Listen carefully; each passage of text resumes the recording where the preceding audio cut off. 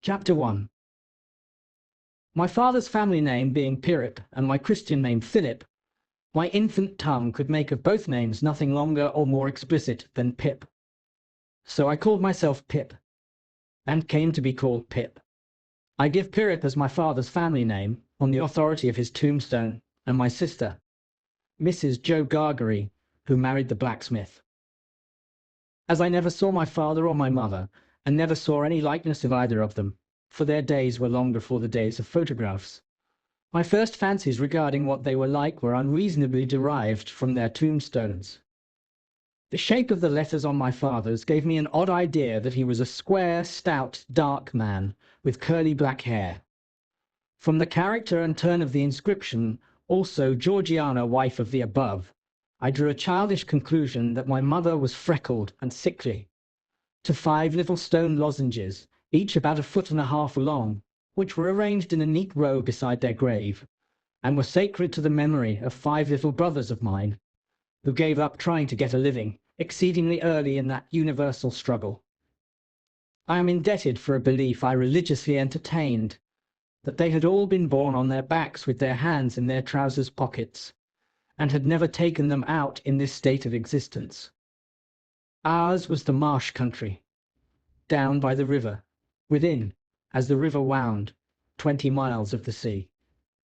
My first most vivid and broad impression of the identity of things seems to me to have been gained on a memorable raw afternoon, towards evening.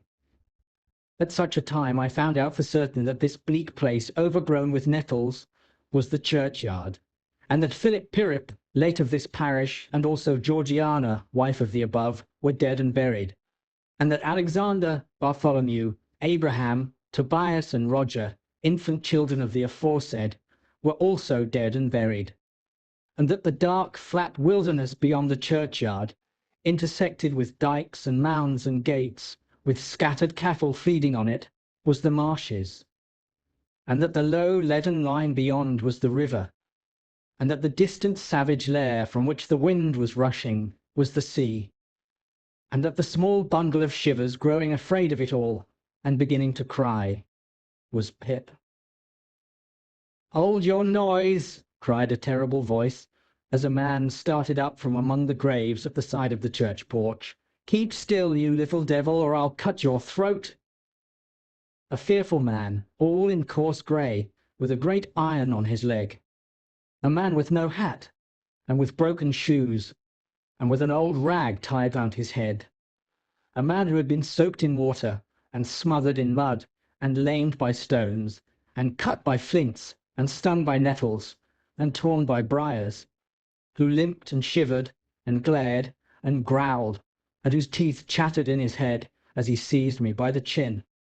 "Oh, don't cut my throat, sir," I pleaded in terror. "Pray, don't do it, sir." "Tell us your name," said the man. "Quick!" "Pip, sir." "Once more," said the man, staring at me. "Give it mouth." "Pip, Pip, sir." "Show us where you live," said the man. "Pint out the place." I pointed to where our village lay, on the flat inshore among the alder trees and pollards, a mile or more from the church. The man, after looking at me for a moment, turned me upside down, and emptied my pockets.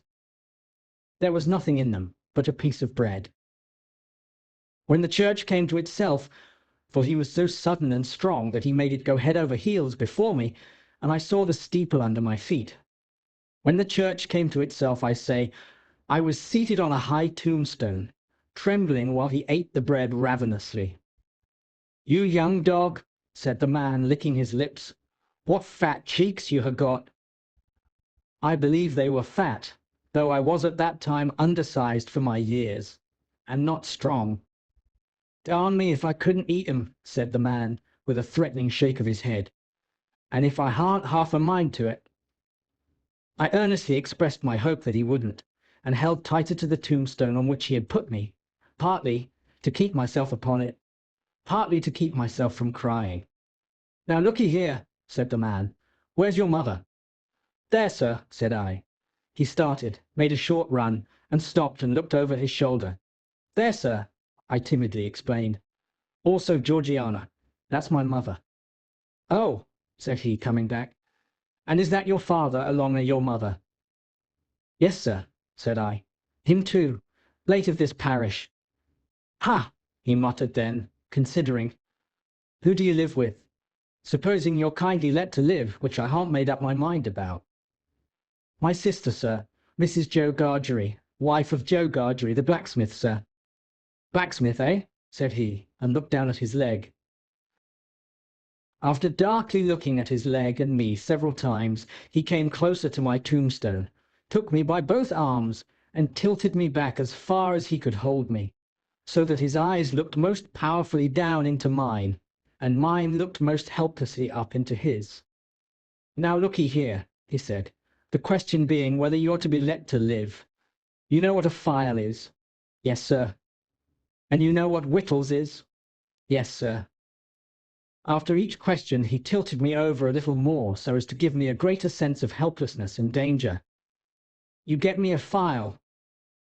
He tilted me again. "And you get me whittles." He tilted me again. "You bring 'em both to me."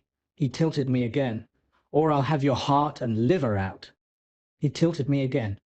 I was dreadfully frightened, and so giddy that I clung to him with both hands and said, "If you would kindly please to let me keep upright, sir, perhaps I shouldn't be sick, and perhaps I could attend more." He gave me a most tremendous dip and roll, so that the church jumped over its own weathercock. Then he held me by the arms in an upright position on the top of the stone, and went on in these fearful terms: "You bring me tomorrow morning early that file and them whittles. You bring the lot to me at that old battery over yonder. You do it, and you never dare to say a word, or dare to make a sign concerning your having seen such a person as me, or any person somever, and you shall be let to live.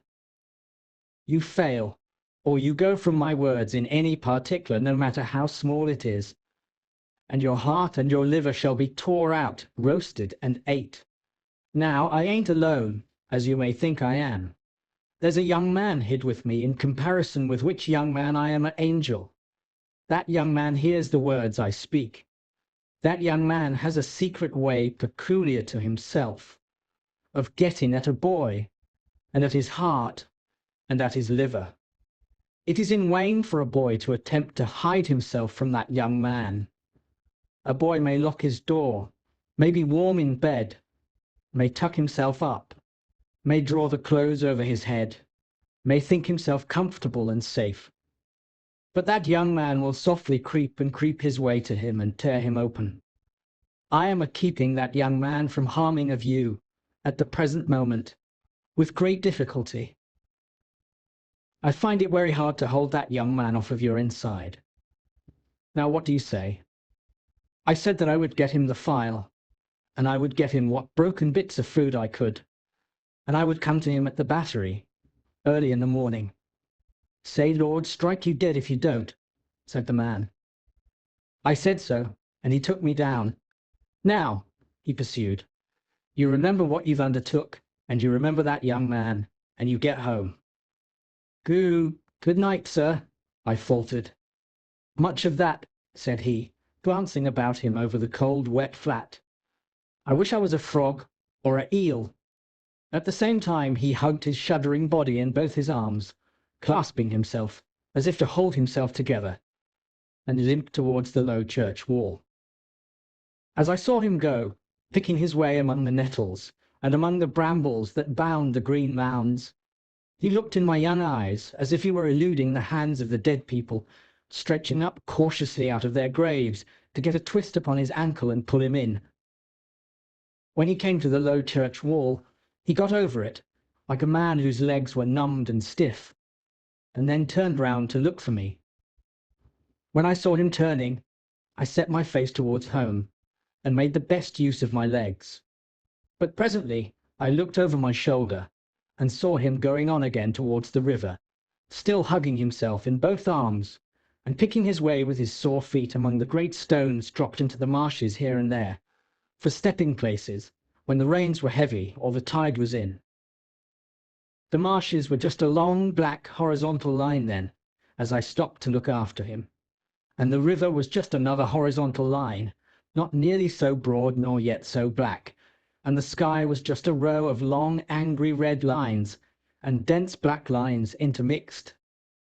On the edge of the river, I could faintly make out the only two black things in all the prospect that seemed to be standing upright. One of these was the beacon by which the sailors steered, like an unhooped cask upon a pole, an ugly thing when you were near it. The other a gibbet, with some chains hanging to it, which had once held a pirate. The man was limping on towards this latter, as if he were the pirate come to life, and come down, and going back to hook himself up again. It gave me a terrible turn when I thought so, and as I saw the cattle lifting their heads to gaze after him, I wondered whether they thought so too. I looked all round for the horrible young man, and could see no signs of him, but now I was frightened again, and ran home without stopping. Chapter 2. My sister, Mrs. Joe Gargery, was more than 20 years older than I, and had established a great reputation with herself and the neighbours because she had brought me up by hand. Having at that time to find out for myself what the expression meant, and knowing her to have a hard and heavy hand, and to be much in the habit of laying it upon her husband as well as upon me, I supposed that Joe Gargery and I were both brought up by hand. She was not a good-looking woman, my sister, and I had a general impression that she must have made Joe Gargery marry her by hand. Joe was a fair man, with curls of flaxen hair on each side of his smooth face, and with eyes of such a very undecided blue that they seemed to have somehow got mixed with their own whites. He was a mild, good-natured, sweet-tempered, easy-going, foolish, dear fellow, a sort of Hercules in strength, and also in weakness. My sister, Mrs. Joe, with black hair and eyes, had such a prevailing redness of skin that I sometimes used to wonder whether it was possible she washed herself with a nutmeg grater instead of soap. She was tall and bony, and almost always wore a coarse apron, fastened over her figure behind with 2 loops, and having a square impregnable bib in front that was stuck full of pins and needles. She made it a powerful merit in herself, and a strong reproach against Joe, that she wore this apron so much, though I really see no reason why she should have worn it at all, or why, if she did wear it at all, she should not have taken it off every day of her life. Joe's forge adjoined our house, which was a wooden house, as many of the dwellings in our country were, most of them, at that time. When I ran home from the churchyard, the forge was shut up, and Joe was sitting alone in the kitchen. Joe and I, being fellow sufferers, and having confidences as such, Joe imparted a confidence to me the moment I raised the latch of the door and peeped in at him opposite to it, sitting in the chimney corner. "Mrs. Joe has been out a dozen times looking for you, Pip, and she's out now, making it a baker's dozen." "Is she?" "Yes, Pip," said Joe, "and what's worse, she's got Tickler with her." At this dismal intelligence, I twisted the only button on my waistcoat round and round, and looked in great depression at the fire. Tickler was a wax-ended piece of cane, worn smooth by collision with my tickled frame. "She sot down," said Joe, "and she got up, and she made a grab at Tickler, and she rampaged out." "That's what she did," said Joe, slowly clearing the fire between the lower bars with the poker and looking at it. "She rampaged out, Pip." "Has she been gone long, Joe?" I always treated him as a larger species of child, and as no more than my equal. "Well," said Joe, glancing up at the Dutch clock, "she's been on the rampage this last spell, about 5 minutes, Pip. She's a-comin'. Get behind the door, old chap, and have the jack-towel betwixt you." I took the advice. My sister, Mrs. Joe, throwing the door wide open, and finding an obstruction behind it, immediately divined the cause, and applied Tickler to its further investigation. She concluded by throwing me, I often served as a connubial missile, at Joe, who, glad to get hold of me on any terms, passed me on into the chimney, and quietly fenced me up there with his great leg. "Where have you been, you young monkey?" said Mrs. Joe, stamping her foot. Tell me directly what you've been doing to wear me away with fret and fright and worrit, or I'd have you out of that corner if you was 50 pips, and he was 500 gargeries." "I have only been to the churchyard," said I, from my stool, crying and rubbing myself. "Churchyard," repeated my sister. "If it weren't for me, you'd have been to the churchyard long ago and stayed there. Who brought you up by hand?" "You did," said I. "And why did I do it, I should like to know?" exclaimed my sister. I whimpered. "I don't know." "I don't," said my sister. "I'd never do it again. I know that. I may truly say I've never had this apron of mine off since born you were. It's bad enough to be a blacksmith's wife, and him a gargery, without being your mother." My thoughts strayed from that question as I looked disconsolately at the fire. For the fugitive out on the marshes with the ironed leg, the mysterious young man, the file, the food, and the dreadful pledge I was under to commit a larceny on those sheltering premises, rose before me in the avenging coals. "Ha!" said Mrs. Joe, restoring Ticker to his station. "Churchyard indeed. You may well say churchyard, you two." One of us, by the by, had not said it at all. "You'll drive me to the churchyard betwixt you one of these days. And oh, a precious pair you'd be without me." As she applied herself to set the tea things, Joe peeped down at me over his leg, as if he were mentally casting me and himself up, and calculating what kind of pair we practically should make, under the grievous circumstances foreshadowed. After that, he sat feeling his right side flaxen curls and whisker, and following Mrs. Joe about with his blue eyes, as his manner always was at scrawny times. My sister had a trenchant way of cutting our bread and butter for us that never varied. First, with her left hand she jammed the loaf hard and fast against her bib, where it sometimes got a pin into it, and sometimes a needle, which we afterwards got into our mouths. Then she took some butter, not too much, on a knife, and spread it on the loaf in an apothecary kind of way, as if she were making a plaster, using both sides of the knife with a slapping dexterity, and trimming and moulding the butter off round the crust. Then she gave the knife a final smart wipe on the edge of the plaster, and then sawed a very thick round off the loaf, which she finally, before separating from the loaf, hewed into 2 halves, of which Joe got one, and I the other. On the present occasion, though I was hungry, I dared not eat my slice. I felt that I must have something in reserve for my dreadful acquaintance, and his ally, the still more dreadful young man. I knew Mrs. Joe's housekeeping to be of the strictest kind, and that my larcenous researches might find nothing available in the safe. Therefore I resolved to put my hunk of bread and butter down the leg of my trousers. The effort of resolution necessary to the achievement of this purpose I found to be quite awful. It was as if I had to make up my mind to leap from the top of a high house, or plunge into a great depth of water. And it was made the more difficult by the unconscious Joe. In our already mentioned Freemasonry as fellow sufferers, and in his good-natured companionship with me, it was our evening habit to compare the way we bit through our slices, by silently holding them up to each other's admiration now and then, which stimulated us to new exertions.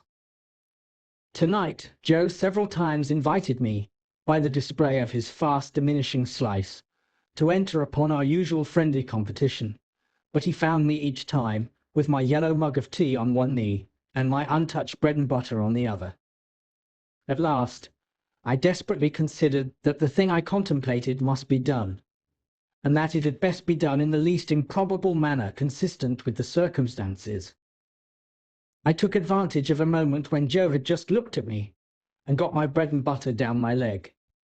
Joe was evidently made uncomfortable by what he supposed to be my loss of appetite, and took a thoughtful bite out of his slice, which he didn't seem to enjoy. He turned it about in his mouth much longer than usual, pondering over it a good deal, and after all gulped it down like a pill. He was about to take another bite, and had just got his head on one side for a good purchase on it, when his eye fell on me, and he saw that my bread and butter was gone. The wonder and consternation with which Joe stopped on the threshold of his bite and stared at me were too evident to escape my sister's observation. "What's the matter now?" said she, smartly, as she put down her cup. "I say, you know," muttered Joe, shaking his head at me in very serious remonstrance. "Pip, old chap, you'll do yourself a mischief. It'll stick somewhere. You can't have chawed it, Pip." "What's the matter now?" repeated my sister, more sharply than before. "If you can cough any trifle on it up, Pip, I'd recommend you to do it," said Joe, all aghast. "Manners is manners, but still your elf's your elf." By this time my sister was quite desperate, so she pounced on Joe, and taking him by the two whiskers, knocked his head for a little while against the wall behind him, while I sat in the corner, looking guiltily on. "Now perhaps you'll mention what's the matter," said my sister, out of breath. "You staring great stuck pig." Joe looked at her in a helpless way, then took a helpless bite, and looked at me again. "You know, Pip," said Joe solemnly, with his last bite in his cheek, and speaking in a confidential voice, as if we two were quite alone, "you and me is always friends, and I'd be the last to tell upon you any time. But such a—" He moved his chair and looked about the floor between us, and then again at me. "Such a most uncommon bolt as that." "Been bolting his food, has he?" cried my sister. "You know, old chap," said Joe, looking at me, and not at Mrs. Joe, with his bite still in his cheek, "I bolted myself when I was your age, frequent, and as a boy I've been among a many bolters, but I never see your bolting equal yet, Pip, and it's a mercy you ain't bolted dead." My sister made a dive at me, and fished me up by the hair, saying nothing more than the awful words, "You come along and be dosed." Some medical beast had revived tar water in those days as a fine medicine, and Mrs. Joe always kept a supply of it in the cupboard, having a belief in its virtues correspondent to its nastiness. At the best of times, so much of this elixir was administered to me as a choice restorative, that I was conscious of going about, smelling like a new fence. On this particular evening, the urgency of my case demanded a pint of this mixture, which was poured down my throat for my greater comfort, while Mrs. Joe held my head under her arm, as a boot would be held in a boot-jack. Joe got off with half a pint, but was made to swallow that, much to his disturbance, as he sat slowly munching and meditating before the fire, because he had had a turn. Judging from myself, I should say he certainly had a turn afterwards, if he had had none before. Conscience is a dreadful thing when it accuses man or boy. But when, in the case of a boy, that secret burden cooperates with another secret burden down the leg of his trousers, it is, as I can testify, a great punishment. The guilty knowledge that I was going to rob Mrs. Joe. I never thought I was going to rob Joe, for I never thought of any of the housekeeping property as his. United to the necessity of always keeping one hand on my bread and butter as I sat, or when I was ordered about the kitchen on any small errand, almost drove me out of my mind. Then, as the marsh winds made the fire glow and flare, I thought I heard the voice outside, of the man with the iron on his leg, who had sworn me to secrecy, declaring that he couldn't and wouldn't starve until tomorrow, but must be fed now.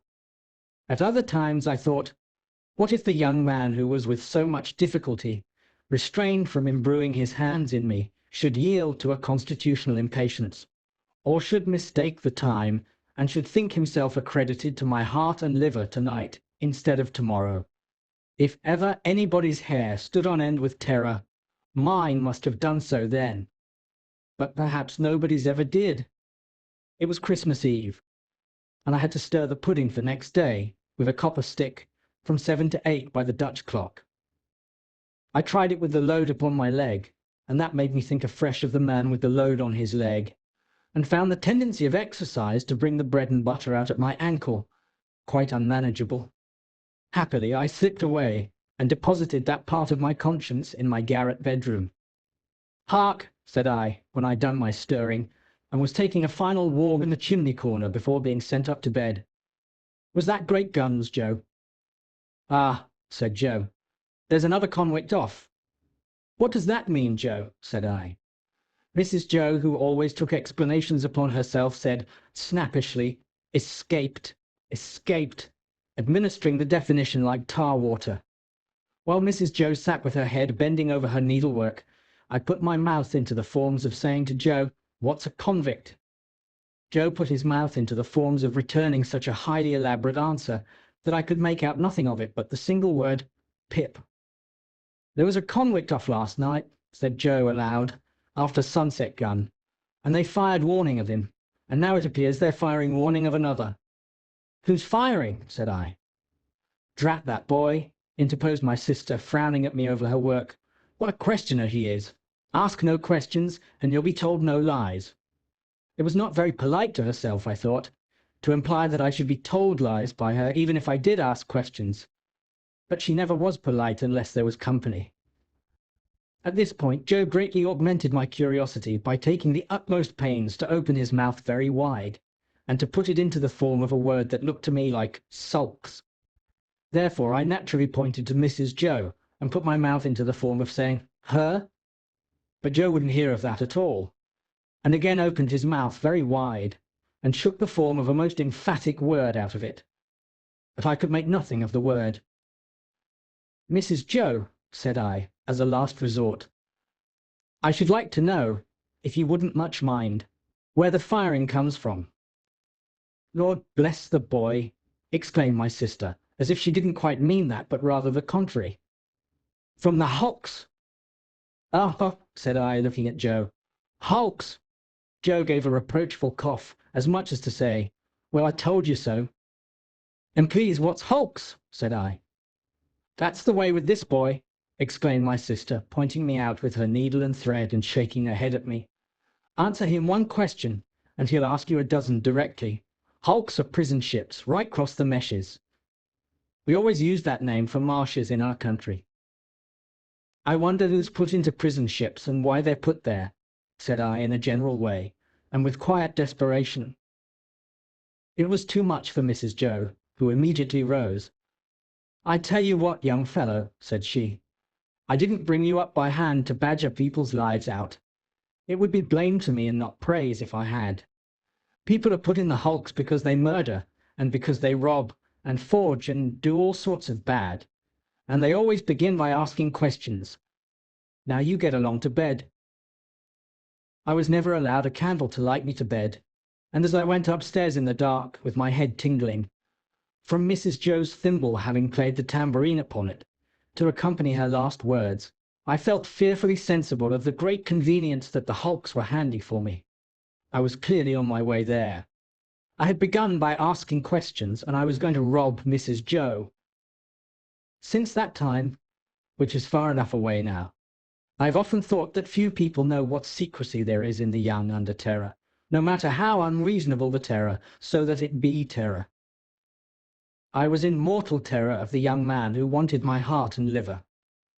I was in mortal terror of my interlocutor with the iron leg. I was in mortal terror of myself, from whom an awful promise had been extracted. I had no hope of deliverance through my all-powerful sister, who repulsed me at every turn. I'm afraid to think of what I might have done on requirement in the secrecy of my terror. If I slept at all that night, it was only to imagine myself drifting down the river on a strong spring tide, to the hulks. A ghostly pirate calling out to me through a speaking trumpet, as I passed the gibbet station, that I had better come ashore and be hanged there at once, and not put it off.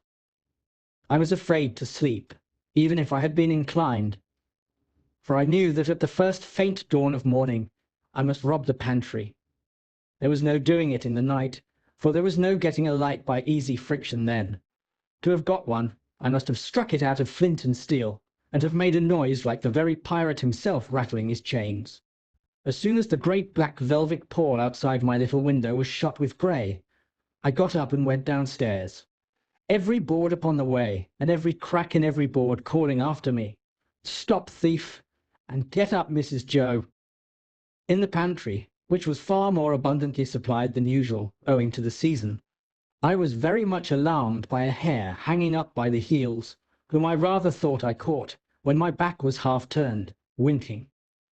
I had no time for verification, no time for selection, No time for anything, for I had no time to spare. I stole some bread, some rind of cheese, about half a jar of mincemeat, which I tied up in my pocket handkerchief with my last night's slice, some brandy from a stone bottle, which I decanted into a glass bottle I had secretly used for making that intoxicating fluid, Spanish licorice water, up in my room, diluting the stone bottle from a jug in the kitchen cupboard, a meat bone with very little on it, and a beautiful round compact pork pie. I was nearly going away without the pie, but I was tempted to mount upon a shelf, to look what it was that was put away so carefully in a covered earthenware dish in a corner, and I found it was the pie, and I took it in the hope that it was not intended for early use, and would not be missed for some time. There was a door in the kitchen, communicating with the forge. I unlocked and unbolted that door, and got a file from among Joe's tools. Then I put the fastenings as I had found them, opened the door at which I had entered when I ran home last night, shut it, and ran for the misty marshes. Chapter 3. It was a rimy morning, and very damp. I had seen the damp lying on the outside of my little window, as if some goblin had been crying there all night, and using the window for a pocket handkerchief. Now I saw the damp lying on the bare hedges and spare grass, like a coarser sort of spider's webs, hanging itself from twig to twig and blade to blade.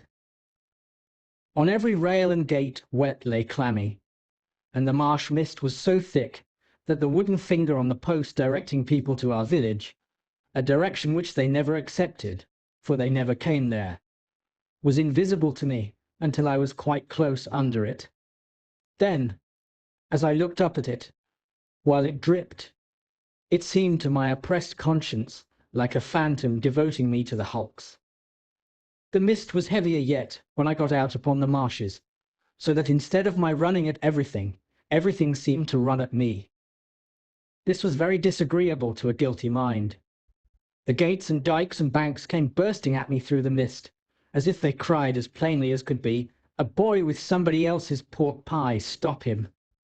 The cattle came upon me with like suddenness, staring out of their eyes and steaming out of their nostrils. "Hallo, young thief!" One black ox, with a white cravat on, who even had to my awakened conscience something of a clerical air, fixed me so obstinately with his eyes, and moved his blunt head round in such an accusatory manner as I moved round, that I blubbered out to him, "I couldn't help it, sir. It wasn't for myself I took it." Upon which he put down his head, blew a cloud of smoke out of his nose, and vanished with a kick up of his hind legs and a flourish of his tail. All this time I was getting on towards the river, but however fast I went, I couldn't warm my feet, to which the damp cold seemed riveted, as the iron was riveted to the leg of the man I was running to meet.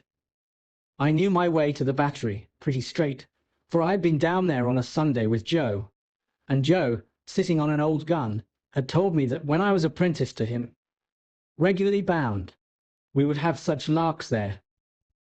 However, in the confusion of the mist, I found myself at last too far to the right, and consequently had to try back along the riverside, on the bank of loose stones above the mud and the stakes that staked the tide out. Making my way along here with all dispatch, I had just crossed a ditch which I knew to be very near the battery, and had just scrambled up the mound beyond the ditch, when I saw the man sitting before me. His back was towards me, and he had his arms folded, and was nodding forward, heavy with sleep.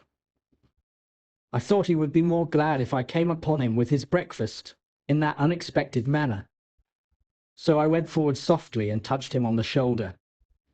He instantly jumped up, and it was not the same man but another man. And yet this man was dressed in coarse grey too, and had a great iron on his leg, and was lame and hoarse and cold, and was everything that the other man was, except that he had not the same face, and had a flat, broad-brimmed, low-crowned felt hat on. All this I saw in a moment, for I had only a moment to see it in. He swore an oath at me, made a hit at me, It was a round, weak blow that missed me and almost knocked himself down, for it made him stumble. And then he ran into the mist, stumbling twice as he went, and I lost him. It's the young man, I thought, feeling my heart shoot as I identified him. I dare say I should have felt a pain in my liver too, if I had known where it was. I was soon at the battery after that, and there was the right man, hugging himself and limping to and fro, as if he had never all night left off hugging and limping, waiting for me. He was awfully cold, to be sure. I half expected to see him drop down before my face and die of deadly cold. His eyes looked so awfully hungry too, that when I handed him the file and he laid it down on the grass, it occurred to me he would have tried to eat it if he had not seen my bundle. He did not turn me upside down this time to get at what I had, but left me right side upwards, while I opened the bundle and emptied my pockets. "What's in the bowl, boy?" said he. "Brandy," said I. He was already handing mincemeat down his throat in the most curious manner, more like a man who was putting it away somewhere in a violent hurry than a man who was eating it. But he left off to take some of the liquor. He shivered all the while so violently that it was quite as much as he could do to keep the neck of the bottle between his teeth, without biting it off. "I think you have got the ague," said I. "I'm much of your opinion, boy," said he. "It's bad about here," I told him. "You've been lying out on the meshes, and they're dreadful aguish, rheumatic too, tick." "I'll eat my breakfast afore they're the death of me," said he. "I'd do that, if I was going to be strung up to that there gallows as there is over there, directly afterwards. I'll beat the shivers so far, I'll bet you." He was gobbling mincemeat, meat-bone, bread, cheese, and pork pie all at once, staring distrustfully while he did so at the mist all round us, and often stopping, even stopping his jaws, to listen. Some real or fancied sound, some clink upon the river, or breathing of beast upon the marsh, now gave him a start, and he said suddenly, "You're not a deceiving imp? You brought no one with you?" "No, sir." "No." "Nor give no one the office to follow you?" "No." "Well," said he, "I believe you. You'd be but a fierce young hound indeed, if at your time of life you could help to hunt a wretched warmint, hunted as near death and dunghill as this poor wretched warmint is." Something clicked in his throat as if he had works in him like a clock, and was going to strike, and he smeared his ragged rough sleeve over his eyes. Pitying his desolation, and watching him as he gradually settled down upon the pie, I made bold to say, "I am glad you enjoy it." "Did you speak?" I said I was glad you enjoyed it. "Thank you, my boy, I do." I had often watched a large dog of ours eating his food, and I now noticed a decided similarity between the dog's way of eating and the man's. The man took strong, sharp, sudden bites, just like the dog. He swallowed, or rather snapped up, every mouthful, too soon and too fast, and he looked sideways here and there while he ate, as if he thought there was danger in every direction of somebody's coming to take the pie away. He was altogether too unsettled in his mind over it to appreciate it comfortably, I thought, or to have anybody to dine with him without making a chop with his jaws at the visitor. In all of which particulars he was very like the dog. "I am afraid you won't leave any of it for him," said I timidly, after a silence during which I had hesitated as to the politeness of making the remark. "There's no more to be got where that came from." It was the certainty of this fact that impelled me to offer the hint. "Leave any for him?" "Who's him?" said my friend, stopping in his crunching of pie crust. "The young man that you spoke of, that was hid with you." "Oh, ah," he returned, with something like a gruff laugh. "Him? Yes, yes, he don't want no wittles." "I thought he looked as if he did," said I. The man stopped eating, and regarded me with the keenest scrutiny and the greatest surprise. "Looked? When?" "Just now." "Where?" "Yonder," said I, pointing. "Over there, where I found him nodding asleep and thought it was you." He held me by the collar and stared at me so that I began to think his first idea about cutting my throat had revived. "Dressed like you know, only with a hat," I explained, trembling. And I was very anxious to put this delicately, and with the same reason for wanting to borrow a file. Didn't you hear the cannon last night? Then there was firing, he said to himself. I wonder you shouldn't have been sure of that, I returned, for we heard it up at home, and that's farther away, and we were shut in besides. Why, see now, said he, when a man's alone on these flats, with a light head and a light stomach, perishing of cold and want, he hears nothing all night, but guns firing and voices calling. He sees the soldiers, with their red coats lighted up by the torches carried afore, closing in round him. Hears his number called, hears himself challenged, hears the rattle of the muskets, hears the orders, make ready, present, cover him steady men, and is laid hands on, and there's nothing. Why, if I see one pursuing party last night, coming up in order, damn 'em, with their tramp, tramp, I see 100. And as to firing, why, I see the mist shake with the cannon, arter it was broad day. But this man, he had said all the rest, as if he had forgotten my being there. Did you notice anything in him? He had a badly bruised face, said I, recalling what I hardly knew I knew. Not here, exclaimed the man, striking his left cheek mercilessly with the flat of his hand. Yes, there. Where is he? He crammed what little food was left into the breast of his grey jacket. Show me the way he went. I'll pull him down like a bloodhound. Curse this iron on my sore leg. Give us hold of the file, boy. I indicated in what direction the mist had shrouded the other man, and he looked up at it for an instant. But he was down on the rank, wet grass, filing at his iron like a madman, and not minding me or minding his own leg, which had an old chafe upon it and was bloody, but which he handled as roughly as if it had no more feeling in it than the file. I was very much afraid of him again, now that he had worked himself into this fierce hurry, and I was likewise very much afraid of keeping away from home any longer. I told him I must go, but he took no notice, so I thought the best thing I could do was to slip off. The last I saw of him, his head was bent over his knee, and he was working hard at his fetter, muttering impatient imprecations at it and at his leg. The last I heard of him, I stopped in the mist to listen, and the file was still going. Chapter 4. I fully expected to find a constable in the kitchen waiting to take me up, but not only was there no constable there, but no discovery had yet been made of the robbery. Mrs. Joe was prodigiously busy in getting the house ready for the festivities of the day, and Joe had been put upon the kitchen doorstep to keep him out of the dustpan, an article into which his destiny always led him, sooner or later, when my sister was vigorously sweeping the floors of her establishment. "And where the deuce have you been?" was Mrs. Joe's Christmas salutation, when I and my conscience showed ourselves. I said I had been down to hear the carols. "Ah, well," observed Mrs. Joe, "you might have done worse." Not a doubt of that, I thought. Perhaps if I weren't a blacksmith's wife, and, what's the same thing, a slave with her apron never off, I should have been to hear the carols, said Mrs. Joe.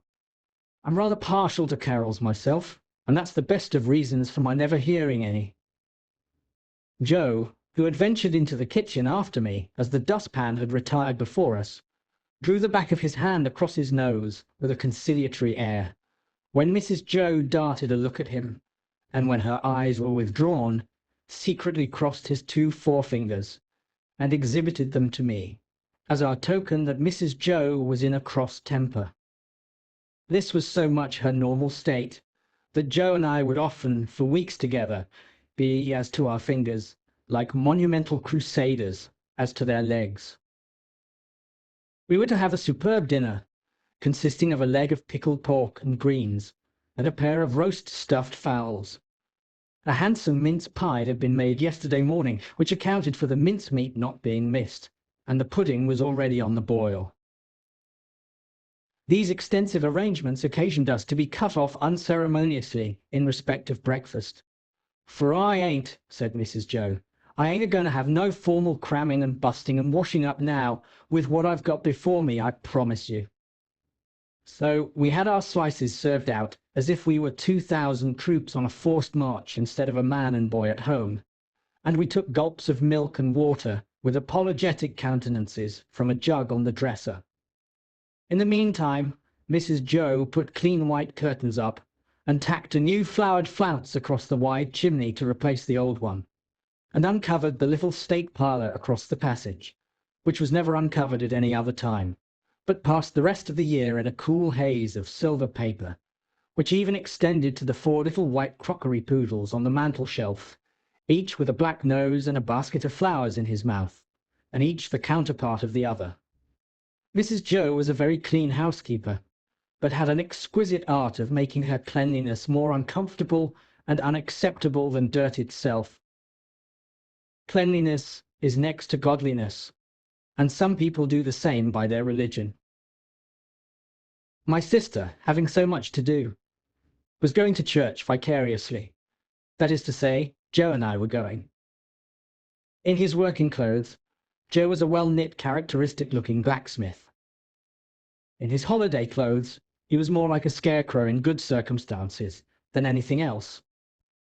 Nothing that he wore then fitted him or seemed to belong to him, and everything that he wore then grazed him. On the present festive occasion he emerged from his room when the blithe bells were going, the picture of misery, in a full suit of Sunday penitentials. As to me, I think my sister must have had some general idea that I was a young offender whom an accoucheur policeman had taken up on my birthday and delivered over to her, to be dealt with according to the outraged majesty of the law. I was always treated as if I had insisted on being born in opposition to the dictates of reason, religion, and morality, and against the dissuading arguments of my best friends.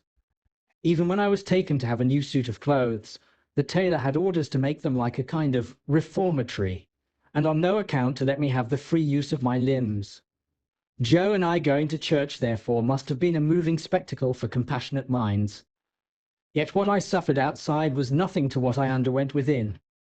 The terrors that had assailed me whenever Mrs. Joe had gone near the pantry, or out of the room, were only to be equalled by the remorse with which my mind dwelt on what my hands had done. Under the weight of my wicked secret, I pondered whether the church would be powerful enough to shield me from the vengeance of the terrible young man if I divulged to that establishment. I conceived the idea that the time when the banns were read and when the clergyman said, "Ye are now to declare it," would be the time for me to rise and propose a private conference in the vestry. I am far from being sure that I might not have astonished our small congregation by resorting to this extreme measure, but for its being Christmas Day, and no Sunday. Mr. Wopsle, the clerk at church, was to dine with us, and Mr. Hubble, the wheelwright, and Mrs. Hubble, and Uncle Pumblechook, Joe's uncle, but Mrs. Joe appropriated him, who was a well-to-do corn chandler in the nearest town, and drove his own chaise cart. The dinner hour was 1:30. When Joe and I got home, we found the table laid, and Mrs. Joe dressed, and the dinner dressing, and the front door unlocked. It never was at any other time, for the company to enter by, and everything most splendid, and still not a word of the robbery. The time came, without bringing with it any relief to my feelings, and the company came. Mr. Wopsle, united to a Roman nose and a large, shining, bald forehead, had a deep voice, which he was uncommonly proud of. Indeed, it was understood among his acquaintance that, if you could only give him his head, he would read the clergyman into fits. He himself confessed that if the church was thrown open, meaning to competition, he would not despair of making his mark in it. The church not being thrown open, he was, as I have said, our clerk. But he punished the amens tremendously, and when he gave out the psalm, always giving the whole verse, he looked all round the congregation first, as much as to say, "You have heard my friend overhead. Oblige me with your opinion of this style." I opened the door to the company, making believe that it was a habit of ours to open that door, and I opened it first to Mr. Wopsle, next to Mr. and Mrs. Hubble, and last of all to Uncle Pumblechook. N.B. I was not allowed to call him uncle, under the severest penalties. "Mrs. Joe," said Uncle Pumblechook, a large, hard-breathing, middle-aged, slow man with a mouth like a fish, dull, staring eyes, and sandy hair standing upright on his head, so that he looked as if he had just been all but choked, and had that moment come to, "I have brought you as the compliments of the season.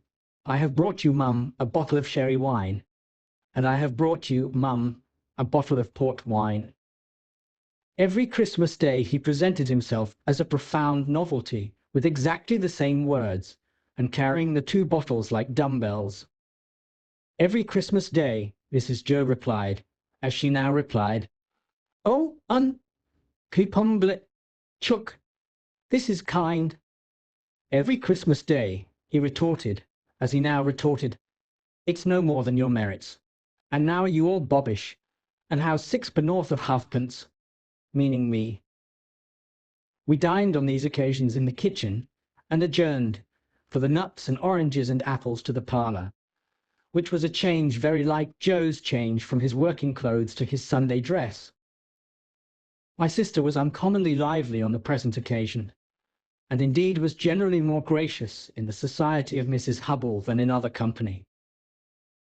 I remember Mrs. Hubble as a little curly, sharp-edged person in sky blue, who held a conventionally juvenile position, because she had married Mr. Hubble, I don't know at what remote period, when she was much younger than he.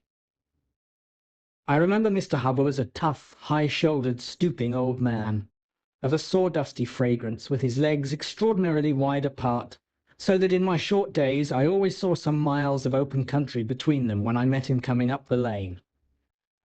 Among this good company I should have felt myself, even if I hadn't robbed the pantry, in a false position. Not because I was squeezed in at an acute angle of the tablecloth, with the table in my chest, and the Pumblechuckian elbow in my eye, nor because I was not allowed to speak. I didn't want to speak. Nor because I was regaled with the scaly tips of the drumsticks of the fowls, and with those obscure corners of pork, of which the pig, when living, had the least reason to be vain. No, I should not have minded that, if they would only have left me alone. But they wouldn't leave me alone. They seemed to think the opportunity lost, if they failed to point the conversation at me every now and then, and stick the point into me. I might have been an unfortunate little bull in a Spanish arena, I got so smartingly touched up by these moral goads. It began the moment we sat down to dinner.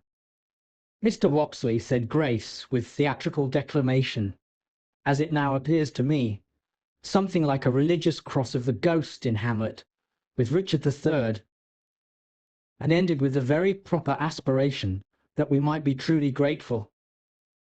Upon which my sister fixed me with her eye, and said in a low, reproachful voice, "Do you hear that? Be grateful." "Especially," said Mr. Pumblechook, "be grateful, boy, to them which brought you up by hand." Mrs. Hubble shook her head, and contemplating me with a mournful presentiment that I should come to no good, asked, "Why is it that the young are never grateful?" This moral mystery seemed too much for the company, until Mr. Hubble tersely solved it by saying, "Naturally wicious." Everybody then murmured, "True," and looked at me in a particularly unpleasant and personal manner. Joe's station and influence was something feebler, if possible, when there was company than when there was none.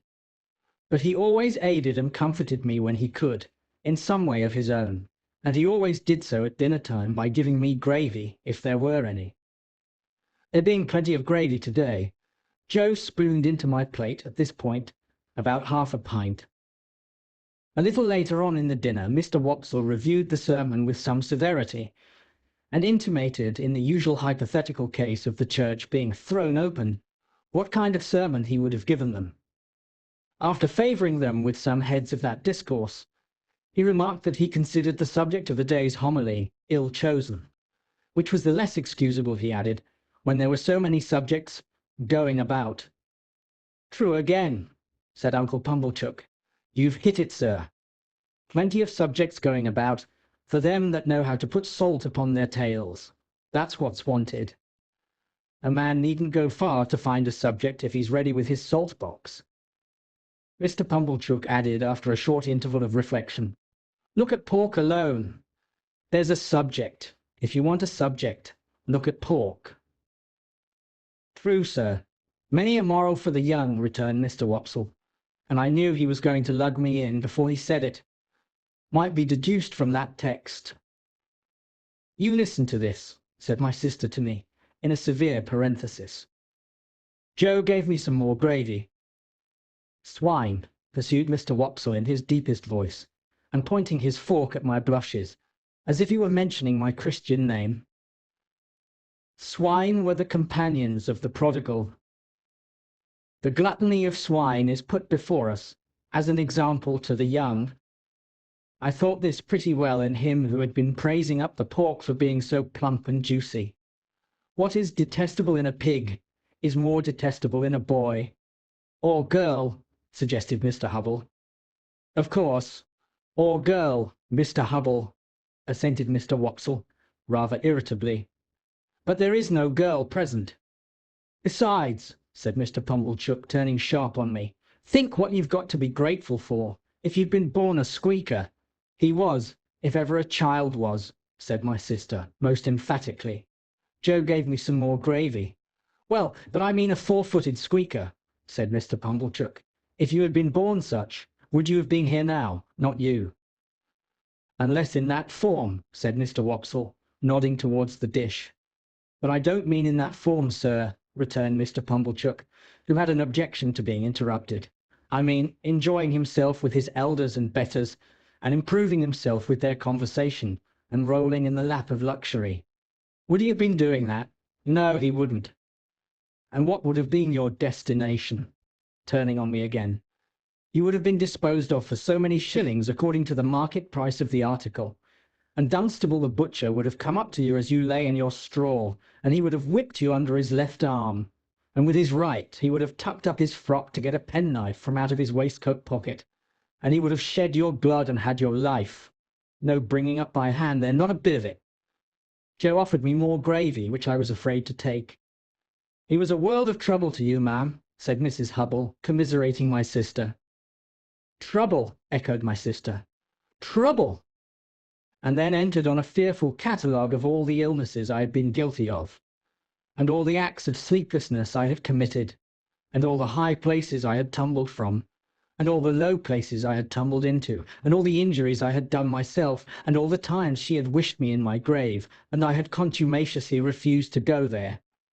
I think the Romans must have aggravated one another very much with their noses. Perhaps they became the restless people they were, in consequence. Anyhow, Mr. Wopsle's Roman nose so aggravated me during the recital of my misdemeanours that I should have liked to pull it until he howled. But all I had endured up to this time was nothing in comparison with the awful feelings that took possession of me when the pause was broken which ensued upon my sister's recital, and in which pause everybody had looked at me, as I felt painfully conscious, with indignation and abhorrence.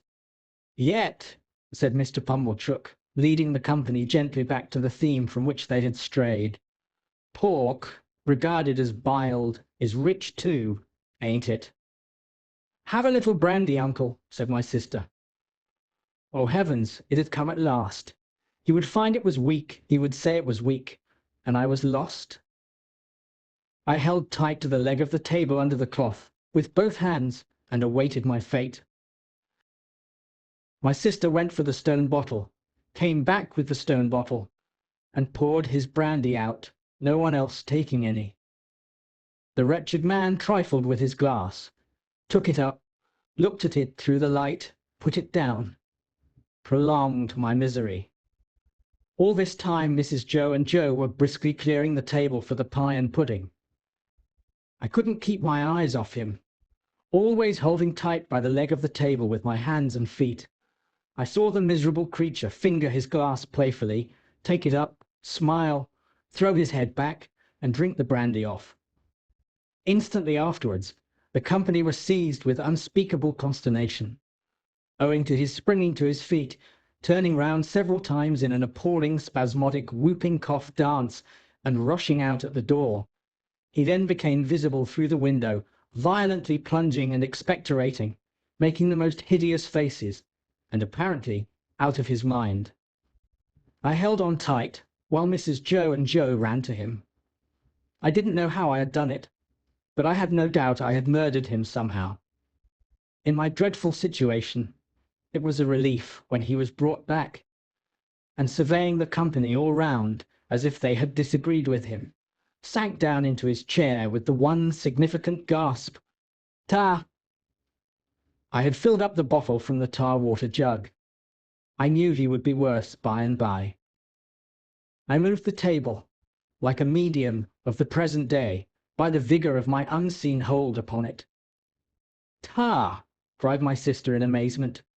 "Why, however could tar come there?" But Uncle Pumblechook, who was omnipotent in that kitchen, wouldn't hear the word, wouldn't hear of the subject, imperiously waved it all away with his hand, and asked for hot gin and water. My sister, who had begun to be alarmingly meditative, had to employ herself actively in getting the gin, the hot water, the sugar, and the lemon peel, and mixing them. For the time being, at least, I was saved.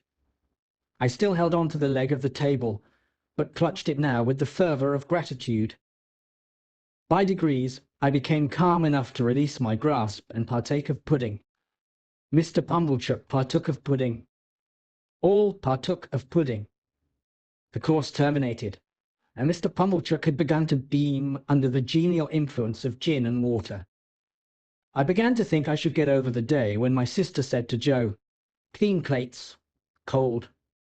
I clutched the leg of the table again immediately, and pressed it to my bosom, as if it had been the companion of my youth and friend of my soul. I foresaw what was coming, and I felt that this time I really was gone. "You must taste," said my sister, addressing the guests with her best grace. "You must taste, to finish with, such a delightful and delicious present of Uncle Pumblechook's. Must they? Let them not hope to taste it." "You must know," said my sister, rising. "It's a pie, a savoury pork pie." The company murmured their compliments.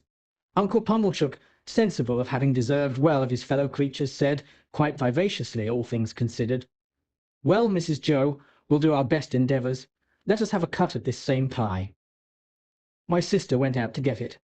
I heard her steps proceed to the pantry. I saw Mr. Pumblechook balance his knife. I saw reawakening appetite in the Roman nostrils of Mr. Wopsle. I heard Mr. Hubble remark that a bit of savoury pork pie would lay atop of anything you could mention, and do no harm. And I heard Joe say, "You shall have some, Pip." I've never been absolutely certain whether I uttered a shrill yell of terror, merely in spirit, or in the bodily hearing of the company. I felt that I could bear no more, and that I must run away. I released the leg of the table, and ran for my life. But I ran no farther than the house door. For there I ran head foremost into a party of soldiers, with their muskets, one of whom held out a pair of handcuffs to me, saying, "Here you are. Look sharp. Come on." Chapter 5. The apparition of a file of soldiers, ringing down the butt ends of their loaded muskets on our doorstep, caused the dinner party to rise from table in confusion, and caused Mrs. Joe, re-entering the kitchen empty-handed, to stop short and stare in her wondering lament of, "Gracious goodness, gracious me, what's gone with the pie?" The sergeant and I were in the kitchen when Mrs. Joe stood staring, at which crisis I partially recovered the use of my senses. It was the sergeant who had spoken to me, and he was now looking round at the company with his handcuffs invitingly extended towards them in his right hand, and his left on my shoulder. "Excuse me, ladies and gentlemen," said the sergeant, "but as I have mentioned at the door to this smart young shaver," which he hadn't, "I am on a chase in the name of the king, and I want the blacksmith." "And pray what might you want with him?" retorted my sister, quick to resent his being wanted at all. "Mrs.," returned the gallant sergeant, "speaking for myself, I should reply, the honour and pleasure of his fine wife's acquaintance. Speaking for the king, I answer, a little job done." This was received as rather neat in the sergeant, insomuch that Mr. Pumblechook cried audibly, "Good again." "You see, blacksmith," said the sergeant, who had by this time picked out Joe with his eye, "we have had an accident with these, and I find the lock of one of them goes wrong, and the coupling don't act pretty. As they are wanted for immediate service, will you throw your eye over them?" Joe threw his eye over them, and pronounced that the job would necessitate the lighting of his forge fire, and would take nearer 2 hours than 1. "Will it? Then will you set about it at once, blacksmith?" said the off-hand sergeant, "as it's on His Majesty's service, and if my men can bear a hand anywhere, they'll make themselves useful." With that he called to his men, who came trooping into the kitchen one after another, and piled their arms in a corner, and then they stood about, as soldiers do, now with their hands loosely clasped before them, now resting a knee or a shoulder, now easing a belt or a pouch, now opening the door to spit stiffly over their high stocks out into the yard. All these things I saw without then knowing that I saw them, for I was in an agony of apprehension. But beginning to perceive that the handcuffs were not for me, and that the military had so far got the better of the pie as to put it in the background, I collected a little more of my scattered wits. "Would you give me the time?" said the sergeant, addressing himself to Mr. Pumblechook, as to a man whose appreciative powers justified the inference that he was equal to the time. "It's just gone 2:30. "That's not so bad," said the sergeant, reflecting. "Even if I was forced to halt here nigh 2 hours, that'll do. How far might you call yourselves from the marshes hereabouts? Not above a mile, I reckon." "Just a mile," said Mrs. Joe. "That'll do. We begin to close in upon 'em about dusk. A little before dusk, my orders are. That'll do." "Convicts, sergeant?" asked Mr. Wopsle in a matter-of-course way. "Aye," returned the sergeant. "2. They're pretty well known to be out on the marshes still, and they won't try to get clear of 'em before dusk. Anybody here seen anything of any such game?" Everybody, myself excepted, said no, with confidence. Nobody thought of me. "Well," said the sergeant, "they'll find themselves trapped in a circle, I expect, sooner than they count on. Now, blacksmith, if you're ready, His Majesty the King is." Joe had got his coat and waistcoat and cravat off, and his leather apron on, and passed into the forge. One of the soldiers opened its wooden windows, another lighted the fire, another turned to at the bellows, the rest stood round the blaze, which was soon roaring. Then Joe began to hammer and clink, and we all looked on. The interest of the impending pursuit not only absorbed the general attention, but even made my sister liberal. She drew a pitcher of beer from the cask for the soldiers, and invited the sergeant to take a glass of brandy. But Mr. Pumblechook said sharply, "Give him wine, mum. I'll engage there's no tar in that." So the sergeant thanked him, and said that as he preferred his drink without tar, he would take wine, if it was equally convenient. When it was given him, he drank His Majesty's health and compliments of the season, and took it all at a mouthful, and smacked his lips. "Good stuff, eh, sergeant?" said Mr. Pumblechook. "I'll tell you something," returned the sergeant. "I suspect that stuff's of your providing." Mr. Pumblechook, with a fat sort of laugh, said, "Aye, aye. Why?" "Because," returned the sergeant, clapping him on the shoulder, "you're a man that knows what's what." "Do you think so?" said Mr. Pumblechook, with his former laugh. "Have another glass." "With you, hob and nob," returned the sergeant.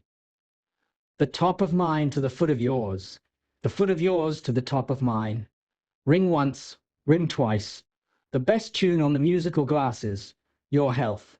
May you live 1,000 years and never be a worse judge of the right sort than you are at the present moment of your life." The sergeant tossed off his glass again, and seemed quite ready for another glass. I noticed that Mr. Pumblechook in his hospitality appeared to forget that he had made a present of the wine, but took the bottle from Mrs. Joe, and had all the credit of handing it about in a gush of joviality. Even I got some. And he was so very free of the wine, that he even called for the other bottle, and handed that about with the same liberality, when the first was gone. As I watched them while they all stood clustering about the forge, enjoying themselves so much, I thought what terrible good sauce for a dinner my fugitive friend on the marshes was. They had not enjoyed themselves a quarter so much before the entertainment was brightened with the excitement he furnished. And now, when they were all in lively anticipation of the two villains being taken, and when the bellows seemed to roar for the fugitives, the fire to flare for them, the smoke to hurry away in pursuit of them, Joe to hammer and clink for them, and all the murky shadows on the wall to shake at them in menace, as the blaze rose and sank, and the red-hot sparks dropped and died, the pale afternoon outside almost seemed, in my pitying young fancy, to have turned pale on their account, poor wretches. At last Joe's job was done, and the ringing and roaring stopped. As Joe got on his coat, he mustered courage to propose that some of us should go down with the soldiers and see what came of the hunt. Mr. Pumblechook and Mr. Hubble declined, on the plea of a pipe and ladies' society, but Mr. Wopsle said he would go, if Joe would. Joe said he was agreeable, and would take me, if Mrs. Joe approved. We never should have got leave to go, I am sure, but for Mrs. Joe's curiosity to know all about it and how it ended. As it was, she merely stipulated, if you bring the boy back with his head blown to bits by a musket, don't look to me to put it together again. The sergeant took a polite leave of the ladies, and parted from Mr. Pumblechook as from a comrade, though I doubt if he were quite as fully sensible of that gentleman's merits under arid conditions as when something moist was going. His men resumed their muskets and fell in. Mr. Wopsle, Joe, and I received strict charge to keep in the rear and to speak no word after we reached the marshes. When we were all out in the raw air and were steadily moving towards our business, I treasonably whispered to Joe, "I hope, Joe, we shan't find them." And Joe whispered to me, "I'd give a shilling if they had cut and run, Pip."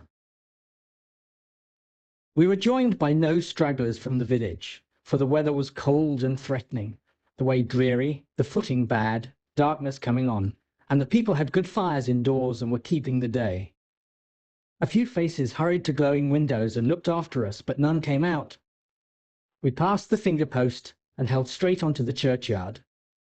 There we were stopped a few minutes by a signal from the sergeant's hand, while 2 or 3 of his men dispersed themselves among the graves, and also examined the porch.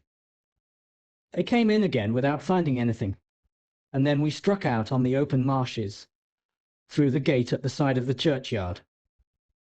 A bitter sleet came rattling against us here on the east wind, and Joe took me on his back.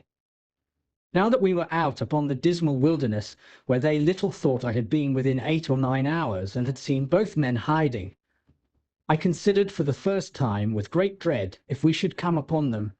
Would my particular convict suppose that it was I who had brought the soldiers there? He had asked me if I was a deceiving imp, and he had said I should be a fierce young hound if I joined the hunt against him. Would he believe that I was both imp and hound in treacherous earnest, and had betrayed him? It was of no use asking myself this question now. There I was, on Joe's back, and there was Joe beneath me, charging at the ditches like a hunter, and stimulating Mr. Wopsle not to tumble on his Roman nose, and to keep up with us. The soldiers were in front of us, extending into a pretty wide line, with an interval between man and man. We were taking the course I had begun with, and from which I had diverged in the mist. Either the mist was not out again yet, or the wind had dispelled it. Under the low red glare of sunset, the beacon and the gibbet, and the mound of the battery, and the opposite shore of the river were plain, though all of a watery lead colour. With my heart thumping like a blacksmith at Joe's broad shoulder, I looked all about for any sign of the convicts. I could see none. I could hear none. Mr. Wopsle had greatly alarmed me more than once by his blowing and hard breathing, but I knew the sounds by this time, and could dissociate them from the object of pursuit. I got a dreadful start when I thought I heard the file still going, but it was only a sheep bell. The sheep stopped in their eating and looked timidly at us, and the cattle, their heads turned from the wind and sleet, stared angrily as if they held us responsible for both annoyances. But except these things, and the shudder of the dying day in every blade of grass, there was no break in the bleak stillness of the marshes. The soldiers were moving on in the direction of the old battery, and we were moving on a little way behind them, when, all of a sudden, we all stopped. For there had reached us on the wings of the wind and rain a long shout. It was repeated. It was at a distance towards the east, but it was long and loud. Nay, there seemed to be 2 or more shouts raised together, if one might judge from a confusion in the sound. To this effect, the sergeant and the nearest men were speaking under their breath, when Joe and I came up. After another moment's listening, Joe, who was a good judge, agreed, and Mr. Wopsle, who was a bad judge, agreed. The sergeant, a decisive man, ordered that the sound should not be answered, but that the course should be changed, and that his men should make towards it at the double. So we slanted to the right, where the east was, and Joe pounded away so wonderfully that I had to hold on tight to keep my seat.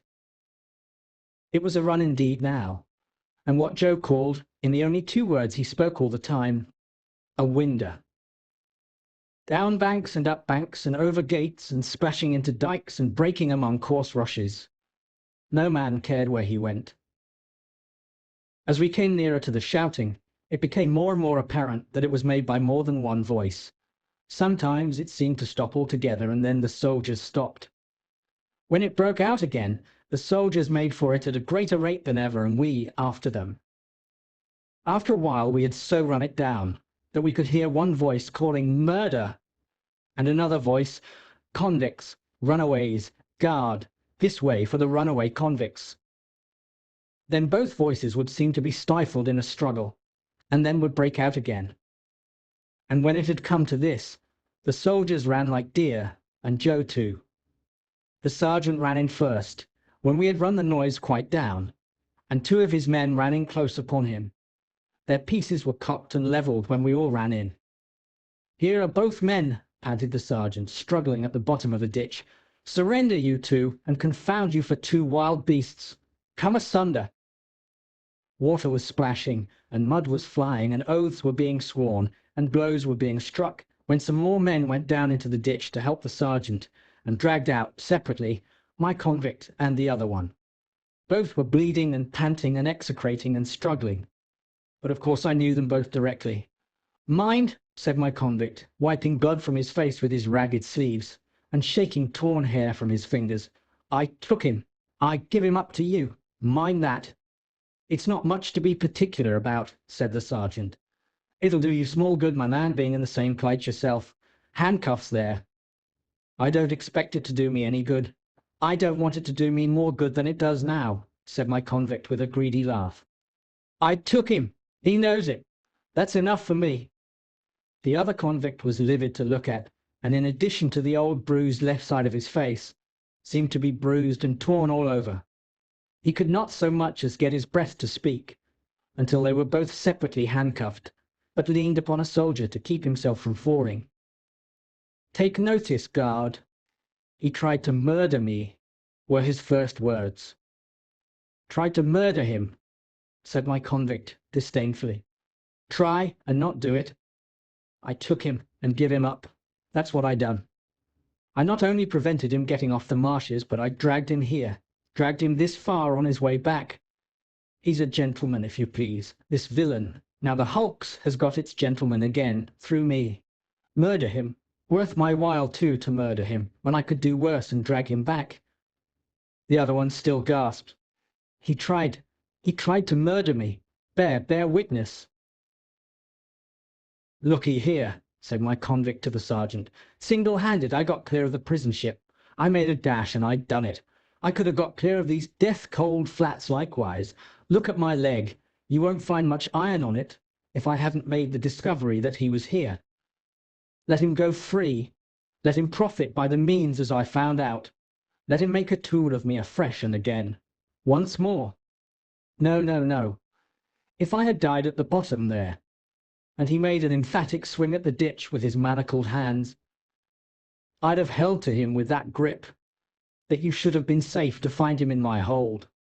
The other fugitive, who was evidently in extreme horror of his companion, repeated, "He tried to murder me. I should have been a dead man if you had not come up. He lies. said my convict with fierce energy. "He's a liar born, and he'll die a liar. Look at his face. Ain't it written there? Let him turn those eyes of his on me. I defy him to do it." The other, with an effort at a scornful smile, which could not, however, collect the nervous working of his mouth into any set expression, looked at the soldiers, and looked about at the marshes and at the sky, but certainly did not look at the speaker. "Do you see him?" pursued my convict. "Do you see what a villain he is? Do you see those grovelling and wondering eyes? That's how he looked when we were tried together. He never looked at me." The other, always working and working his dry lips and turning his eyes restlessly about him far and near, did at last turn them for a moment on the speaker, with the words, "You are not much to look at," and with a half-taunting glance at the bound hands. At that point, my convict became so frantically exasperated that he would have rushed upon him, but for the interposition of the soldiers. "Didn't I tell you," said the other convict then, "that he would murder me if he could?" And anyone could see that he shook with fear, and that there broke out upon his lips curious white flakes, like thin snow.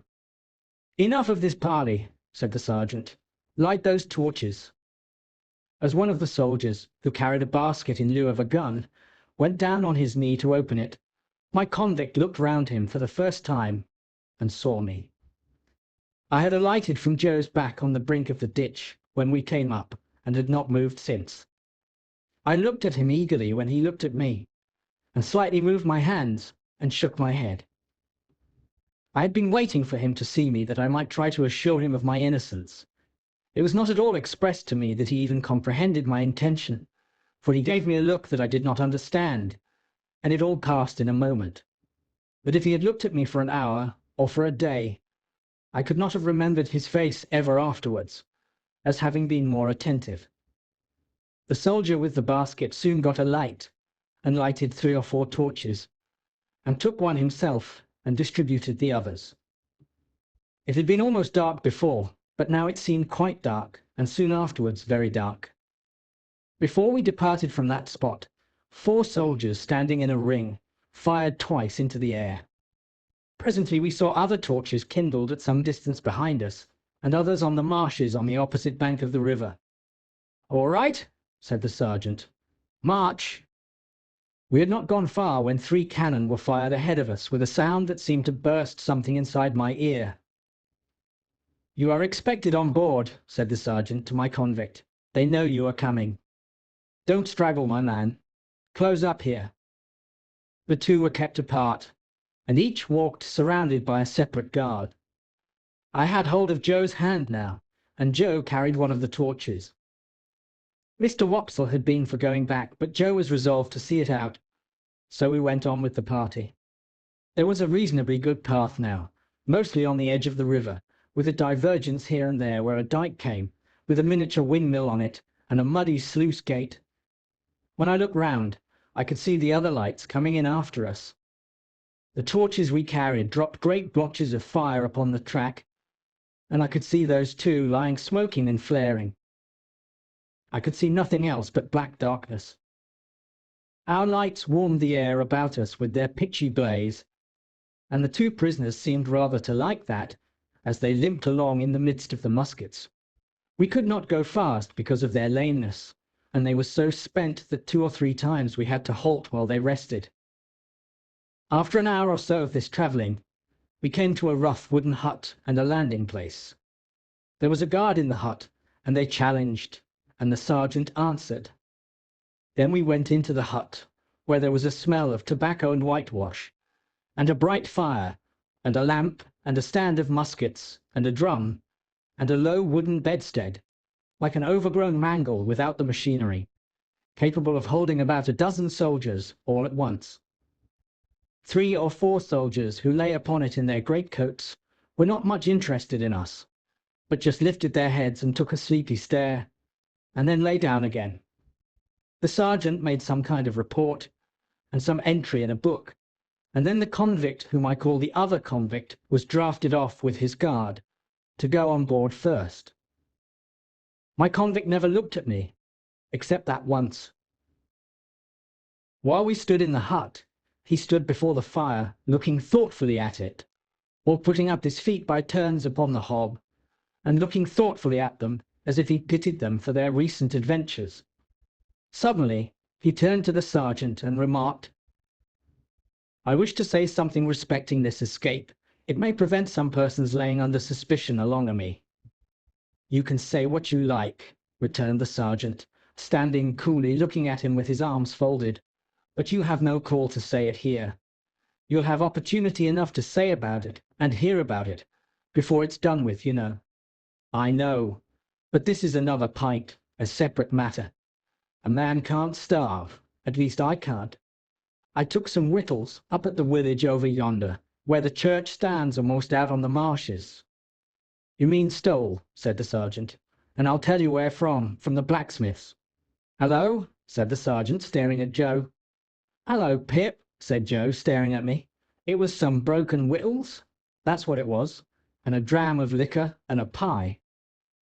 "Have you happened to miss such an article as a pie, blacksmith?" asked the sergeant confidentially. "My wife did, at the very moment when you came in. Don't you know, Pip?"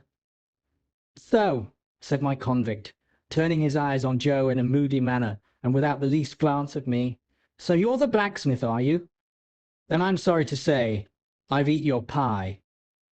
"God knows you're welcome to it, so far as it was ever mine," returned Joe, with a saving remembrance of Mrs. Joe. "We don't know what you have done, but we wouldn't have you starve to death for it. Poor miserable fellow creature, would us, Pip?" The something that I had noticed before clicked in the man's throat again, and he turned his back. The boat had returned, and his guard were ready, so we followed him to the landing place made of rough stakes and stones, and saw him put into the boat, which was rowed by a crew of convicts like himself. No one seemed surprised to see him, or interested in seeing him, or glad to see him, or sorry to see him, or spoke a word, except that somebody in the boat growled, as if to dogs, "Give way, you," which was the signal for the dip of the oars. By the light of the torches we saw the black hulk lying out a little way from the mud of the shore, like a wicked Noah's Ark. Cribbed and barred and moored by massive rusty chains, the prison ship seemed in my young eyes to be ironed like the prisoners. We saw the boat go alongside, and we saw him taken up the side and disappear. Then the ends of the torches were flung hissing into the water, and went out as if it were all over with him. Chapter 6. My state of mind regarding the pilfering from which I had been so unexpectedly exonerated did not impel me to frank disclosure, but I hope it had some dregs of good at the bottom of it.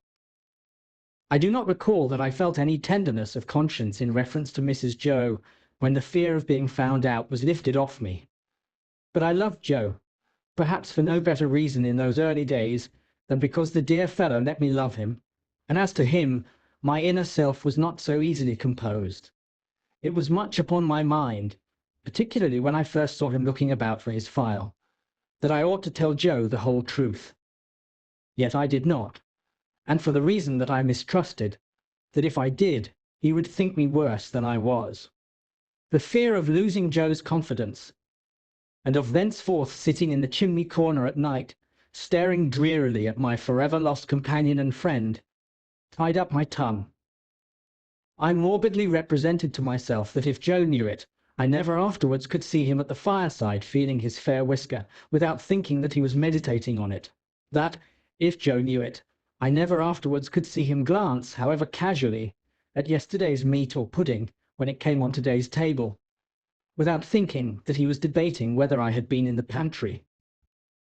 That, if Joe knew it, and at any subsequent period of our joint domestic life, remarked that his beer was flat or thick, the conviction that he suspected tar in it would bring a rush of blood to my face. In a word, I was too cowardly to do what I knew to be right, as I had been too cowardly to avoid doing what I knew to be wrong.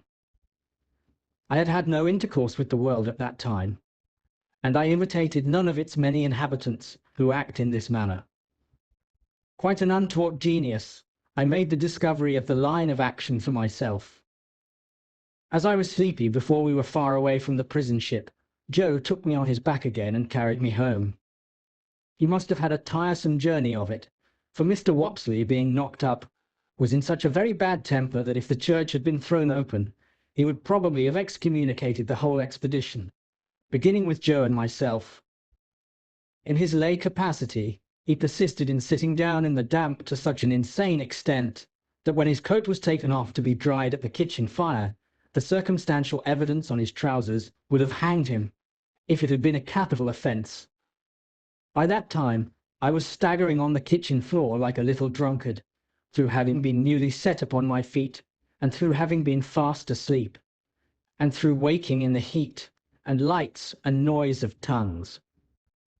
As I came to myself, with the aid of a heavy thump between the shoulders, and the restorative exclamation, "Yah! Was there ever such a boy as this?" from my sister, I found Joe telling them about the convict's confession, and all the visitors suggesting different ways by which he had got into the pantry. Mr. Pumblechook made out, after carefully surveying the premises, that he had first got upon the roof of the forge, and had then got upon the roof of the house, and had then let himself down the kitchen chimney by a rope made of his bedding cut into strips, and as Mr. Pumblechook was very positive and drove his own chaise cart over everybody, it was agreed that it must be so. Mr. Wopsle, indeed, wildly cried out, "No," with the feeble malice of a tired man, but as he had no theory, and no coat on, he was unanimously set at naught, not to mention his smoking hard behind, as he stood with his back to the kitchen fire to draw the damp out, which was not calculated to inspire confidence. This was all I heard that night before my sister clutched me, as a slumberous offence to the company's eyesight, and assisted me up to bed with such a strong hand that I seemed to have 50 boots on, and to be dangling them all against the edges of the stairs. My state of mind, as I have described it, began before I was up in the morning, and lasted long after the subject had died out and had ceased to be mentioned saving on exceptional occasions. Chapter 7. At the time when I stood in the churchyard reading the family tombstones, I had just enough learning to be able to spell them out. My construction even of their simple meaning was not very correct, for I read "wife of the above" as a complimentary reference to my father's exaltation to a better world, and if any one of my deceased relations had been referred to as below, I have no doubt I should have formed the worst opinions of that member of the family. Neither were my notions of the theological positions to which my catechism bound me at all accurate, for I have a lively remembrance that I supposed my declaration that I was to walk in the same all the days of my life laid me under an obligation always to go through the village from our house in one particular direction, and never to vary it by turning down by the wheelwrights or up by the mill.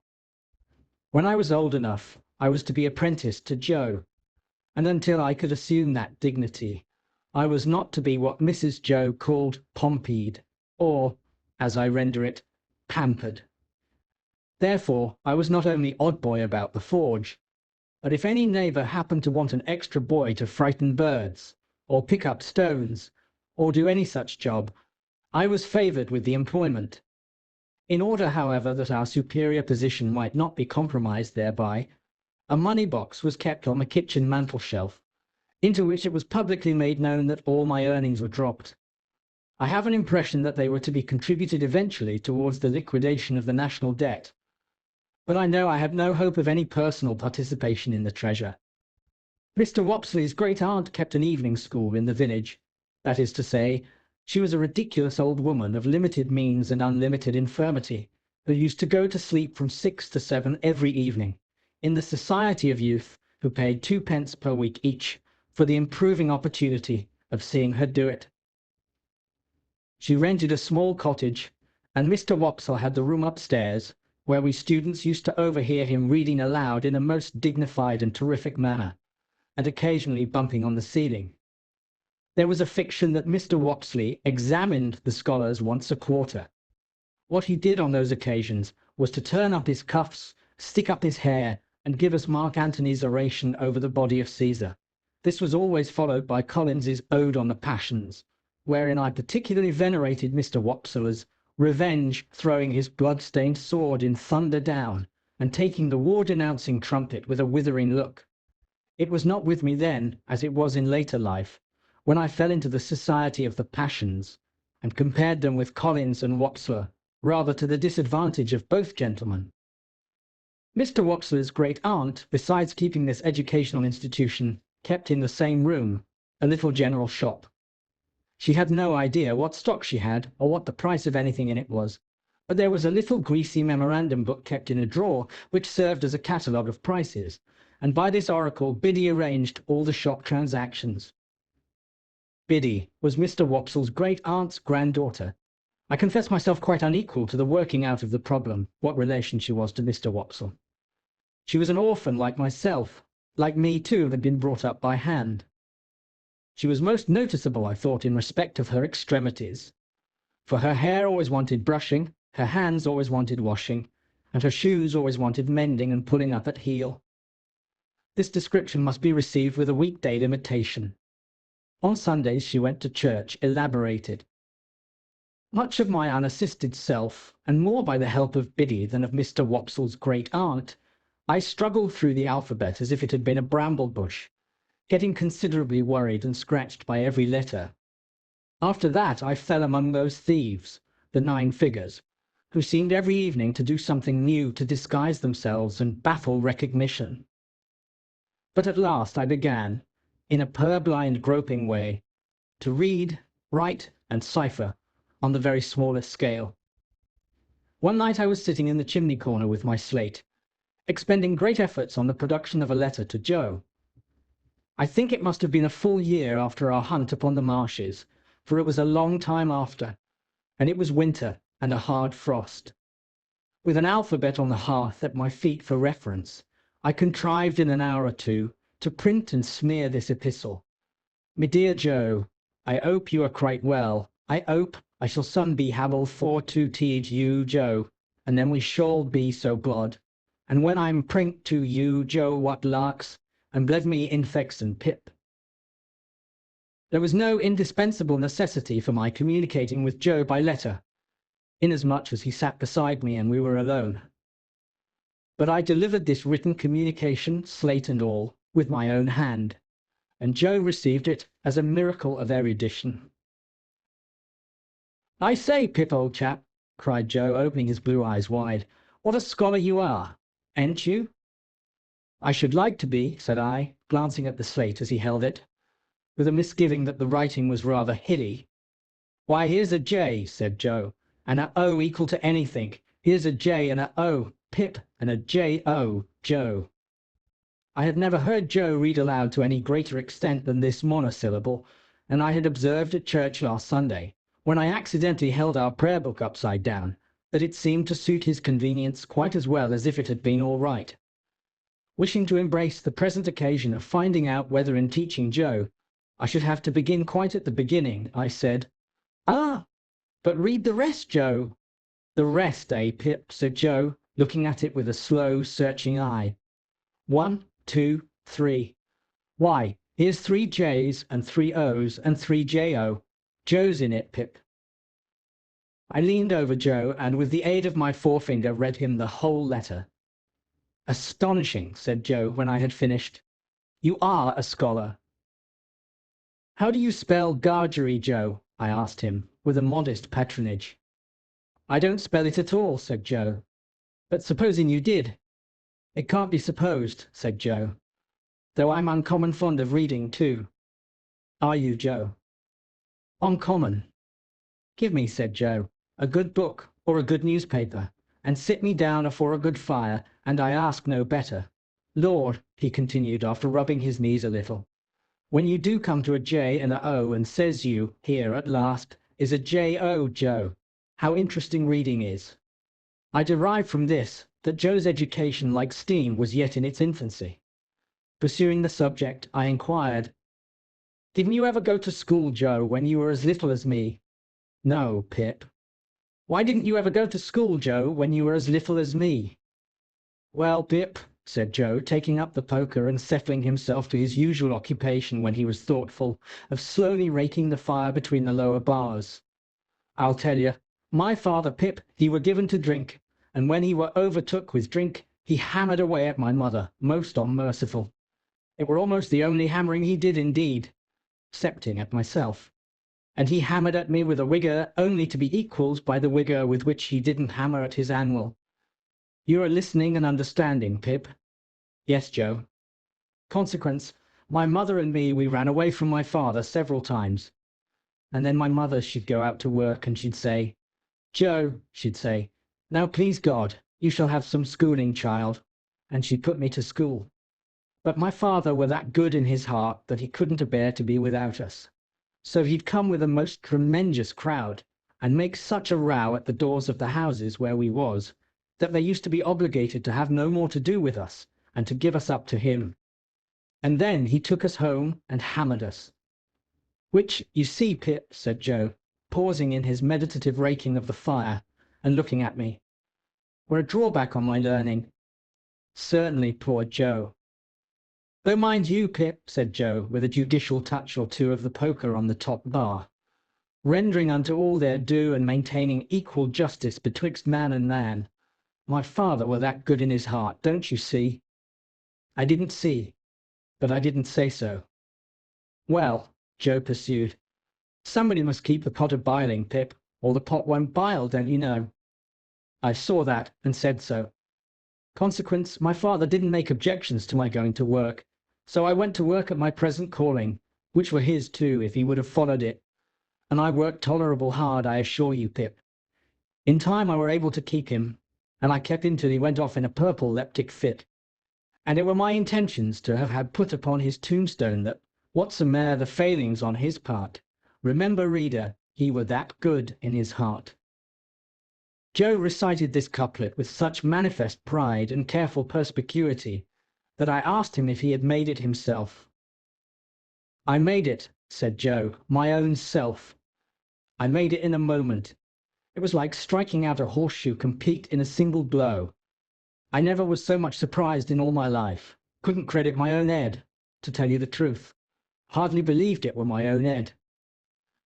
As I was saying, Pip, it were my intentions to have had it cut over him. But poetry costs money. Cut it how you will, small or large. And it were not done. Not to mention bearers. All the money that could be spared were wanted for my mother. She were in poor health and quite broke. She weren't long of following, poor soul, and her share of peace come round at last.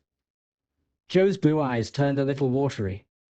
He rubbed first one of them, and then the other, in a most uncongenial and uncomfortable manner, with the round knob on the top of the poker. It were but lonesome then, said Joe, living here alone, and I got acquainted with your sister. Now, Pip. Joe looked firmly at me as if he knew I was not going to agree with him. Your sister is a fine figure of a woman. I could not help looking at the fire in an obvious state of doubt. Whatever family opinions, or whatever the world's opinions on that subject may be, Pip, your sister is. Joe tapped the top bar with the poker after every word following, a fine figure of a woman. I could think of nothing better to say than, I'm glad you think so, Joe. So am I, returned Joe, catching me up. I'm glad I think so, Pip. A little redness, or a little matter of bone, here or there, what does it signify to me? I sagaciously observed. If it didn't signify to him, to whom did it signify? Certainly, assented Joe. That's it. You're right, old chap. When I got acquainted with your sister, it was the talk how she was bringing you up by hand. Very kind of her too, all the folks said, and I said, along with all the folks. As to you, Joe pursued, with a countenance expressive of seeing something very nasty indeed, if you could have been aware how small and flabby and mean you was, dear me, you'd have formed the most contemptible opinion of yourself. Not exactly relishing this, I said, never mind me, Joe. But I did mind you, Pip, he returned with tender simplicity. When I offered to your sister to keep company, and to be asked in church at such times as she was willing and ready to come to the forge, I said to her, and bring the poor little child. God bless the poor little child, I said to your sister. There's room for him at the forge. I broke out crying and begging pardon, and hugged Joe round the neck. who dropped the poker to hug me and to say, "Ever the best of friends. And us, Pip. Don't cry, old chap." When the little interruption was over, Joe resumed, "Well, you see, Pip, and here we are. That's about where it lights. Here we are. Now, when you take me in hand in my learning, Pip, and I tell you beforehand I'm awful dull, most awful dull, Mrs. Joe mustn't see too much of what we're up to. It must be done, as I may say, on the sly. And why on the sly? I'll tell you why, Pip." He had taken up the poker again, without which I doubt if he could have proceeded in his demonstration. "Your sister is given to government." "Given to government, Joe?" I was startled, for I had some shadowy idea, and I'm afraid I must add hope, that Joe had divorced her in a favour of the Lords of the Admiralty, or Treasury. "Given to government," said Joe, "which I mean to say the government of you and myself." "Oh, and she ain't over partial to having scholars on the premises," Joe continued, "and in particular would not be over partial to my being a scholar, for fear as I might rise. Like a sort of rebel, don't you see?" I was going to retort with an inquiry, and had got as far as "Why?" when Joe stopped me. "Stay a bit. I know what you are going to say, Pip. Stay a bit. I don't deny that your sister comes the mogul over us now and again. I don't deny that she do throw us back falls and that she do drop down upon us heavy.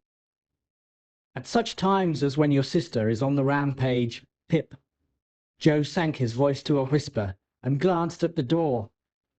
"Candour compels Fur to admit that she is a buster." Joe pronounced this word as if it began with at least 12 capital B's. "Why don't I rise? That were your observation when I broke it off, Pip." "Yes, Joe." "Well," said Joe, passing the poker into his left hand, that he might feel his whisker, "and I had no hope of him whenever he took to that placid occupation. Your sister's a mastermind, a mastermind." "What's that?" I asked, in some hope of bringing him to a stand. But Joe was readier with his definition than I had expected, and completely stopped me by arguing circularly, and answering with a fixed look, "Her."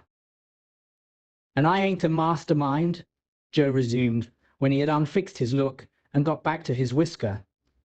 "And last of all, Pip, and this I want to say very serious to you, old chap, I see so much in my poor mother, of a woman drudging and slaving and breaking her honest heart and never getting no peace in her mortal days, that I'm dead afeard of going wrong in the way of not doing what's right by a woman.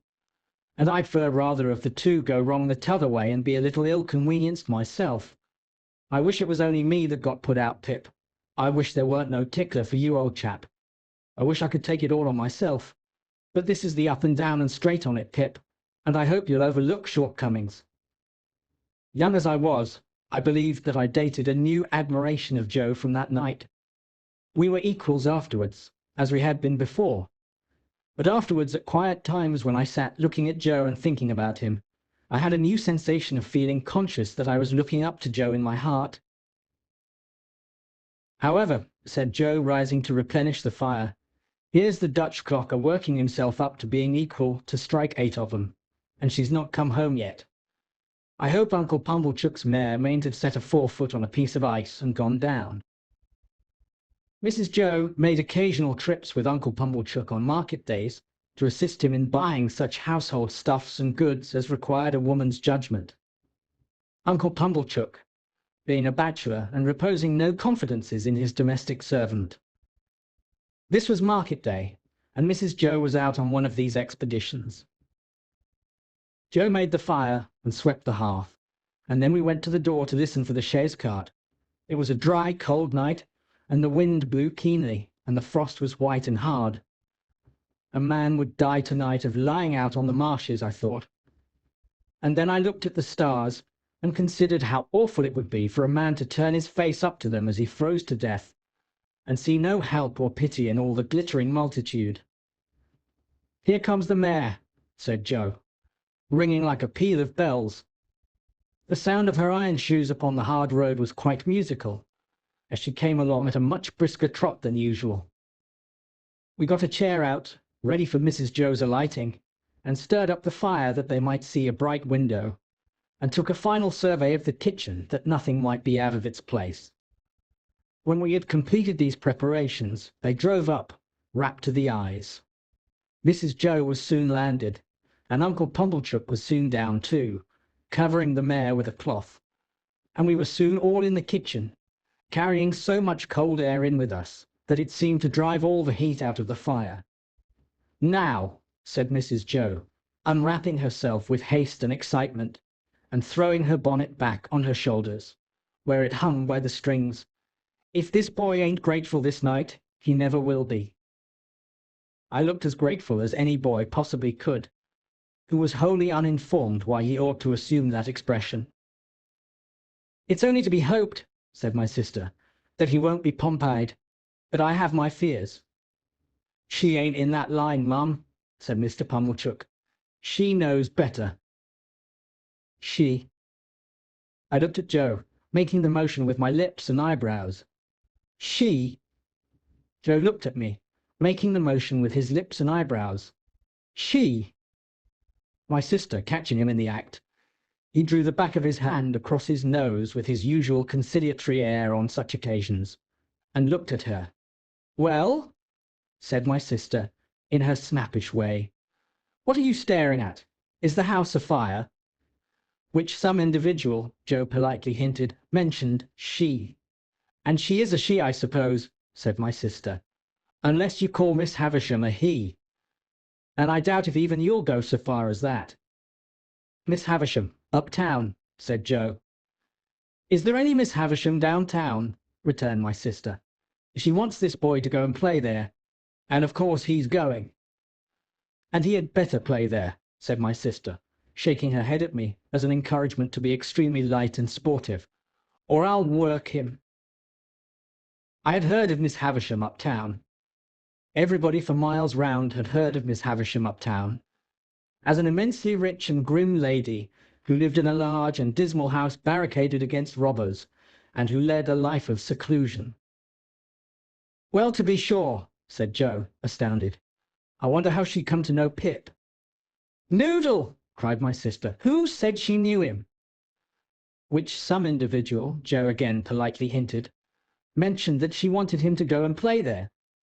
And couldn't she ask Uncle Pumblechook if he knew of a boy to go and play there?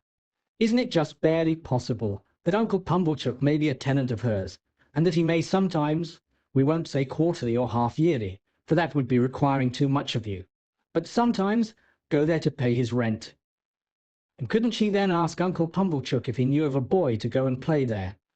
And couldn't Uncle Pumblechook, being always considerate and thoughtful for us, though you may not think it, Joseph, in a tone of the deepest reproach, as if he were the most callous of nephews, then mention this boy standing prancing here, which I solemnly declare I was not doing, that I have forever been a willing slave to? "Good again!" cried Uncle Pumblechook. "Well put, prettily pointed, good indeed. Now, Joseph, you know the case." "No, Joseph," said my sister, still in a reproachful manner, while Joe apologetically drew the back of his hand across and across his nose. "You do not yet, though you may not think it, know the case. You may consider that you do, but you do not, Joseph. For you do not know that Uncle Pumblechook, being sensible that for anything we can tell, this boy's fortune may be made by his going to Miss Havisham's, has offered to take him into town tonight in his own chaise cart, and to keep him tonight, and to take him with his own hands to Miss Havisham's tomorrow morning." "And Laura mussy me," cried my sister, casting off her bonnet in sudden desperation. "Here I stand talking to mere mooncalves, with Uncle Pumblechook waiting, and the mare catching cold at the door, and the boy grimed with crock and dirt from the hair of his head to the sole of his foot." With that she pounced upon me, like an eagle on a lamb, and my face was squeezed into wooden bowls in sinks, and my head was put under taps of water butts, and I was soaped and kneaded and towelled and thumped and harrowed and rasped, until I really was quite beside myself. I may here remark that I suppose myself to be better acquainted than any living authority with the ridgy effect of a wedding ring passing unsympathetically over the human countenance. When my ablutions were completed, I was put into clean linen of the stiffest character, like a young penitent into sackcloth, and was trussed up in my tightest and fearfullest suit. I was then delivered over to Mr. Pumblechook, who formally received me as if he were the sheriff, and who let off upon me the speech that I knew he had been dying to make all along. Boy, be for ever grateful to all friends, but especially unto them which brought you up by hand. Goodbye, Joe. God bless you, Pip, old chap. I had never parted from him before, and what with my feelings, and what with soapsuds, I could at first see no stars from the chaise cart. But they twinkled out one by one, without throwing any light on the questions why on earth I was going to play at Miss Havisham's, and what on earth I was expected to play at. Chapter 8. Mr. Pumblechook's premises in the High Street of the market town were of a peppercorny and farinaceous character, as the premises of a corn chandler and seedsman should be.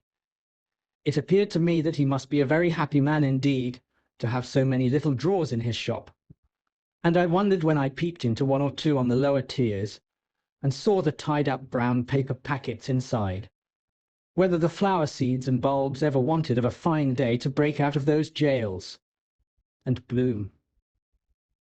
It was in the early morning after my arrival that I entertained this speculation.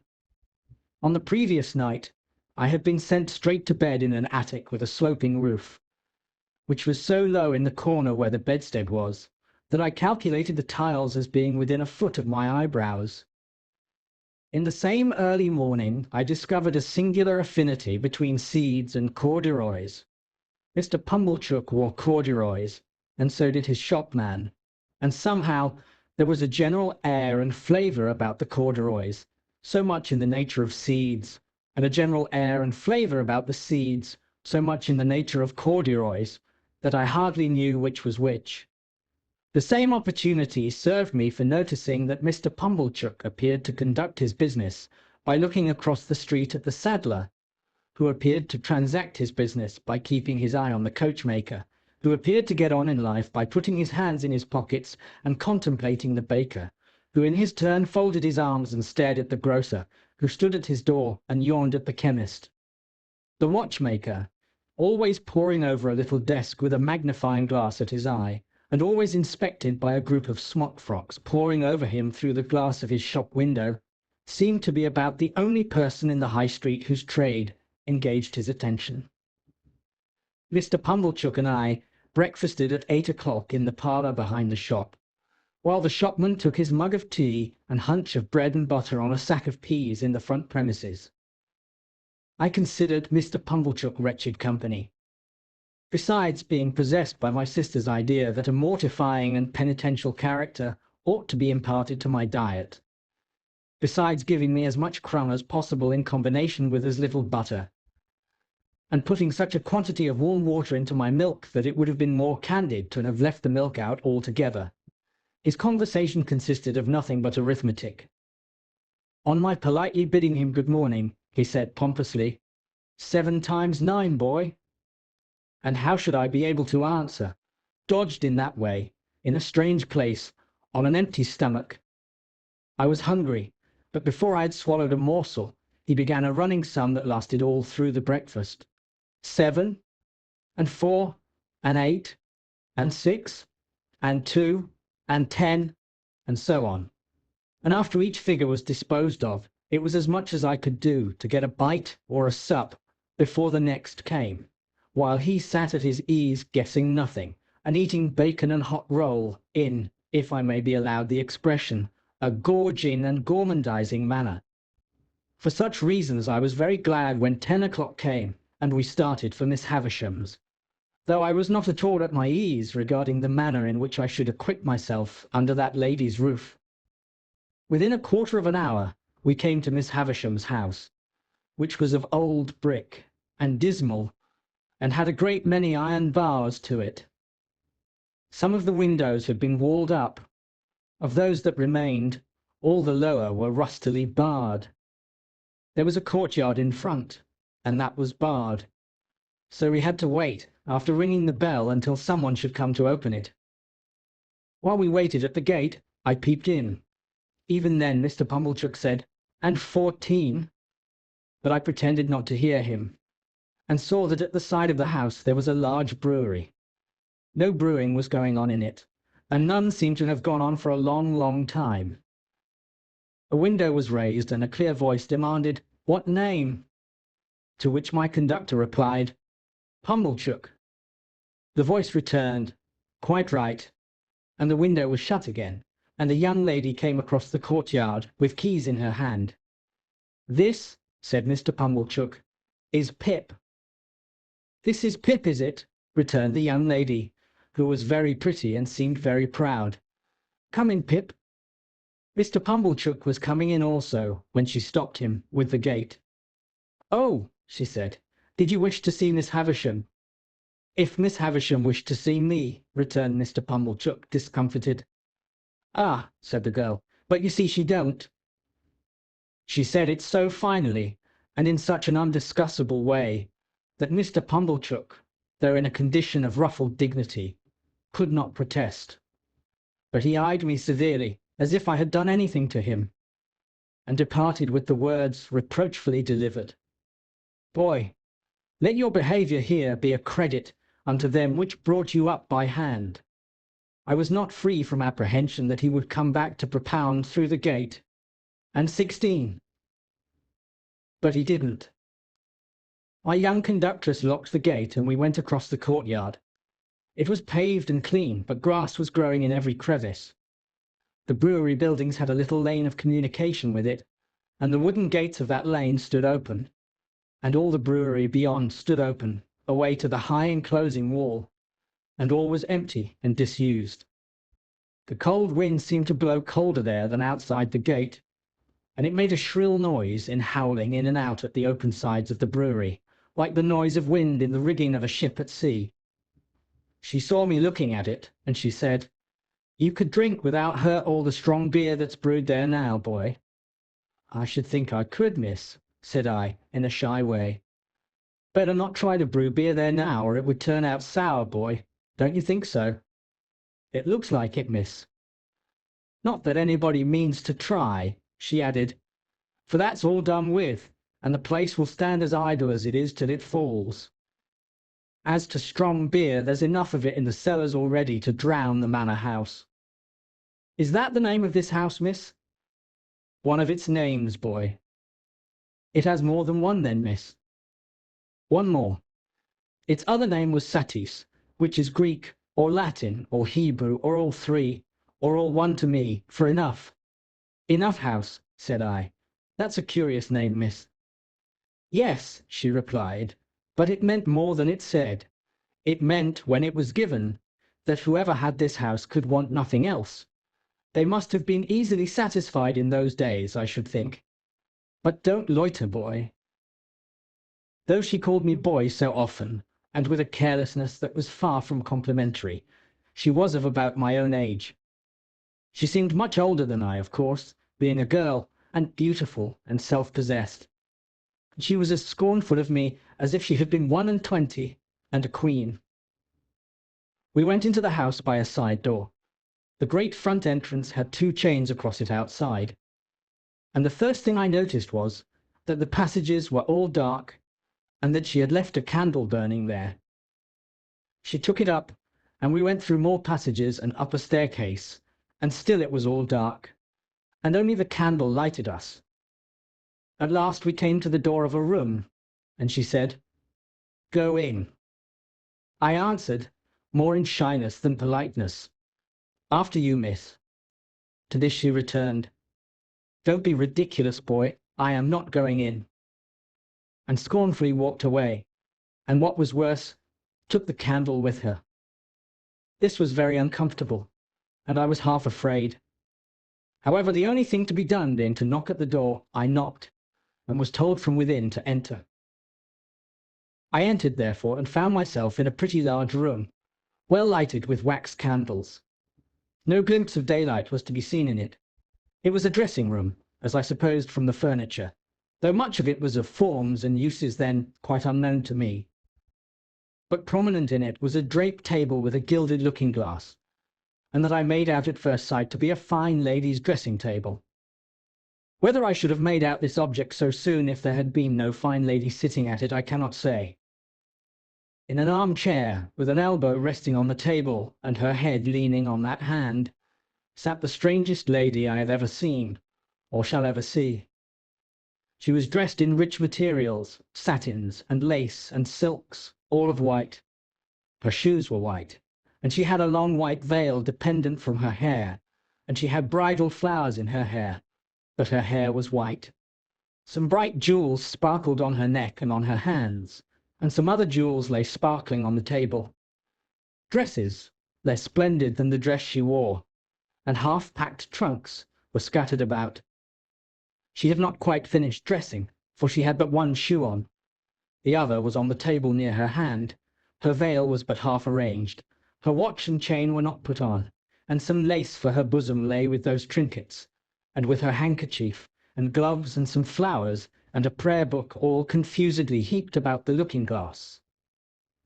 It was not in the first few moments that I saw all these things, though I saw more of them in the first moments than might be supposed. But I saw that everything within my view, which ought to be white, had been white long ago, and had lost its lustre, and was faded and yellow. I saw that the bride within the bridal dress had withered like the dress, and like the flowers, and had no brightness left but the brightness of her sunken eyes. I saw that the dress had been put upon the rounded figure of a young woman, and that the figure upon which it now hung loose had shrunk to skin and bone. Once I had been taken to see some ghastly waxwork at the fair, representing I know not what impossible personage lying in state. Once I had been taken to one of our old marsh churches to see a skeleton in the ashes of a rich dress that had been dug out of a vault under the church pavement. Now, waxwork and skeletons seemed to have dark eyes that moved and looked at me. I should have cried out if I could. "Who is it?" said the lady at the table. "Pip, ma'am." "Pip." "Mr. Pumblechook's boy, ma'am. Come to play." "Come nearer. Let me look at you. Come close." It was when I stood before her, avoiding her eyes, that I took note of the surrounding objects in detail, and saw that her watch had stopped at 20 minutes to 9, and that a clock in the room had stopped at 20 minutes to 9. "Look at me," said Miss Havisham. "You are not afraid of a woman who has never seen the sun since you were born." I regret to state that I was not afraid of telling the enormous lie comprehended in the answer, "No." "Do you know what I touch here?" she said, laying her hands one upon the other on her left side. "Yes, ma'am." It made me think of the young man. "What do I touch?" "Your heart. Broken." She uttered the word with an eager look, and with strong emphasis, and with a weird smile that had a kind of boast in it. Afterwards, she kept her hands there for a little while, and slowly took them away, as if they were heavy. "I am tired," said Miss Havisham. "I want diversion, and I have done with men and women. Play." I think it will be conceded by my most disputatious reader that she could hardly have directed an unfortunate boy to do anything in the wide world more difficult to be done under the circumstances. "I sometimes have sick fancies," she went on, "and I have a sick fancy that I want to see some play. There, there," with an impatient movement of the fingers of her right hand. "Play, play, play." For a moment, with the fear of my sisters working me before my eyes, I had a desperate idea of starting round the room in the assumed character of Mr. Pumblechook's chaise cart. But I felt myself so unequal to the performance that I gave it up, and stood looking at Miss Havisham in what I suppose she took for a dogged manner, inasmuch as she said when we had taken a good look at each other, "Are you sullen and obstinate?" "No, ma'am, I am very sorry for you, and very sorry I can't play just now. If you complain of me, I shall get into trouble with my sister, so I would do it if I could. But it's so new here, and so strange, and so fine, and melancholy." I stopped, fearing I might say too much, or had already said it, and we took another look at each other. Before she spoke again, she turned her eyes from me, and looked at the dress she wore, and at the dressing-table, and finally at herself in the looking-glass. "So new to him," she muttered, "so old to me, so strange to him, so familiar to me, so melancholy to both of us. Call Estella." As she was still looking at the reflection of herself, I thought she was still talking to herself, and kept quiet. "Call Estella," she repeated, flashing a look at me. "You can do that. Call Estella. At the door." To stand in the dark in a mysterious passage of an unknown house, boarding Estella to a scornful young lady, neither visible nor responsive, and feeling it a dreadful liberty so to roar out her name, was almost as bad as playing to order. But she answered at last, and her light came along the dark passage like a star. Miss Havisham beckoned her to come close, and took up a jewel from the table, and tried its effect upon her fair young bosom, and against her pretty brown hair. "Your own one day, my dear, and you will use it well. Let me see you play cards with this boy." "With this boy? Why, he is a common labouring boy." I thought I overheard Miss Havisham answer, only it seems so unlikely. "Well, you can break his heart." "What do you play, boy?"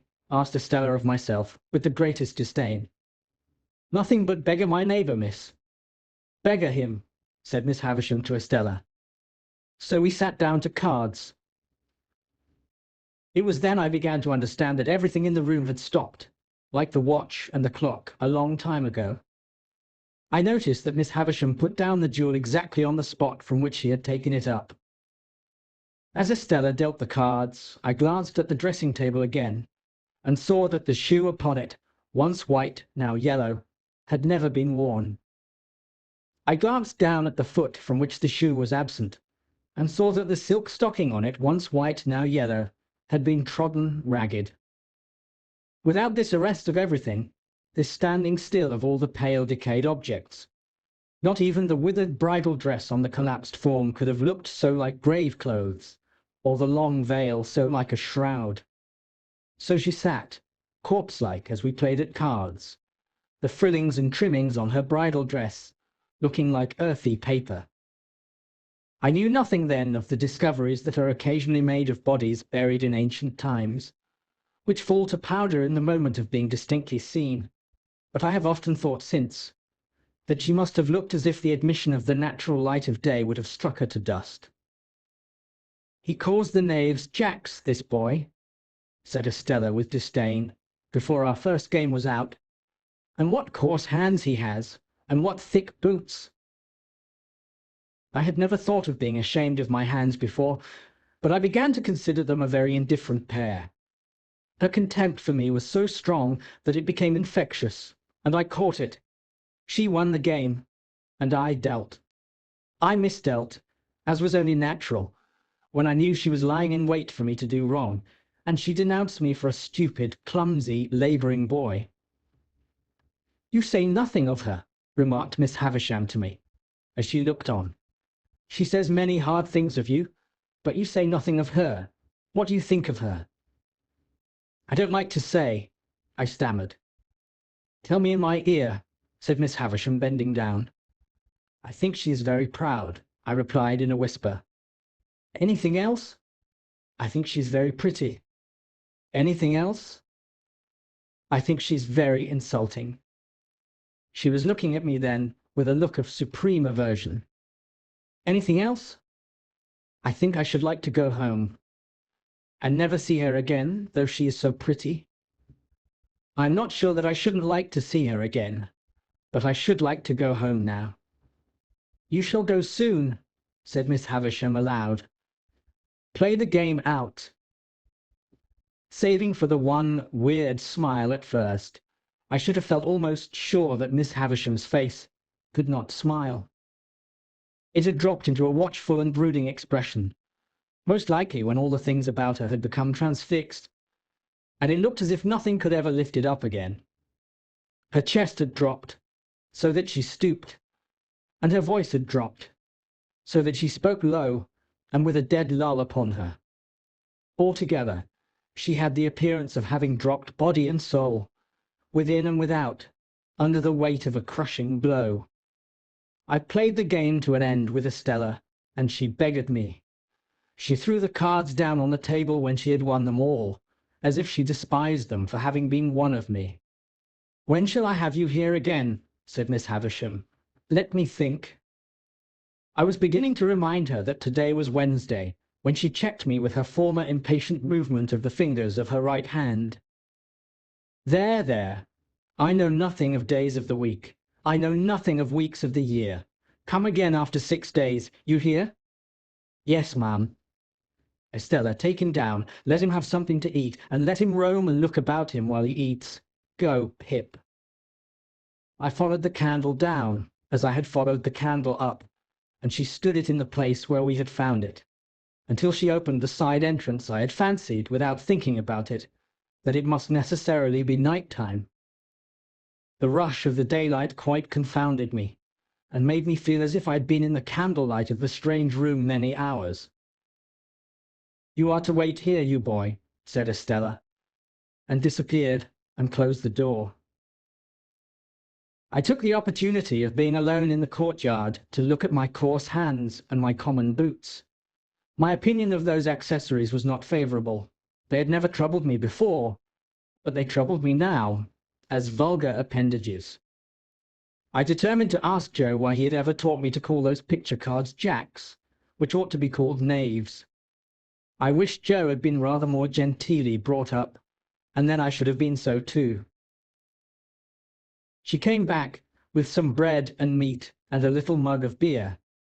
She put the mug down on the stones of the yard, and gave me the bread and meat without looking at me, as insolently as if I were a dog in disgrace.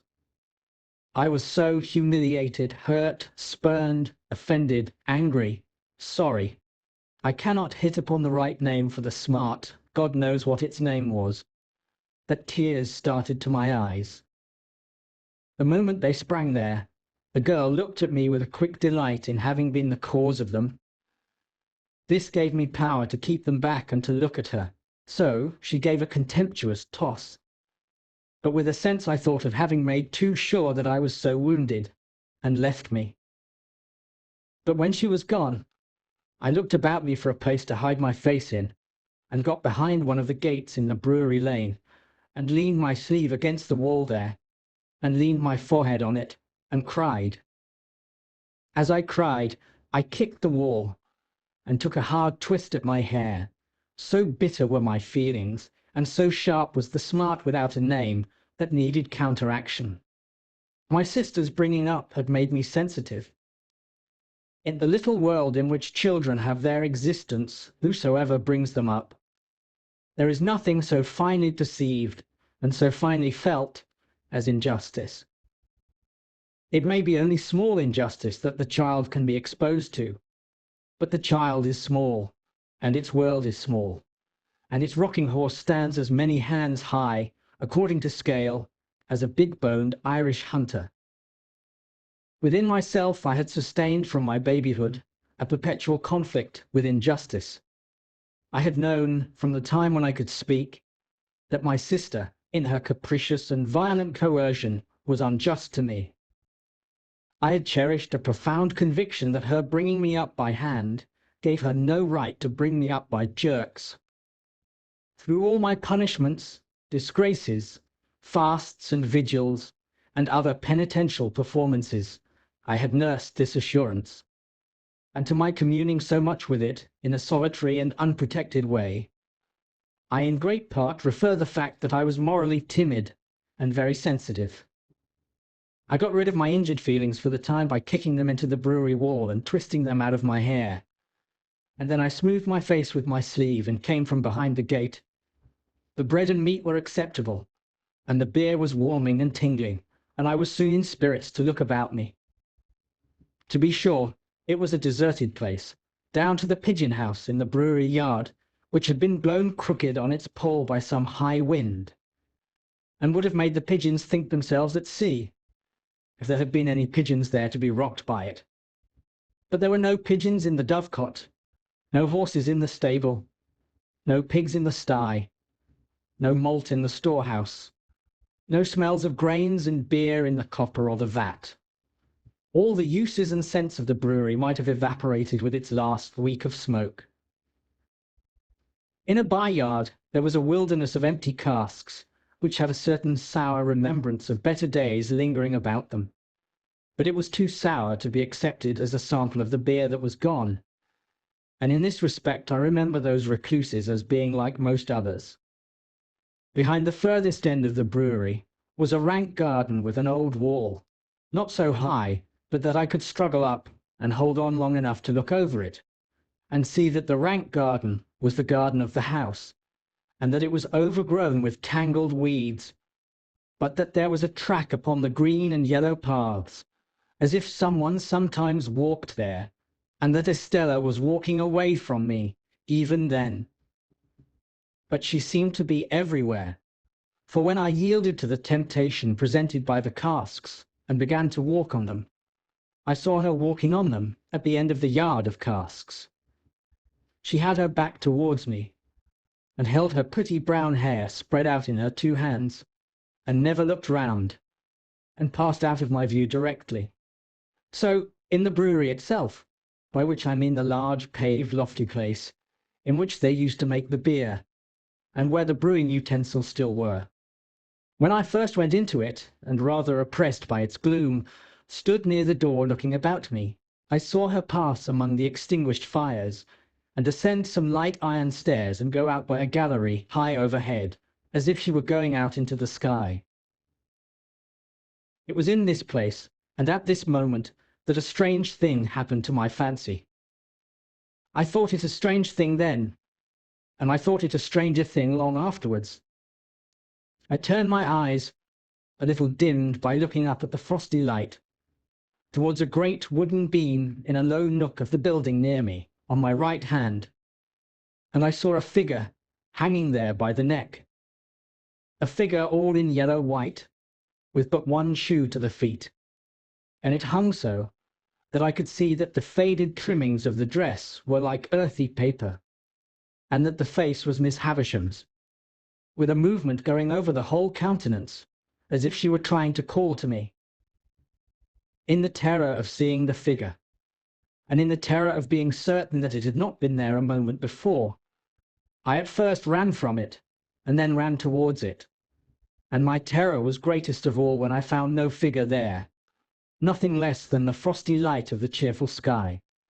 The sight of people passing beyond the bars of the courtyard gate, and the reviving influence of the rest of the bread and meat and beer, would have brought me round. Even with those aids I might not have come to myself as soon as I did, but that I saw Estella approaching with the keys, to let me out. She would have some fair reason for looking down upon me, I thought, if she saw me frightened, and she would have no fair reason. She gave me a triumphant glance in passing me, as if she rejoiced that my hands were so coarse and my boots were so thick, and she opened the gate and stood holding it. I was passing out without looking at her, when she touched me with a taunting hand. "Why don't you cry?" "Because I don't want to." "You do," said she. "You have been crying till you are half blind, and you are near crying again now." She laughed contemptuously, pushed me out, and locked the gate upon me. I went straight to Mr. Pumblechook's, and was immensely relieved to find him not at home. So, leaving word with the shopman on what day I was wanted at Miss Havisham's again, I set off on the 4-mile walk to our forge, pondering, as I went along, on all I had seen, and deeply revolving that I was a common labouring boy, that my hands were coarse, that my boots were thick, that I had fallen into a despicable habit of calling knaves jacks, that I was much more ignorant than I have considered myself last night, and generally that I was in a low-lived bad way. Chapter 9. When I reached home, my sister was very curious to know all about Miss Havisham's, and asked a number of questions, and I soon found myself getting heavily bumped from behind in the nape of the neck and the small of the back, and having my face ignominiously shoved against the kitchen wall, because I did not answer those questions at sufficient length. If a dread of not being understood be hidden in the breasts of other young people, to anything like the extent to which it used to be hidden in mine, which I consider probable, as I have no particular reason to suspect myself of having been a monstrosity, it is the key to many reservations. I felt convinced that if I described Miss Havisham's as my eyes had seen it, I should not be understood. Not only that, but I felt convinced that Miss Havisham, too, would not be understood. And although she was perfectly incomprehensible to me, I entertained an impression that there would be something coarse and treacherous in my dragging her as she really was, to say nothing of Miss Estella, before the contemplation of Mrs. Joe. Consequently, I said as little as I could, and had my face shoved against the kitchen wall. The worst of it was that bullying old Pumblechook, preyed upon by a devouring curiosity to be informed of all I had seen and heard, came gaping over in his chaise cart at tea time, to have the details divulged to him, and the mere sight of the torment, with his fishy eyes and mouth open, his sandy hair inquisitively on end, and his waistcoat heaving with windy arithmetic, made me vicious in my reticence. "Well, boy," Uncle Pumblechook began, as soon as he was seated in the chair of honour by the fire, "how did you get on uptown?" I answered, "Pretty well, sir," and my sister shook her fist at me.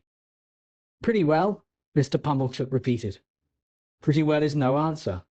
Tell us what you mean by pretty well, boy." Whitewash on the forehead hardens the brain into a state of obstinacy, perhaps.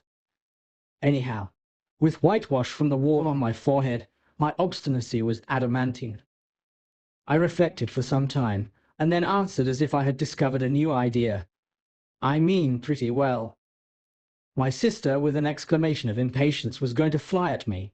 I had no shadow of defence, for Joe was busy in the forge, when Mr. Pumblechook interposed with, "No, don't lose your temper. Leave this lad to me, ma'am. Leave this lad to me."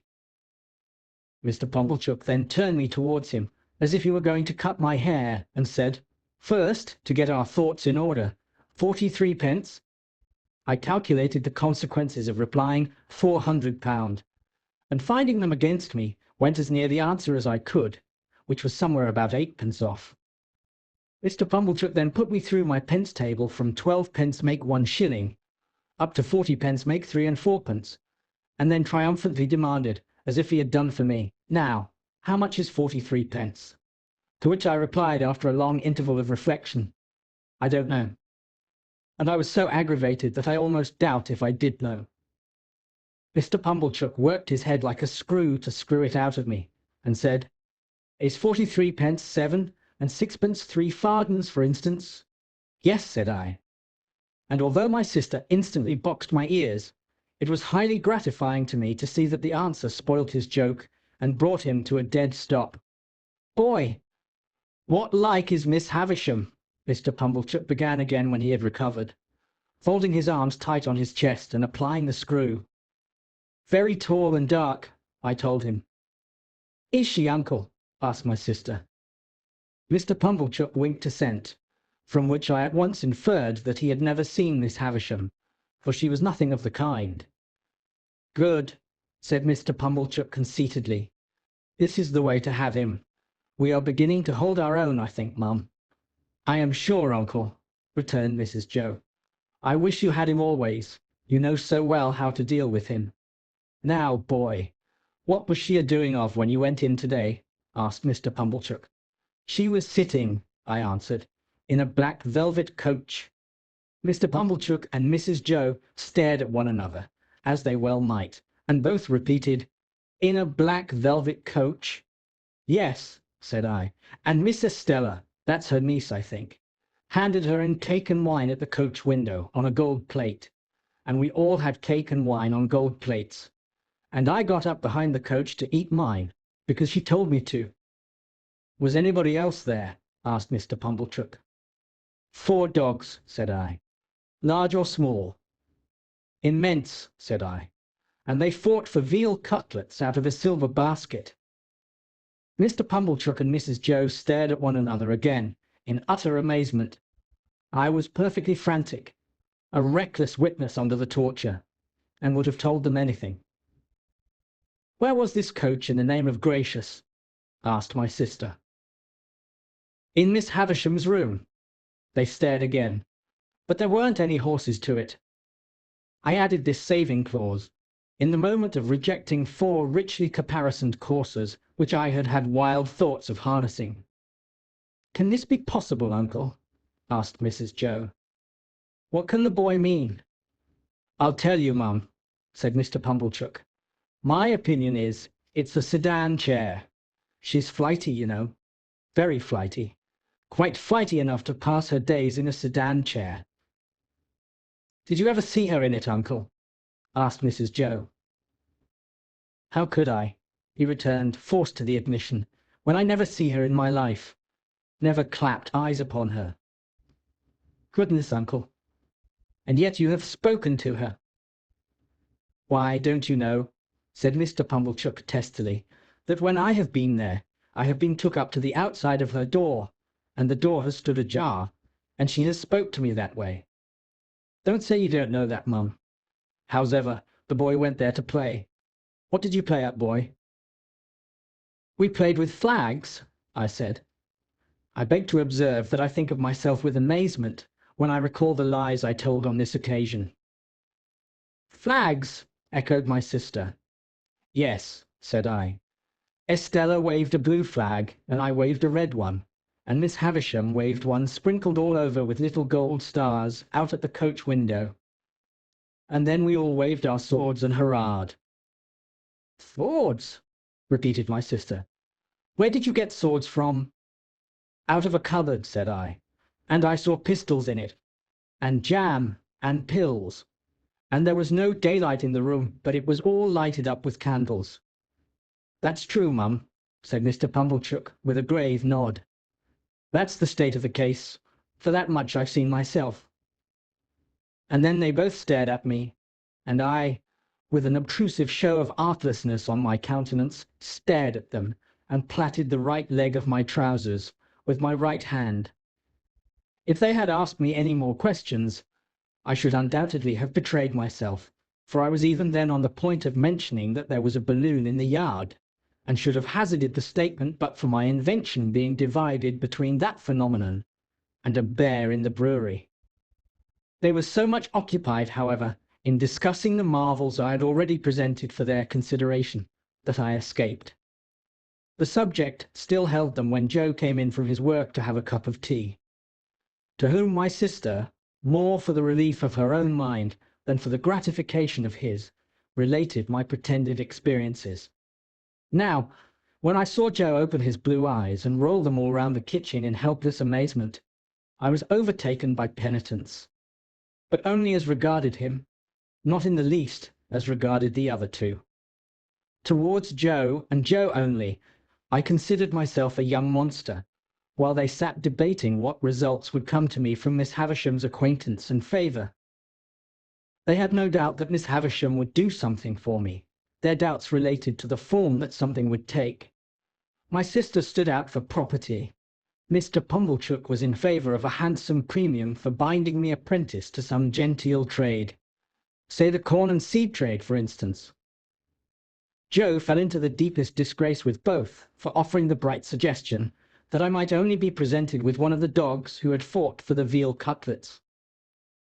"If a fool's head can't express better opinions than that," said my sister, "and you have got any work to do, you had better go and do it."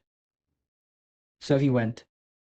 After Mr. Pumblechook had driven off, and when my sister was washing up, I stole into the forge to Joe, and remained by him until he had done for the night. Then I said, "Before the fire goes out, Joe, I should like to tell you something."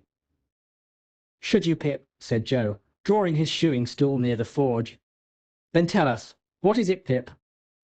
"Joe," said I, taking hold of his rolled-up shirt-sleeve and twisting it between my finger and thumb, "you remember all that about Miss Havisham's?" "Remember?" said Joe. "I believe you. Wonderful." "It's a terrible thing, Joe. It ain't true." "What are you telling of, Pip?" cried Joe, falling back in the greatest amazement. "You don't mean to say it's—" "Yes, I do. It's lies, Joe. But not all of it. Why, sure you don't mean to say, Pip, that there was no black well-wet cow, eh?"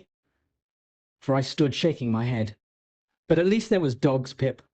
"Come, Pip," said Joe persuasively. "If there warn't no veal cutlets, at least there was dogs." "No, Joe." "A dog?" said Joe. "A puppy? Come?" "No, Joe, there was nothing at all of the kind." As I fixed my eyes hopelessly on Joe, Joe contemplated me in dismay. "Pip, old chap, this won't do, old fellow. I say, where do you expect to go to?" "It's terrible, Joe, ain't it?" "Terrible!" cried Joe. "Awful! What possessed you?" "I don't know what possessed me, Joe," I replied, letting his shirt sleeve go, and sitting down in the ashes at his feet, hanging my head. "But I wish you hadn't taught me to call knaves at cards jacks, and I wish my boots weren't so thick nor my hands so coarse." And then I told Joe that I felt very miserable, and that I hadn't been able to explain myself to Mrs. Joe and Pumblechook, who were so rude to me, and that there had been a beautiful young lady at Miss Havisham's who was dreadfully proud, and that she had said I was common, and that I knew I was common, and that I wished I was not common, and that the lies had come of it somehow, though I didn't know how. This was a case of metaphysics, at least as difficult for Joe to deal with as for me. But Joe took the case altogether out of the region of metaphysics, and by that means vanquished it. "There's one thing you may be sure of, Pip," said Joe, after some rumination, "namely that lies is lies. Hows'ever they come, they didn't ought to come, and they come from the father of lies, and work round to the same. Don't you tell no more of 'em, Pip. That ain't the way to get out of being common, old chap. And as to being common, I don't make it out at all clear. You're uncommon in some things. You're uncommon small. Likewise you're an uncommon scholar. No, I am ignorant and backward, Joe. Why, see what a letter you wrote last night. Wrote in print even. I've seen letters, and from gentlefolks, and that I'll swear weren't wrote in print," said Joe. "I have learnt next to nothing, Joe. You think much of me. It's only that." "Well, Pip," said Joe, "be it so or be it sunt, you must be a common scholar afore you can be a uncommon one, I should hope. The king upon his throne, with his crown upon his head, can't sit and write his acts of parliament in print without having begun when he were a unpromoted prince with the alphabet." "Ah," added Joe with a shake of the head that was full of meaning, "and begun at A too, and worked his way to Z. And I know what that is to do, though I can't say I've exactly done it." There was some hope in this piece of wisdom, and it rather encouraged me. "Whether common ones as to callings and earnings," pursued Joe reflectively, "mightn't be the better of continuing for to keep company with common ones instead of going out to play with uncommon ones, which reminds me to hope that there were a flag, perhaps." "No, Joe. I'm sorry there weren't a flag, Pip. Whether that might be or mightn't be is a thing as can't be looked into now without putting your sister on the rampage, and that's a thing not to be thought of as being done intentional. Look'ee here, Pip, at what is said to you by a true friend, which this to you the true friend say: if you can't get to be uncommon through going straight, you'll never get to do it through going crooked. So don't tell no more on 'em, Pip, and live well and die happy. You are not angry with me, Joe?" "No, old chap. But bearing in mind that them were which I meant to say of a stunning and outdacious sort, alluding to them which bordered on weal cutlets and dog fighting, a sincere well-wisher would advise, Pip, their being dropped into your meditations when you go upstairs to bed. That's all, old chap, and don't never do it no more." When I got up to my little room and said my prayers, I did not forget Joe's recommendation, and yet my young mind was in that disturbed and unthankful state that I thought long after I laid me down. How common Estella would consider Joe, a mere blacksmith, how thick his boots, and how coarse his hands. I thought how Joe and my sister were then sitting in the kitchen, and how I have come up to bed from the kitchen, and how Miss Havisham and Estella never sat in a kitchen, but were far above the level of such common doings. I fell asleep recalling what I used to do when I was at Miss Havisham's, as though I had been there weeks or months instead of hours, and as though it were quite an old subject of remembrance, instead of one that had arisen only that day. That was a memorable day to me, for it made great changes in me. But it is the same with any life. Imagine one selected day struck out of it, and think how different its course would have been. Pause, you who read this, and think for a moment of the long chain of iron or gold, of thorns or flowers, that would never have bound you, but for the formation of the first link on one memorable day. Chapter 10. The felicitous idea occurred to me a morning or two later, when I woke, that the best step I could take towards making myself uncommon was to get out of Biddy everything she knew. In pursuance of this luminous conception, I mentioned to Biddy when I went to Mr. Wopsley's great aunt's at night that I had a particular reason for wishing to get on in life, and that I should feel very much obliged to her if she would impart all her learning to me. Biddy, who was the most obliging of girls, immediately said she would, and indeed began to carry out her promise within 5 minutes. The educational scheme or course established by Mr. Wopsle's great aunt may be resolved into the following synopsis. The pupils ate apples and put straws down one another's backs, until Mr. Wopsley's great aunt collected her energies and made an indiscriminate totter at them with a birch rod. After receiving the charge with every mark of derision, the pupils formed in line and buzzingly passed a ragged book from hand to hand. The book had an alphabet in it, some figures and tables, and a little spelling. That is to say, it had had once. As soon as this volume began to circulate, Mr. Wopsley's great aunt fell into a state of coma, arising either from sleep or a rheumatic paroxysm. The pupils then entered among themselves upon a competitive examination on the subject of boots, with the view of ascertaining who could tread the hardest upon whose toes. This mental exercise lasted until Biddy made a rush at them and distributed 3 defaced Bibles, shaped as if they had been unskilfully cut off the chump end of something, more illegibly printed at the best than any curiosities of literature I have since met with, speckled all over with iron mould, and having various specimens of the insect world smashed between their leaves. This part of the course was usually lightened by several single combats between Biddy and refractory students. When the fights were over, Biddy gave out the number of a page, and then we all read aloud what we could, or what we couldn't, in a frightful chorus, Biddy leading with a high, shrill, monotonous voice, and none of us having the least notion of, or reverence for, what we were reading about. When this horrible din had lasted a certain time, it mechanically awoke Mr. Wopsley's great aunt, who staggered at a boy fortuitously and pulled his ears. This was understood to terminate the course for the evening, and we emerged into the air with shrieks of intellectual victory.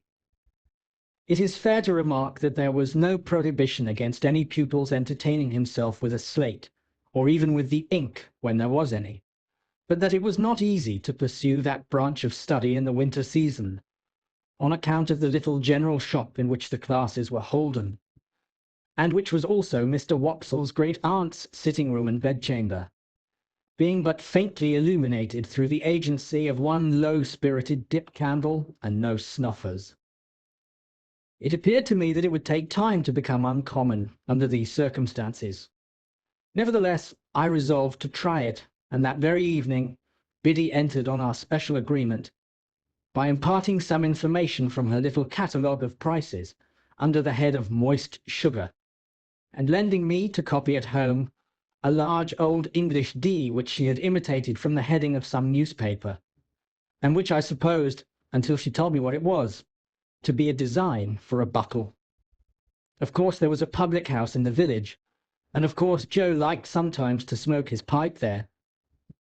I had received strict orders from my sister to call for him at the Three Jolly Bargemen that evening, on my way from school, and bring him home at my peril.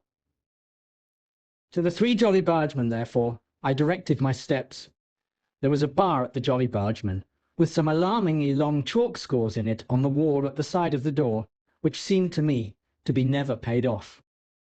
They had been there ever since I could remember, and had grown more than I had. But there was a quantity of chalk about our country, and perhaps the people neglected no opportunity of turning it to account. It being Saturday night, I found the landlord looking rather grimly at these records, but as my business was with Joe and not with him, I merely wished him good evening, and passed into the common room at the end of the passage, where there was a bright, large kitchen fire, and where Joe was smoking his pipe in company with Mr. Wopsle and a stranger. Joe greeted me as usual with, "Hello, Pip, old chap," and the moment he said that, the stranger turned his head and looked at me. He was a secret-looking man, whom I'd never seen before.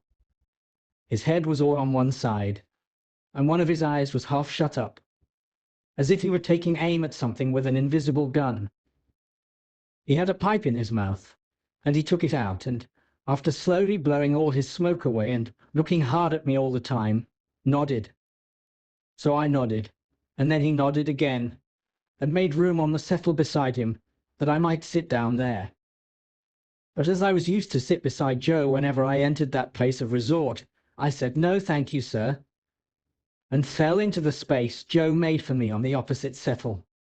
The strange man, after glancing at Joe and seeing that his attention was otherwise engaged, nodded to me again when I had taken my seat, and then rubbed his leg, in a very odd way, as it struck me.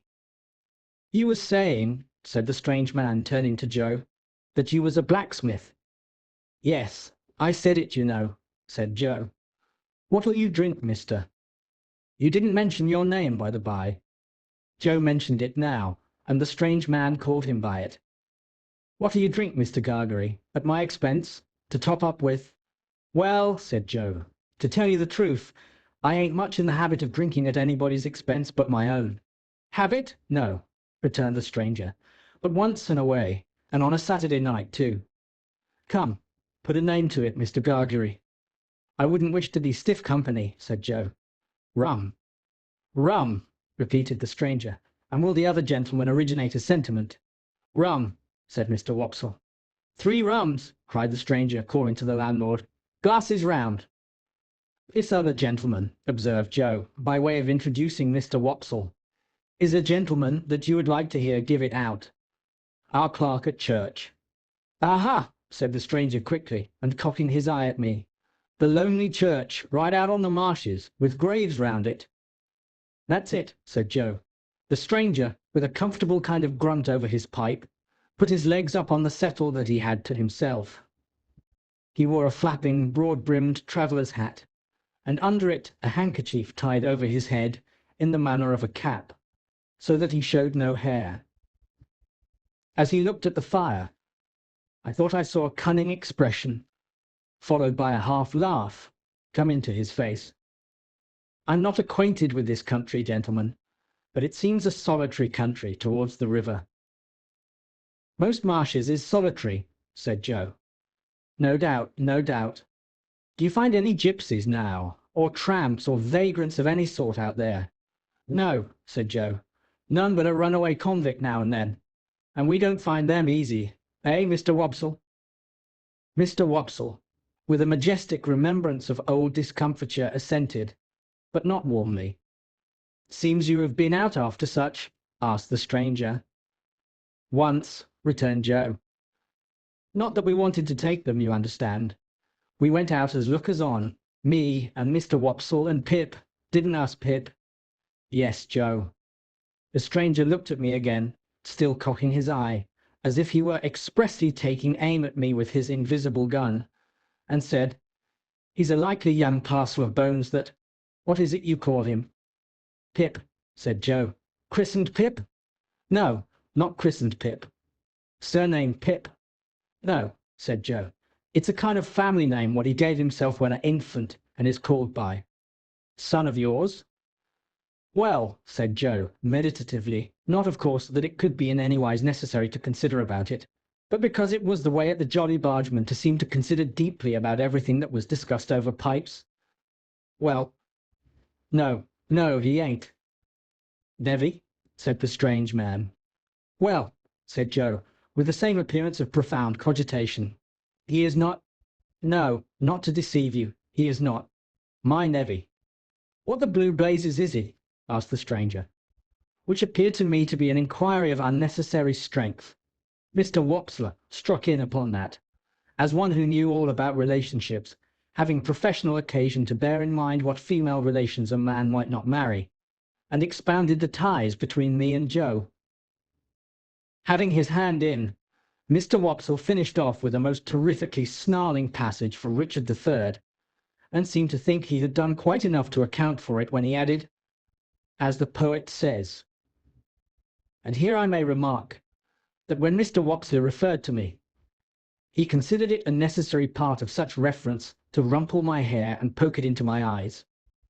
I cannot conceive why everybody of his standing who visited at our house should always have put me through the same inflammatory process under similar circumstances. Yet I do not call to mind that I was ever in my earlier youth the subject of remark in our social family circle, but some large-handed person took some such ophthalmic steps to patronize me. All this while the strange man looked at nobody but me, and looked at me as if he were determined to have a shot at me at last, and bring me down. But he said nothing after offering his blue blazes observation, until the glasses of rum and water were brought, and then he made his shot, and a most extraordinary shot it was. It was not a verbal remark, but a proceeding in dumb show, and was pointedly addressed to me. He stirred his rum and water pointedly at me, and he tasted his rum and water pointedly at me, and he stirred it and he tasted it, not with a spoon that was brought to him, but with a file. He did this so that nobody but I saw the file. And when he had done it, he wiped the file and put it in a breast pocket. I knew it to be Joe's file, and I knew that he knew my convict, the moment I saw the instrument. I sat gazing at him, spellbound. But he now reclined on his settle, taking very little notice of me, and talking principally about turnips. There was a delicious sense of cleaning up and making a quiet pause before going on in life afresh, in our village on Saturday nights, which stimulated Joe to dare to stay out half an hour longer on Saturdays than at other times. The half hour and the rum and water running out together, Joe got up to go, and took me by the hand. "Stop half a moment, Mr. Gargery," said the strange man. "I think I've got a bright new shilling somewhere in my pocket, and if I have, the boy shall have it." He looked it out from a handful of small change, folded it in some crumpled paper, and gave it to me.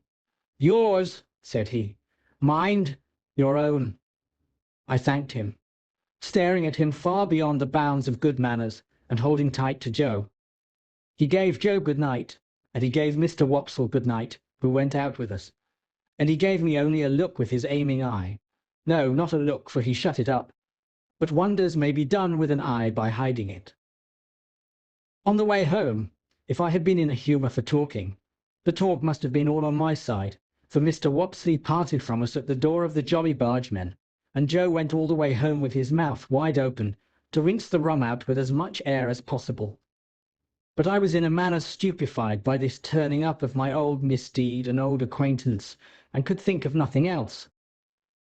My sister was not in a very bad temper when we presented ourselves in the kitchen, and Joe was encouraged by that unusual circumstance to tell her about the bright shilling. "A bad un, I'll be bound," said Mrs. Joe triumphantly, "or he wouldn't have given it to the boy. Let's look at it." I took it out of the paper, and it proved to be a good one. "But what's this?" said Mrs. Joe, throwing down the shilling and catching up the paper. 2 £1 notes. Nothing less than 2 fat, sweltering £1 notes, that seemed to have been on terms of the warmest intimacy with all the cattle markets in the county. Joe caught up his hat again, and ran with them to the Jolly Bargemen to restore them to their owner. While he was gone, I sat down on my usual stool, and looked vacantly at my sister, feeling pretty sure that the man would not be there. Presently Joe came back, saying that the man was gone, but that he, Joe, had left word at the 3 Jolly Bargemen concerning the notes. Then my sister sealed them up in a piece of paper, and put them under some dried rose leaves in an ornamental teapot on the top of a press in the state parlour. There they remained, a nightmare to me, many and many a night and day. I had sadly broken sleep when I got to bed, through thinking of the strange man taking aim at me with his invisible gun, and of the guiltily coarse and common thing it was to be on secret terms of conspiracy with convicts, a feature in my low career that I had previously forgotten. I was haunted by the file too. A dread possessed me that when I least expected it, the file would reappear. I coaxed myself to sleep by thinking of Miss Havisham's next Wednesday, and in my sleep I saw the file coming at me out of a door without seeing who held it, and I screamed myself awake. Chapter 11. At the appointed time I returned to Miss Havisham's, and my hesitating ring at the gate brought out Estella. She locked it after admitting me, as she had done before, and again preceded me into the dark passage where her candle stood. She took no notice of me until she had the candle in her hand, when she looked over her shoulder, superciliously saying, "You are to come this way today," and took me to quite another part of the house. The passage was a long one, and seemed to pervade the whole square basement of the manor house. We traversed but one side of the square, however, and at the end of it she stopped, and put her candle down, and opened a door. Here the daylight reappeared, and I found myself in a small paved courtyard, the opposite side of which was formed by a detached dwelling house, that looked as if it had once belonged to the manager or head clerk of the extinct brewery. There was a clock in the outer wall of this house, like the clock in Miss Havisham's room, and like Miss Havisham's watch, it had stopped at 20 minutes to 9. We went in at the door, which stood open, and into a gloomy room with a low ceiling, on the ground floor at the back. There was some company in the room, and Estella said to me as she joined it, "You are to go and stand there, boy, till you are wanted." There, being the window, I crossed to it, and stood there, in a very uncomfortable state of mind, looking out. It opened to the ground, and looked into a most miserable corner of the neglected garden, upon a rank ruin of cabbage stalks, and one box tree that had been clipped round long ago, like a pudding, and had a new growth at the top of it, out of shape and of a different colour, as if that part of the pudding had stuck to the saucepan and got burnt. This was my homely thought, as I contemplated the box tree. There had been some light snow overnight, and it lay nowhere else to my knowledge, but it had not quite melted from the cold shadow of this bit of garden, and the wind caught it up in little eddies and threw it at the window, as if it pelted me for coming there. I divined that my coming had stopped conversation in the room, and that its other occupants were looking at me. I could see nothing of the room except the shining of the fire in the window glass, but I stiffened in all my joints with the consciousness that I was under close inspection. There were 3 ladies in the room, and 1 gentleman. Before I had been standing at the window 5 minutes, they somehow conveyed to me that they were all toadies and humbugs, but that each of them pretended not to know that the others were toadies and humbugs, because the admission that he or she did know it would have made him or her out to be a toady and humbug. They all had a listless and dreary air of waiting somebody's pleasure, and the most talkative of the ladies had to speak quite rigidly to repress a yawn. This lady, whose name was Camilla, very much reminded me of my sister, with the difference that she was older, and, as I found when I caught sight of her, of a blunter cast of features. Indeed, when I knew her better, I began to think it was a mercy she had any features at all, so very blank and high was the dead wall of her face. "Poor dear soul," said this lady, with an abruptness of manner quite my sister's, "nobody's enemy but his own." "It would be much more commendable to be somebody else's enemy," said the gentleman. "Far more natural." "Cousin Raymond," observed another lady, "we are to love our neighbour." "Sarah Pocket," returned Cousin Raymond, "if a man is not his own neighbour, who is?" Miss Pocket laughed, and Camilla laughed and said, checking a yawn, "The idea!" But I thought they seemed to think it rather a good idea too. The other lady, who had not spoken yet, said gravely and emphatically, "Very true." "Poor soul," Camilla presently went on, "I knew they had all been looking at me in the meantime. He is so very strange. Would anyone believe that when Tom's wife died, he actually could not be induced to see the importance of the children's having the deepest of trimmings to their mourning? 'Good Lord,' says he, Camilla, 'what can it signify so long as the poor bereaved little things are in black?' So like Matthew. The idea. Good points in him. Good points in him, said Cousin Raymond. Heaven forbid I should deny good points in him. But he never had, and he never will have, any sense of the proprieties. You know I was obliged, said Camilla. I was obliged to be firm. I said, it will not do for the credit of the family. I told him that without deep trimmings the family was disgraced. I cried about it from breakfast till dinner. I injured my digestion. And at last he flung out in his violent way and said, with a D, then do as you like. Thank goodness it would always be a consolation to me to know that I instantly went out in a pouring rain and bought the things. He paid for them, did he not? Asked Estella. It's not the question, my dear child, who paid for them, returned Camilla. I bought them. And I shall often think of that with peace, when I wake up in the night. The ringing of a distant bell, combined with the echoing of some cry or call along the passage by which I had come, interrupted the conversation, and caused Estella to say to me, Now, boy. On my turning round, they all looked at me with the utmost contempt, and as I went out, I heard Sarah Pocket say, Well, I am sure, what next? And Camilla add with indignation, Was there ever such a fancy? The idea. As we were going with our candle along the dark passage, Estella stopped all of a sudden, and facing round, said in her taunting manner, with her face quite close to mine, Well?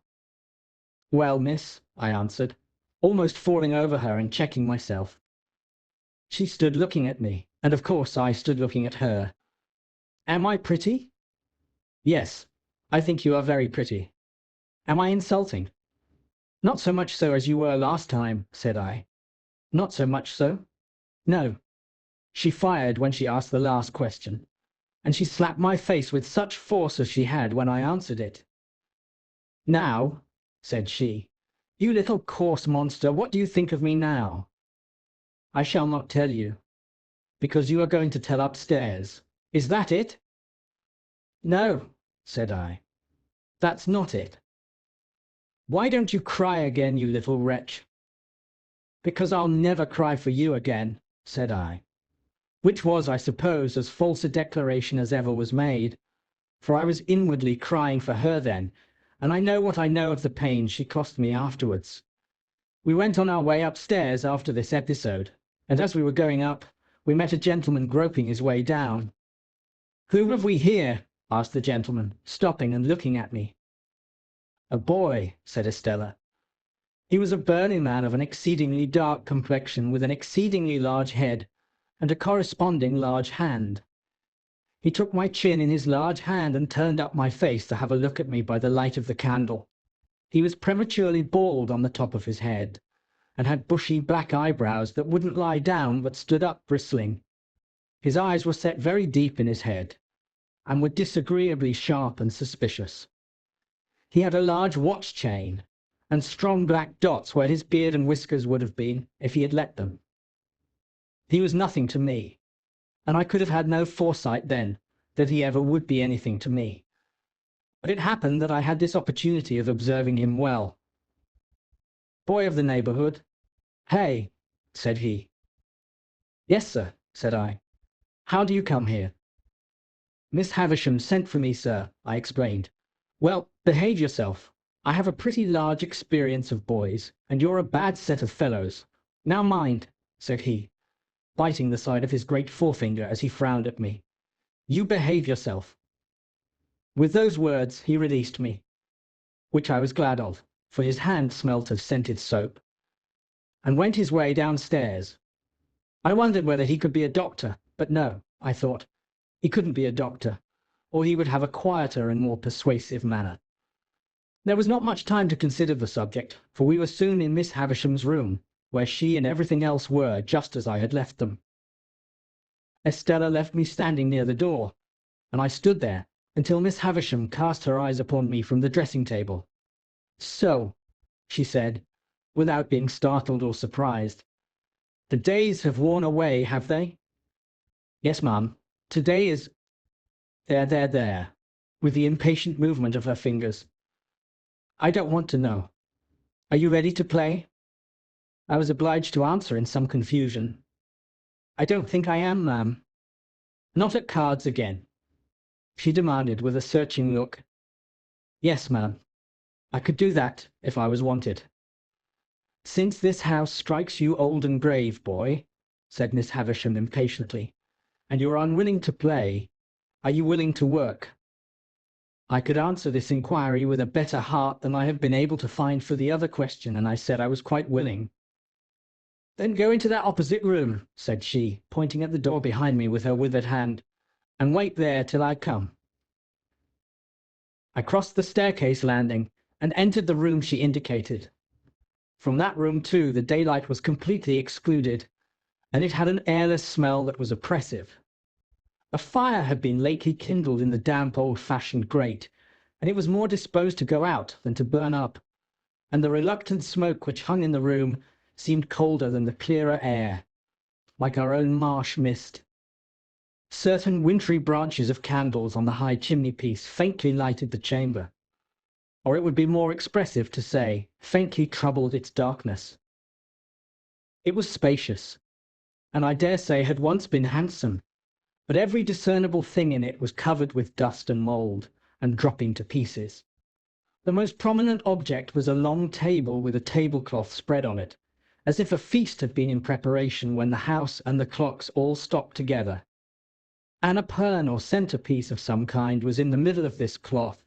It was so heavily overhung with cobwebs that its form was quite undistinguishable, and as I looked along the yellow expanse out of which I remember its seeming to grow, like a black fungus, I saw speckle-legged spiders with blotchy bodies running home to it, and running out from it, as if some circumstances of the greatest public importance had just transpired in the spider community.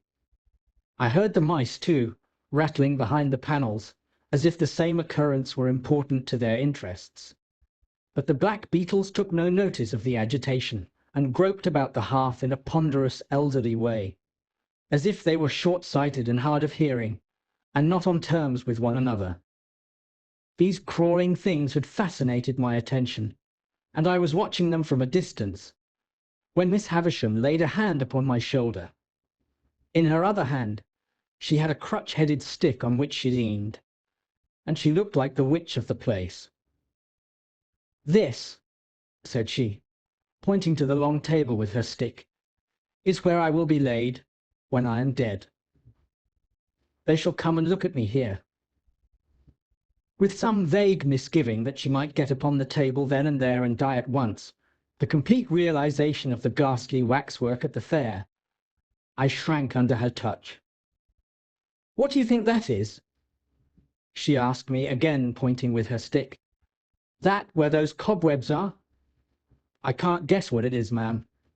It's a great cake, a bride cake, mine." She looked all round the room in a glaring manner, and then said, leaning on me, while her hand twitched my shoulder, "Come, come, come, walk me, walk me." I made out from this that the work I had to do was to walk Miss Havisham round and round the room.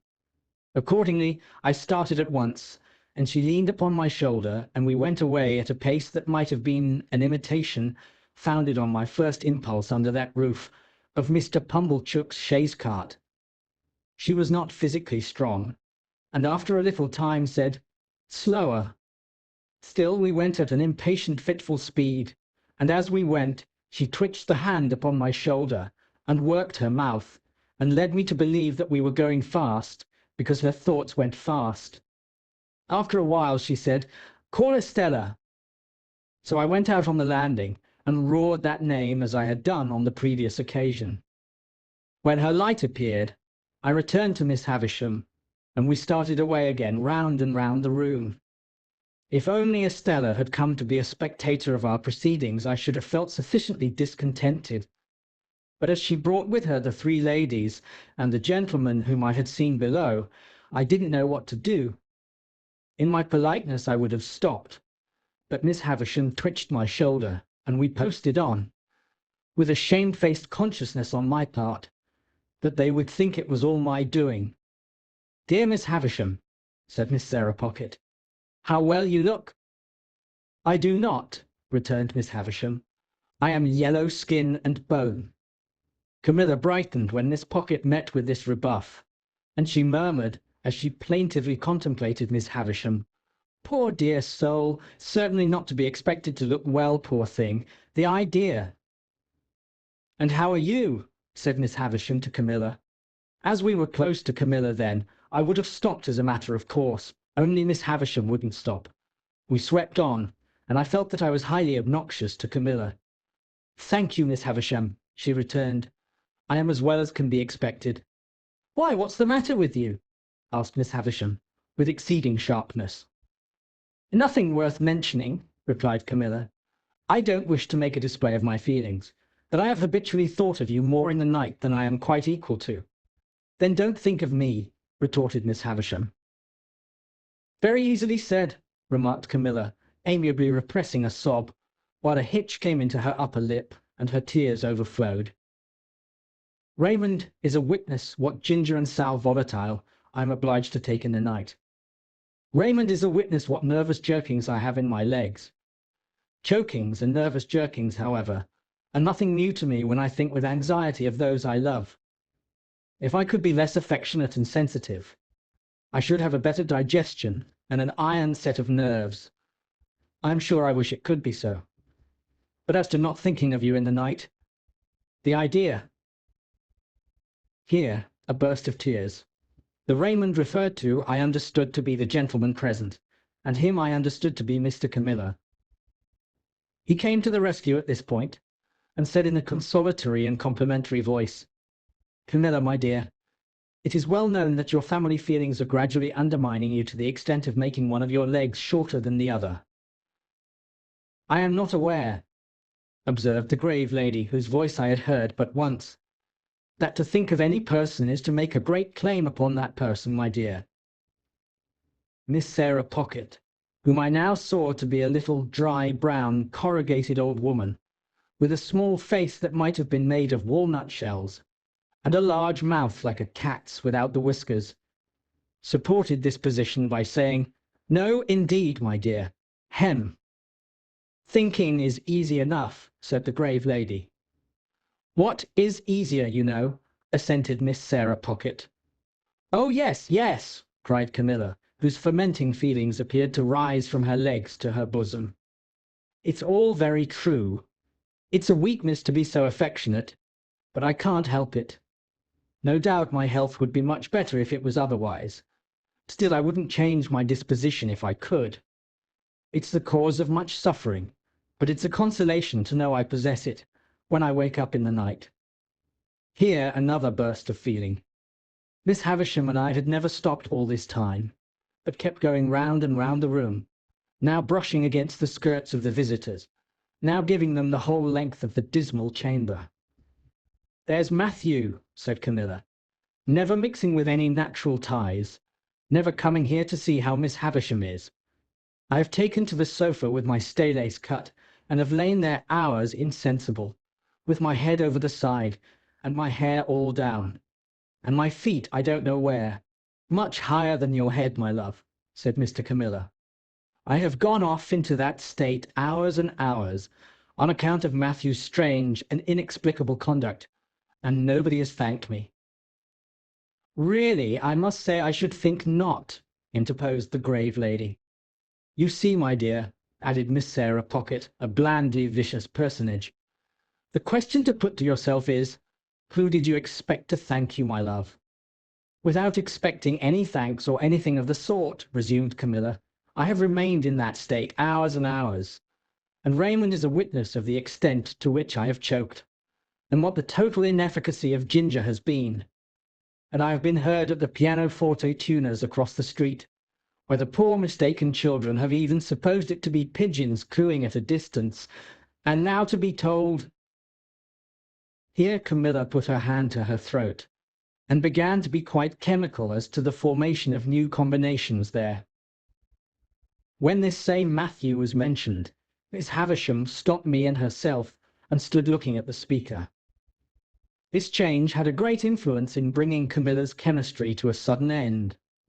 "Matthew will come and see me at last," said Miss Havisham sternly, "when I am laid on that table, That will be his place, there, striking the table with her stick, at my head, and yours will be there, and your husband's there, and Sarah Pocket's there, and Georgiana's there. Now you all know where to take your stations when you've come to feast upon me. And now go."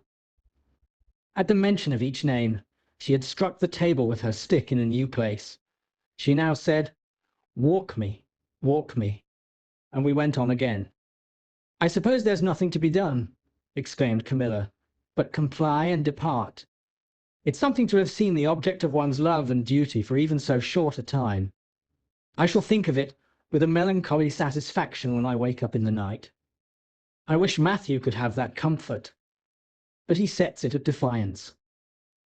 I'm determined not to make a display of my feelings, but it's very hard to be told one wants to feast on one's relations, as if one was a giant, and to be told to go.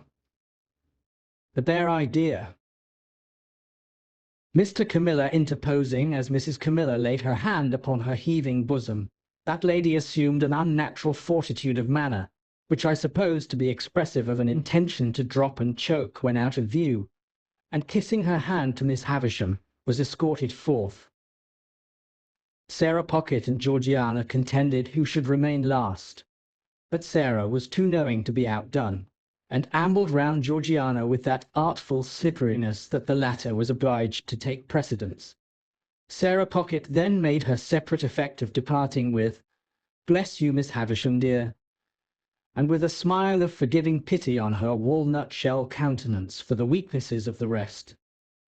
While Estella was away lighting them down, Miss Havisham still walked with her hand on my shoulder, but more and more slowly. At last she stopped before the fire, and said, after muttering and looking at it some seconds, "This is my birthday, Pip." I was going to wish her many happy returns, when she lifted her stick. I don't suffer it to be spoken of. I don't suffer those who were here just now, or anyone to speak of it. They come here on the day, but they dare not refer to it. Of course I made no further effort to refer to it. On this day of the year, long before you were born, this heap of decay, stabbing with her crutched stick at the pile of cobwebs on the table but not touching it, was brought here. It and I have worn away together. The mice have gnawed at it, and sharper teeth than teeth of mice have gnawed at me. She held the head of her stick against her heart as she stood looking at the table. She, in her once white dress, all yellow and withered, the once white cloth all yellow and withered, everything around in a state to crumble under a touch. "When the ruin is complete," said she, with a ghastly look, "and when they lay me dead in my bride's dress on the bride's table, which shall be done, and which will be the finished curse upon him, so much the better if it is done on this day." She stood looking at the table as if she stood looking at her own figure lying there. I remained quiet. Estella returned, and she too remained quiet. It seemed to me that we continued thus for a long time. In the heavy air of the room, and the heavy darkness that brooded in its remoter corners, I even had an alarming fancy that Estella and I might presently begin to decay. At length, not coming out of her distraught state by degrees, but in an instant, Miss Havisham said, "Let me see you two play cards. Why have you not begun?" With that we returned to her room and sat down as before. I was beggared as before, and again, as before, Miss Havisham watched us all the time, directed my attention to Estella's beauty, and made me notice it the more by trying her jewels on Estella's breast and hair. Estella, for her part, likewise treated me as before, except that she did not condescend to speak. When we had played some half-dozen games, a day was appointed for my return, and I was taken down into the yard to be fed in the former dog-like manner. There, too, I was again left to wander about as I liked. It is not much to the purpose whether a gate in that garden wall which I had scrambled up to peep over on the last occasion was, on that last occasion, open or shut. Enough that I saw no gate then, and that I saw one now. As it stood open, and as I knew that Estella had let the visitors out, for she had returned with the keys in her hand. I strolled into the garden, and strolled all over it.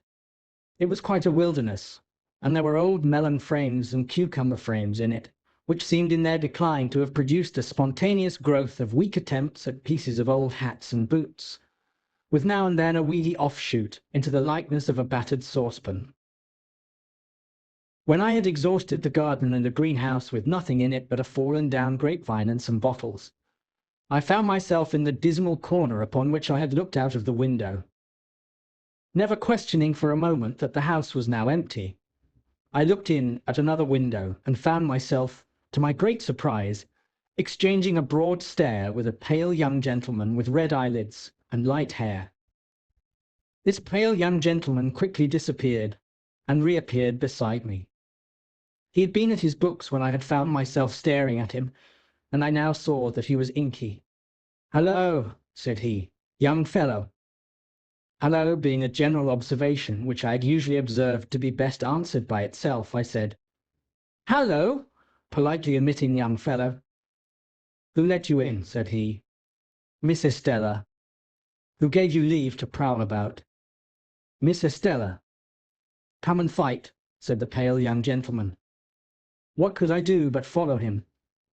I have often asked myself the question since, but what else could I do? His manner was so final, and I was so astonished, that I followed where he led, as if I had been under a spell. "Stop a minute, though," he said, wheeling round before we had gone many paces. "I ought to give you a reason for fighting, too. There it is." In a most irritating manner he instantly slapped his hands against one another, daintily flung one of his legs up behind him, pulled my hair, slapped his hands again, dipped his head, and butted it into my stomach. The bull-like proceeding last mentioned, besides that it was unquestionably to be regarded in the light of a liberty, was particularly disagreeable just after bread and meat. I therefore hit out at him, and was going to hit out again, when he said, "Aha! Would you?" and began dancing backwards and forwards in a manner quite unparalleled within my limited experience. "Laws of the game," said he. Here he skipped from his left leg onto his right. "Regular rules." Here he skipped from his right leg onto his left. "Come to the ground and go through the preliminaries." Here he dodged backwards and forwards, and did all sorts of things while I looked helplessly at him. I was secretly afraid of him when I saw him so dexterous, but I felt morally and physically convinced that his light head of hair could have had no business in the pit of my stomach, and that I had a right to consider it irrelevant when so obtruded on my attention. Therefore I followed him without a word to a retired nook of the garden, formed by the junction of two walls and screened by some rubbish. On his asking me if I was satisfied with the ground, and on my replying yes, he begged my leave to absent himself for a moment, and quickly returned with a bottle of water and a sponge dipped in vinegar. "Available for both," he said, placing these against the wall, and then fell to pulling off not only his jacket and waistcoat, but his shirt too, in a manner at once light-hearted, businesslike, and bloodthirsty. Although he did not look very healthy, having pimples on his face and a breaking out at his mouth, these dreadful preparations quite appalled me. I judged him to be about my own age, but he was much taller, and he had a way of spinning himself about that was full of appearance. For the rest, he was a young gentleman in a grey suit, when not denuded for battle, with his elbows, knees, wrists, and heels considerably in advance of the rest of him as to development. My heart failed me when I saw him squaring at me with every demonstration of mechanical nicety, and eyeing my anatomy as if he were minutely choosing his bone. I never have been so surprised in my life as I was when I let out the first blow, and saw him lying on his back, looking up at me with a bloody nose and his face exceedingly foreshortened. But he was on his feet directly, and after sponging himself with a great show of dexterity, began squaring again. The second greatest surprise I have ever had in my life was seeing him on his back again, looking up at me out of a black eye. His spirit inspired me with great respect. He seemed to have no strength, and he never once hit me hard, and he was always knocked down. But he would be up again in a moment, sponging himself or drinking out of the water bottle, with the greatest satisfaction in seconding himself according to form, and then came at me with an air and a show that made me believe he really was going to do for me at last. He got heavily bruised, for I am sorry to record that the more I hit him, the harder I hit him. But he came up again and again and again, until at last he got a bad fall with the back of his head against the wall. Even after that crisis in our affairs, he got up and turned round and round confusedly a few times, not knowing where I was, but finally went on his knees to his sponge and threw it up, at the same time panting out, "That means you have won." He seemed so brave and innocent that although I had not proposed the contest, I felt but a gloomy satisfaction in my victory. Indeed, I go so far as to hope that I regarded myself while dressing as a species of savage young wolf or other wild beast. However, I got dressed, darkly wiping my sanguinary face at intervals, and I said, "Can I help you?" And he said, "No, thank you." And I said, "Good afternoon." And he said, "Same to you."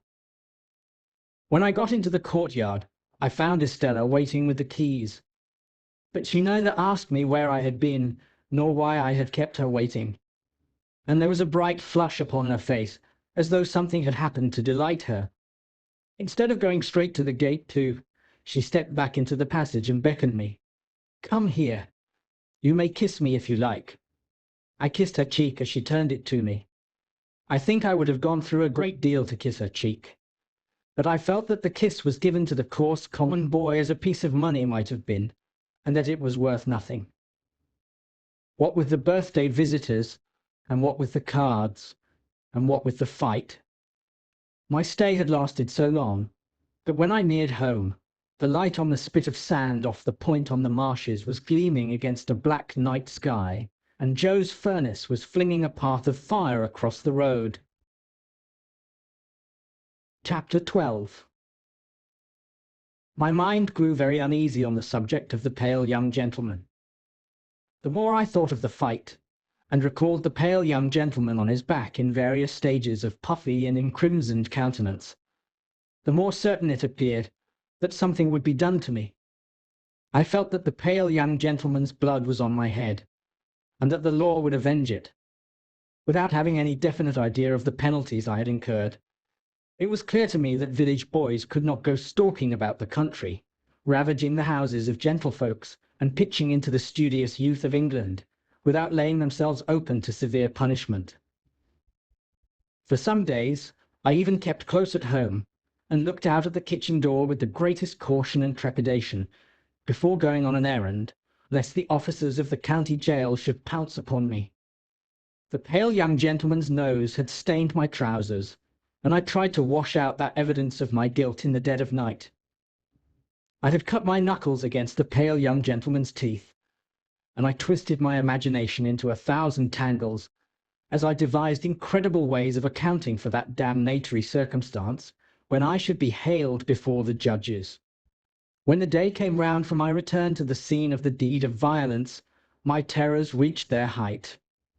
Whether myrmidons of justice, especially sent down from London, would be lying in ambush behind the gate, whether Miss Havisham, preferring to take personal vengeance for an outrage done to her house, might rise in those grave clothes of hers, draw a pistol, and shoot me dead, whether suborned boys, a numerous band of mercenaries, might be engaged to fall upon me in the brewery, and cuff me until I was no more. It was high testimony to my confidence in the spirit of the pale young gentleman, that I never imagined him accessory to these retaliations. They always came into my mind as the acts of injudicious relatives of his, goaded on by the state of his visage, and an indignant sympathy with the family features. However, go to Miss Havisham's I must, and go I did. And behold, nothing came of the late struggle. It was not alluded to in any way, and no pale young gentleman was to be discovered on the premises. I found the same gate open, and I explored the garden, and even looked in at the windows of the detached house. But my view was suddenly stopped by the closed shutters within, and all was lifeless. Only in the corner where the combat had taken place could I detect any evidence of the young gentleman's existence. There were traces of his gore in that spot, and I covered them with garden mould from the eye of man. On the broad landing between Miss Havisham's own room and that other room in which the long table was laid out, I saw a garden chair, a light chair on wheels that you pushed from behind. It had been placed there since my last visit, and I entered that same day on a regular occupation of pushing Miss Havisham in this chair when she was tired of walking with her hand upon my shoulder, round her own room, and across the landing, and round the other room. Over and over and over again we would make these journeys, and sometimes they would last as long as 3 hours at a stretch. I insensibly fall into a general mention of these journeys as numerous, because it was at once settled that I should return every alternate day at noon for these purposes, and because I am now going to sum up a period of at least 8 or 10 months. As we began to be more used to one another, Miss Havisham talked more to me, and asked me such questions as what had I learnt, and what was I going to be. I told her I was going to be apprenticed to Joe, I believed, and I enlarged upon my knowing nothing and wanting to know everything, in the hope that she might offer some help towards that desirable end. But she did not. On the contrary, she seemed to prefer my being ignorant. Neither did she ever give me any money, or anything but my daily dinner, nor ever stipulate that I should be paid for my services.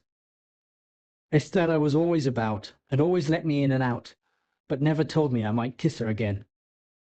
Sometimes she would coldly tolerate me. Sometimes she would condescend to me.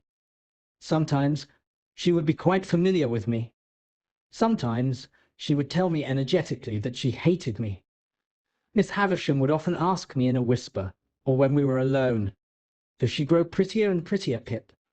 And when I said yes, for indeed she did, would seem to enjoy it greedily. Also, when we played at cards, Miss Havisham would look on, with a miserly relish of Estella's moods, whatever they were. And sometimes, when her moods were so many and so contradictory of one another that I was puzzled what to say or do, Miss Havisham would embrace her with lavish fondness, murmuring something in her ear that sounded like, "Break their hearts, my pride and hope, break their hearts and have no mercy." There was a song Joe used to hum fragments of at the forge, of which the burden was Old Clem. This was not a very ceremonious way of rendering homage to a patron saint, but I believe Old Clem stood in that relation towards Smith's. It was a song that imitated the measure of beating upon iron, and was a mere lyrical excuse for the introduction of Old Clem's respected name. Thus you were to hammer boys round, Old Clem, with a thump and a sound. Old Clem, beat it out, Old Clem, with a clink for the stout. Old Clem, blow the fire, Old Clem, roaring drier, soaring higher, Old Clem. One day soon after the appearance of the chair, Miss Havisham suddenly saying to me, with the impatient movement of her fingers, "There, sing!" I was surprised into crooning this ditty, as I pushed her over the floor. It happened so to catch her fancy that she took it up in a low, brooding voice, as if she were singing in her sleep. After that, it became customary with us to have it as we moved about, and Estella would often join in, though the whole strain was so subdued, even when there were 3 of us, that it made less noise in the grim old house than the lightest breath of wind.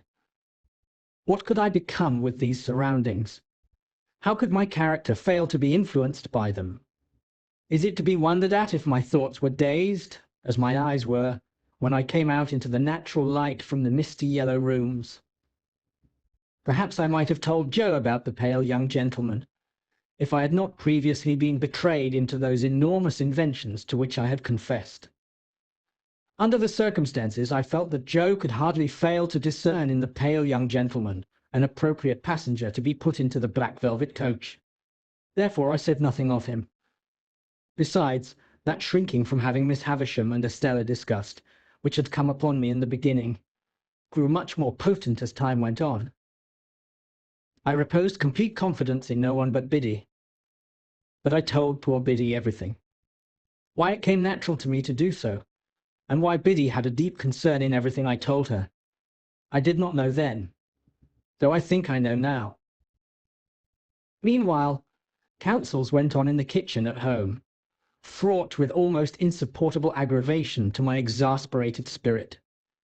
That ass, Pumblechook, used often to come over of a night for the purpose of discussing my prospects with my sister, and I really do believe, to this hour with less penitence than I ought to feel, that if these hands could have taken a linchpin out of his chaise cart, they would have done it. The miserable man was a man of that confined stolidity of mind, that he could not discuss my prospects without having me before him, as it were, to operate upon, and he would drag me up from my stool, usually by the collar, where I was quiet in a corner, and putting me before the fire as if I were going to be cooked, would begin by saying, "Now, mum, here is this boy which you brought up by hand. Hold up your head, boy, and be forever grateful unto them which so did do. Now, mum, with respections to this boy."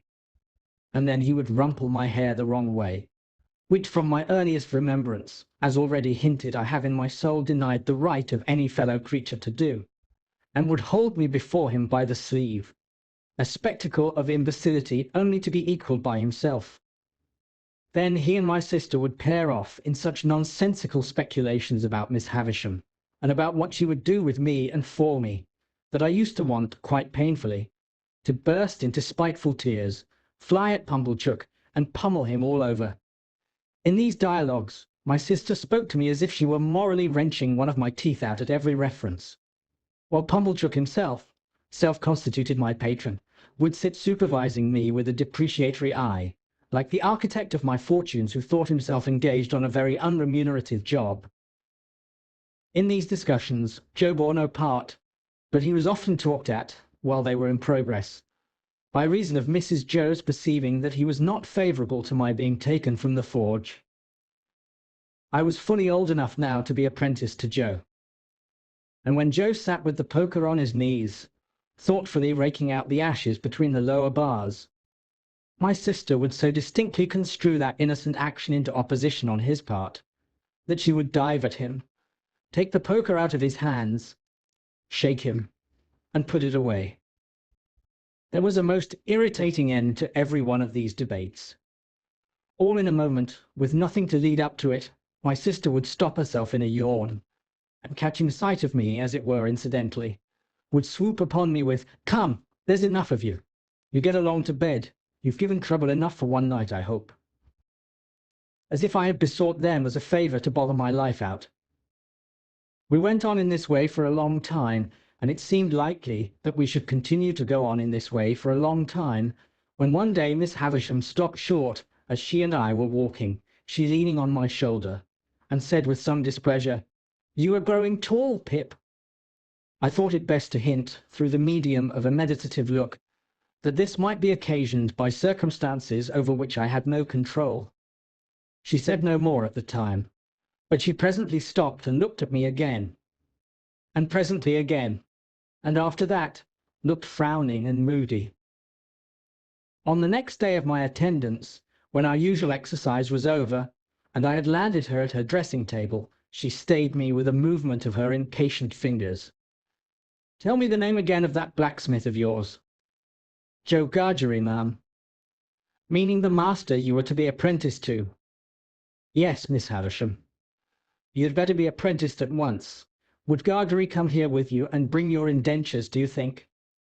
I signified that I had no doubt he would take it as an honour to be asked. "Then let him come." "At any particular time, Miss Havisham?" There, I know nothing about times. Let him come soon, and come along with you." When I got home at night and delivered this message for Joe, my sister went on the rampage, in a more alarming degree than at any previous period. She asked me and Joe whether we supposed she was doormats under our feet, and how we dared to use her so, and what company we graciously thought she was fit for. When she had exhausted a torrent of such inquiries, she threw a candlestick at Joe, burst into a loud sobbing, got out the dustpan, which was always a very bad sign, put on her coarse apron, and began cleaning up to a terrible extent. Not satisfied with a dry cleaning, she took to a pail and scrubbing brush, and cleaned us out of house and home, so that we stood shivering in the backyard. It was 10 o'clock at night before we ventured to creep in again, and then she asked Joe why he hadn't married a negress slave at once. Joe offered no answer, poor fellow, but stood feeling his whisker and looking dejectedly at me, as if he thought it really might have been a better speculation. Chapter 13. It was a trial to my feelings on the next day but one to see Joe arraying himself in his Sunday clothes to accompany me to Miss Havisham's.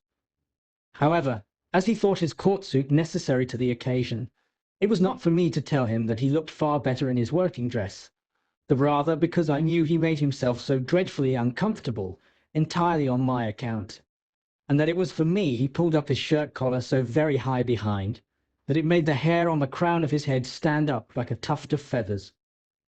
At breakfast time my sister declared her intention of going to town with us, and being left at Uncle Pumblechook's, and called for, when we had done with our fine ladies, a way of putting the case from which Joe appeared inclined to augur the worst. The forge was shut up for the day, and Joe inscribed in chalk upon the door, as it was his custom to do on the very rare occasions when he was not at work, the monosyllable "Hout," accompanied by a sketch of an arrow supposed to be flying in the direction he had taken. We walked to town, my sister leading the way in a very large beaver bonnet, and carrying a basket like the Great Seal of England in plaited straw, a pair of pattens, a spare shawl, and an umbrella, though it was a fine bright day. I am not quite clear whether these articles were carried penitentially or ostentatiously, but I rather think they were displayed as articles of property, much as Cleopatra or any other sovereign lady on the rampage might exhibit her wealth in a pageant or procession. When we came to Pumblechook's, my sister bounced in and left us. As it was almost noon, Joe and I held straight on to Miss Havisham's house. Estella opened the gate as usual, and the moment she appeared, Joe took his hat off and stood weighing it by the brim in both his hands, as if he had some urgent reason in his mind for being particular to 1/4 of an ounce. Estella took no notice of either of us, but led us the way that I knew so well. I followed next to her, and Joe came last. When I looked back at Joe in the long passage, he was still weighing his hat with the greatest care, and was coming after us in long strides on the tips of his toes. Estella told me we were both to go in, so I took Joe by the coat cuff and conducted him into Miss Havisham's presence. She was seated at her dressing table, and looked round at us immediately. "Oh," said she to Joe, "you are the husband of the sister of this boy." I could hardly have imagined dear old Joe looking so unlike himself, or so like some extraordinary bird, standing as he did, speechless, with his tuft of feathers ruffled, and his mouth open, as if he wanted a worm. "You are the husband," repeated Miss Havisham, "of the sister of this boy." It was very aggravating, but throughout the interview Joe persisted in addressing me instead of Miss Havisham. "Which I mean to say, Pip," Joe now observed, in a manner that was at once expressive of forcible argumentation, strict confidence, and great politeness, "as I happen married your sister, and I were at the time what you might call, if you was anyways inclined, a single man."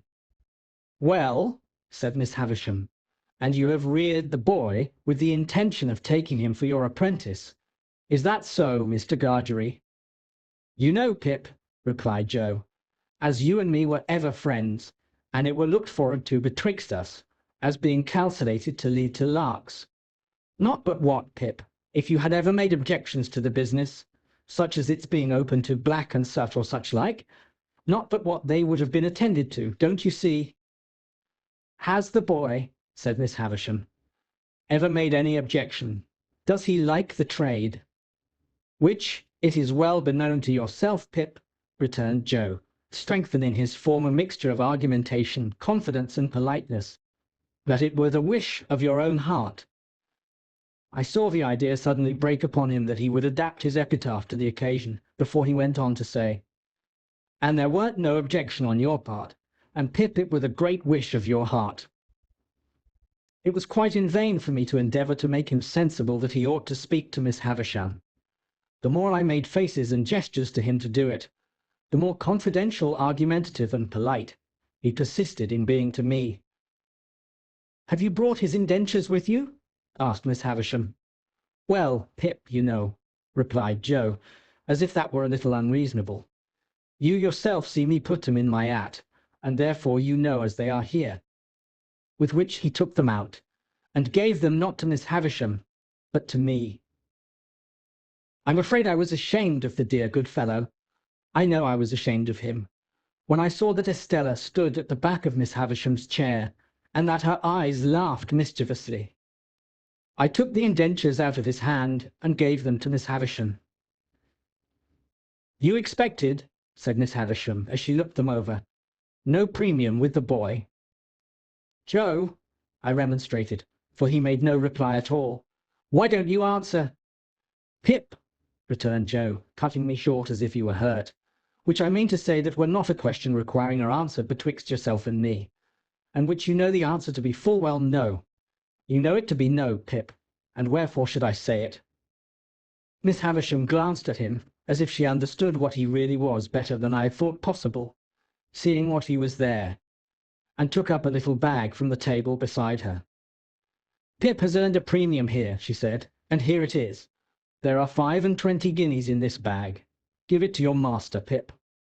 As if he were absolutely out of his mind with the wonder awakened in him by her strange figure and the strange room, Joe, even at this pass, persisted in addressing me.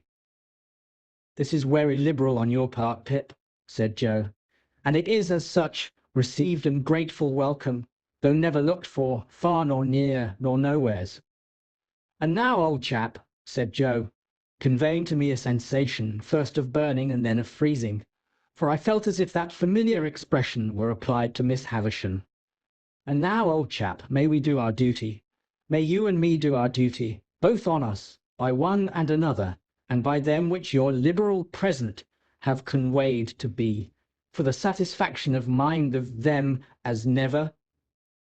Here Joe showed that he felt he had fallen into frightful difficulties, until he triumphantly rescued himself with the words, "And from myself far be it." These words had such a round and convincing sound for him that he said them twice. "Good-bye, Pip," said Miss Havisham. "Let them out, Estella."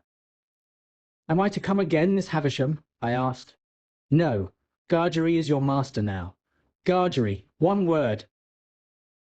Thus calling him back as I went out of the door, I heard her say to Joe in a distinct, emphatic voice, "The boy has been a good boy here, and that is his reward. Of course, as an honest man, you will expect no other and no more." How Joe got out of the room I have never been able to determine, but I know that when he did get out he was steadily proceeding upstairs instead of coming down, and was deaf to all remonstrances until I went after him and laid hold of him. In another minute we were outside the gate, and it was locked, and Estella was gone. When we stood in the daylight alone again, Joe backed up against a wall and said to me, "Astonishing!" And there he remained so long, saying "astonishing" at intervals so often, that I began to think his senses were never coming back. At length he prolonged his remark into, "Pip, I do assure you this is as ton-ishing," and so by degrees became conversational and able to walk away. I have reason to think that Joe's intellects were brightened by the encounter they had passed through, and that on our way to Pumblechook's he invented a subtle and deep design. My reason is to be found in what took place in Mr. Pumblechook's parlour, where, on our presenting ourselves, my sister sat in conference with that detested seedsman. "Well," cried my sister, addressing us both at once, "and what's happened to you? I wonder you condescend to come back to such poor society as this." "I'm sure I do." "Miss Havisham," said Joe, with a fixed look at me, like an effort of remembrance, "made it very particular that we should give her. Were it compliments or respects, Pip?" "Compliments," I said. "Which that were my own belief," answered Joe. "Her compliments to Mrs. J. Gargery." Much good they'll do me, observed my sister, but rather gratified too. And wishing, pursued Joe, with another fixed look at me, like another effort of remembrance, that the state of Miss Havisham's health were sich as would have allowed, were it Pip. Of her having the pleasure, I added. Of ladies' company, said Joe, and drew a long breath. Well, cried my sister, with a modified glance at Mr. Pumblechook, she might have had the politeness to send that message at first, but it's better late than never. And what did she give young Rantipole here? She give him, said Joe, nothing. Mrs. Joe was going to break out, but Joe went on. What she give, said Joe, she give to his friends, and by his friends were her explanation. I mean into the hands of his sister, Mrs. J. Gargery. Them were her words, Mrs. J. Gargery. She mayn't have knowed, added Joe, with an appearance of reflection, whether it were Joe or Jorge. My sister looked at Pumblechook, who smoothed the elbows of his wooden armchair and nodded at her and at the fire, as if he had known all about it beforehand. And how much have you got? Asked my sister, laughing, positively laughing. What would present company say to £10? Demanded Joe. They'd say, returned my sister curtly, pretty well. Not too much, but pretty well. It's more than that, then, said Joe. That fearful impostor, Pumblechook, immediately nodded and said, as he rubbed the arms of his chair, It's more than that, Mum. Why, you don't mean to say, began my sister. Yes, I do, Mum, said Pumblechook. But wait a bit. Go on, Joseph. Good in you. Go on. What would present company say, proceeded Joe, to £20? Handsome would be the word, returned my sister. Well then, said Joe, it's more than £20. That abject hypocrite Pumblechook nodded again, and said, with a patronizing laugh, It's more than that, Mum. Good again. Follow her up, Joseph. Then, to make an end of it, said Joe, delightedly handing the bag to my sister, it's £25. It's £25, Mum, echoed that basest of swindlers, Pumblechook, rising to shake hands with her. And it's no more than your merits, as I said when my opinion was asked. And I wish you joy of the money. If the villain had stopped here, his case would have been sufficiently awful. But he blackened his guilt by proceeding to take me into custody, with a right of patronage that left all his former criminality far behind. Now you see, Joseph and wife, said Pumblechook, as he took me by the arm above the elbow, I am one of them that always go right through with what they've begun. This boy must be bound out of hand. That's my way. Bound out of hand. Goodness knows, Uncle Pumblechook, said my sister, grasping the money, we're deeply beholden to you. Never mind me, Mum, returned that diabolical corn chandler. A pleasure's a pleasure all the world over, but this boy, you know, we must have him bound. I said I'd see to it, to tell you the truth. The justices were sitting in the town hall near at hand, and we at once went over to have me bound apprentice to Joe in the magisterial presence. I say we went over, but I was pushed over by Pumblechook, exactly as if I had that moment picked a pocket or fired a rick. Indeed, it was the general impression in court that I had been taken red-handed, for as Pumblechook shoved me before him through the crowd, I heard some people say, What's he done? And others, He's a young un too, but looks bad, don't he? One person of mild and benevolent aspect even gave me a tract ornamented with a woodcut of a malevolent young man fitted up with a perfect sausage shop of fetters and entitled to be read in my cell. The hall was a queer place, I thought, with higher pews in it than a church, and with people hanging over the pews looking on, and with mighty justices, one with a powdered head, leaning back in chairs with folded arms, or taking snuff, or going to sleep, or writing, or reading the newspapers, and with some shining black portraits on the walls, which my unartistic eye regarded as a composition of hard-bake and sticking plaster. Here, in a corner, my indentures were duly signed and attested, and I was bound, Mr. Pumblechook holding me all the while as if we'd looked in on our way to the scaffold, to have those little preliminaries disposed of. When we had come out again, and had got rid of the boys who had been put into great spirits by the expectation of seeing me publicly tortured, and who were much disappointed to find that my friends were merely rallying round me. We went back to Pumblechook's. And there, my sister became so excited by the 25 guineas that nothing would serve her but we must have a dinner out of that windfall at the Blue Boar, and that Pumblechook must go over in his chaise cart, and bring the Hubbles and Mr. Wopsle. It was agreed to be done, and a most melancholy day I passed, for it inscrutably appeared to stand to reason in the minds of the whole company that I was an excrescence on the entertainment. And to make it worse, they all asked me from time to time, in short, whenever they had nothing else to do, why I didn't enjoy myself, and what could I possibly do then but say I was enjoying myself, when I wasn't. However, they were grown up and had their own way, and they made the most of it. That swindling Pumblechook, exalted into the beneficent contriver of the whole occasion, actually took the top of the table, and when he addressed them on the subject of my being bound, and had fiendishly congratulated them on my being liable to imprisonment if I played at cards, drank strong liquors, kept late hours or bad company, or indulged in other vagaries which the form of my indentures appeared to contemplate as next to inevitable, he placed me standing on a chair beside him to illustrate his remarks. My only other remembrances of the great festival are, that they wouldn't let me go to sleep, but whenever they saw me dropping off, woke me up and told me to enjoy myself. That, rather late in the evening, Mr. Wopsle gave us Collins's Ode, and threw his blood-stained sword in thunder down with such effect that a waiter came in and said the commercials underneath sent up their compliments and it wasn't the Tumbler's Arms.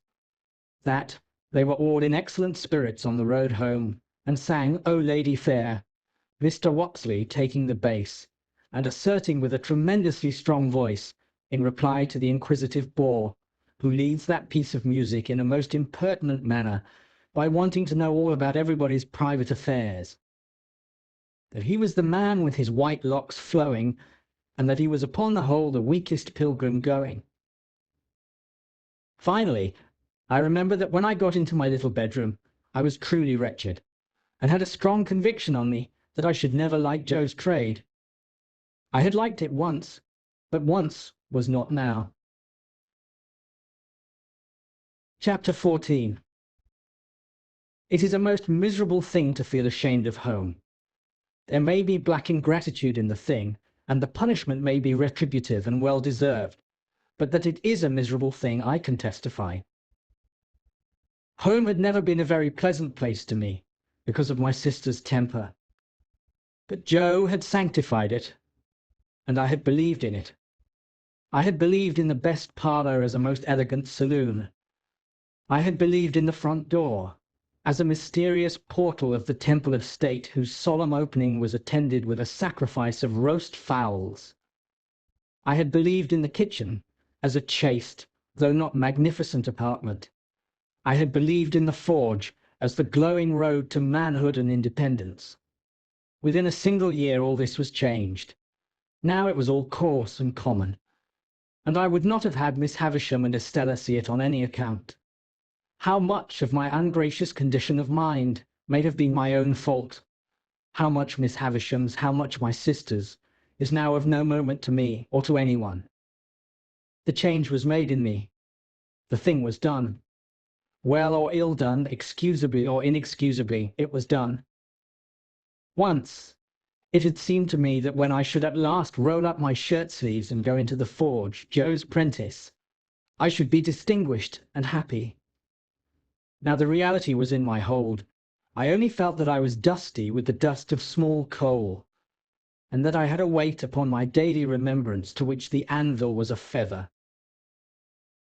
There have been occasions in my later life, I suppose as in most lives, when I have felt for a time as if a thick curtain had fallen on all its interest and romance, to shut me out from anything save dull endurance any more.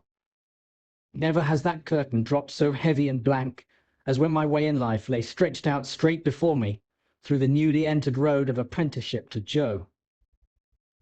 I remember that at a later period of my time, I used to stand about the churchyard on Sunday evenings when night was falling, comparing my own perspective with the windy marsh view, and making out some likeness between them by thinking how flat and low both were, and how on both there came an unknown way and a dark mist, and then the sea.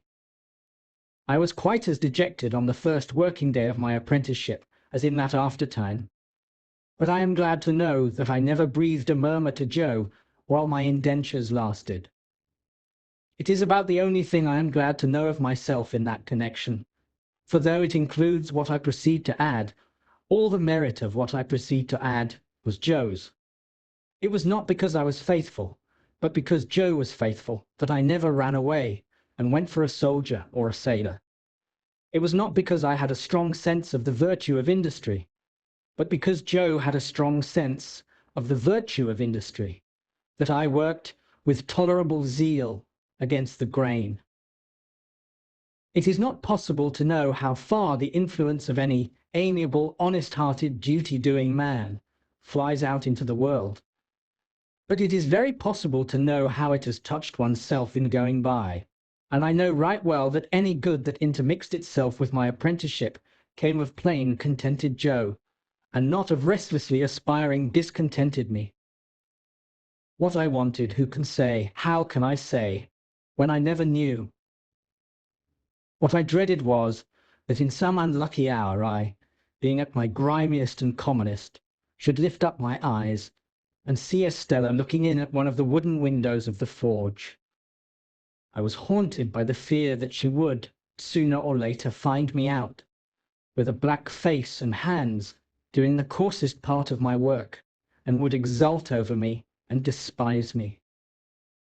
Often after dark, when I was pulling the bellows for Joe, and we were singing Old Clem, and when the thought how we used to sing it at Miss Havisham's would seem to show me Estella's face in the fire, with her pretty hair fluttering in the wind, and her eyes scorning me, often at such a time I would look towards those panels of black night in the wall which the wooden windows then were, and would fancy that I saw her just drawing her face away, and would believe that she had come at last. After that, when we went into supper, the place and the meal would have a more homely look than ever, and I would feel more ashamed of home than ever in my own ungracious breast. Chapter 15. As I was getting too big for Mr. Wopsley's great-aunt's room, my education under that preposterous female terminated. Not, however, until Biddy had imparted to me everything she knew, from the little catalogue of prices to a comic song she had once bought for a halfpenny, although the only coherent part of the latter piece of literature were the opening lines. When I went to London town, sirs, tooroo-loo-rool, tooroo-loo-rool. Wasn't I done very brown, sirs? Tooroo-loo-rool, tooroo-loo-rool. Still, in my desire to be wiser, I got this composition by heart with the utmost gravity, nor do I recollect that I questioned its merit, except that I thought, as I still do, the amount of rule somewhat in excess of the poetry. In my hunger for information, I made proposals to Mr. Wopsle to bestow some intellectual crumbs upon me, with which he kindly complied. As it turned out, however, that he only wanted me for a dramatic lay figure to be contradicted and embraced and wept over and bullied and clutched and stabbed and knocked about in a variety of ways, I soon declined that course of instruction, though not until Mr. Wopsle in his poetic fury had severely mauled me. Whatever I acquired I tried to impart to Joe. This statement sounds so well that I cannot in my conscience let it pass unexplained. I wanted to make Joe less ignorant and common, that he might be worthier of my society and less open to Estella's reproach. The old battery out on the marshes was our place of study, and a broken slate and a short piece of slate pencil were our educational implements, to which Joe always added a pipe of tobacco. I never knew Joe to remember anything from one Sunday to another, or to acquire, under my tuition, any piece of information whatever. Yet he would smoke his pipe at the battery with a far more sagacious air than anywhere else, even with a learned air, as if he considered himself to be advancing immensely. Dear fellow, I hope he did. It was pleasant and quiet out there with the sails on the river passing beyond the earthwork, and sometimes, when the tide was low, looking as if they belonged to sunken ships that were still sailing on at the bottom of the water. Whenever I watched the vessels standing out to sea with their white sails spread, I somehow thought of Miss Havisham and Estella. And whenever the light struck aslant, afar off, upon a cloud or sail or green hillside or waterline, it was just the same. Miss Havisham and Estella, and the strange house, and the strange life, appeared to have something to do with everything that was picturesque. One Sunday, when Joe, greatly enjoying his pipe, had so plumed himself on being most awful dull that I'd given him up for the day, I lay on the earthwork for some time with my chin on my hand, descrying traces of Miss Havisham and Estella all over the prospect, in the sky and in the water, until at last I resolved to mention a thought concerning them that had been much in my head. "Joe," said I, "don't you think I ought to make Miss Havisham a visit?" "Well, Pip," returned Joe, slowly considering. "What for?" "What for, Joe? What is any visit made for?" "There is some visits, perhaps," said Joe, "as forever remains open to the question, Pip. But in regard to visiting Miss Havisham, she might think you wanted something, expected something of her." "Don't you think I might say that I did not, Joe?" "You might, old chap," said Joe, "and she might credit it. Similarly, she mightn't." Joe felt, as I did, that he had made a point there, and he pulled hard at his pipe to keep himself from weakening it by repetition. "You see, Pip," Joe pursued as soon as he was past that danger, "Miss Havisham done the handsome thing by you. When Miss Havisham done the handsome thing by you, she called me back to say to me as that were all." "Yes, Joe, I heard her." "All," Joe repeated very emphatically. "Yes, Joe, I tell you I heard her. Which I mean to say, Pip, it might be that her meaning were, make her end on it, as you was, me to the north, and you to the south, keeping sunders." I had thought of that too, and it was very far from comforting to me to find that he had thought of it, for it seemed to render it more probable.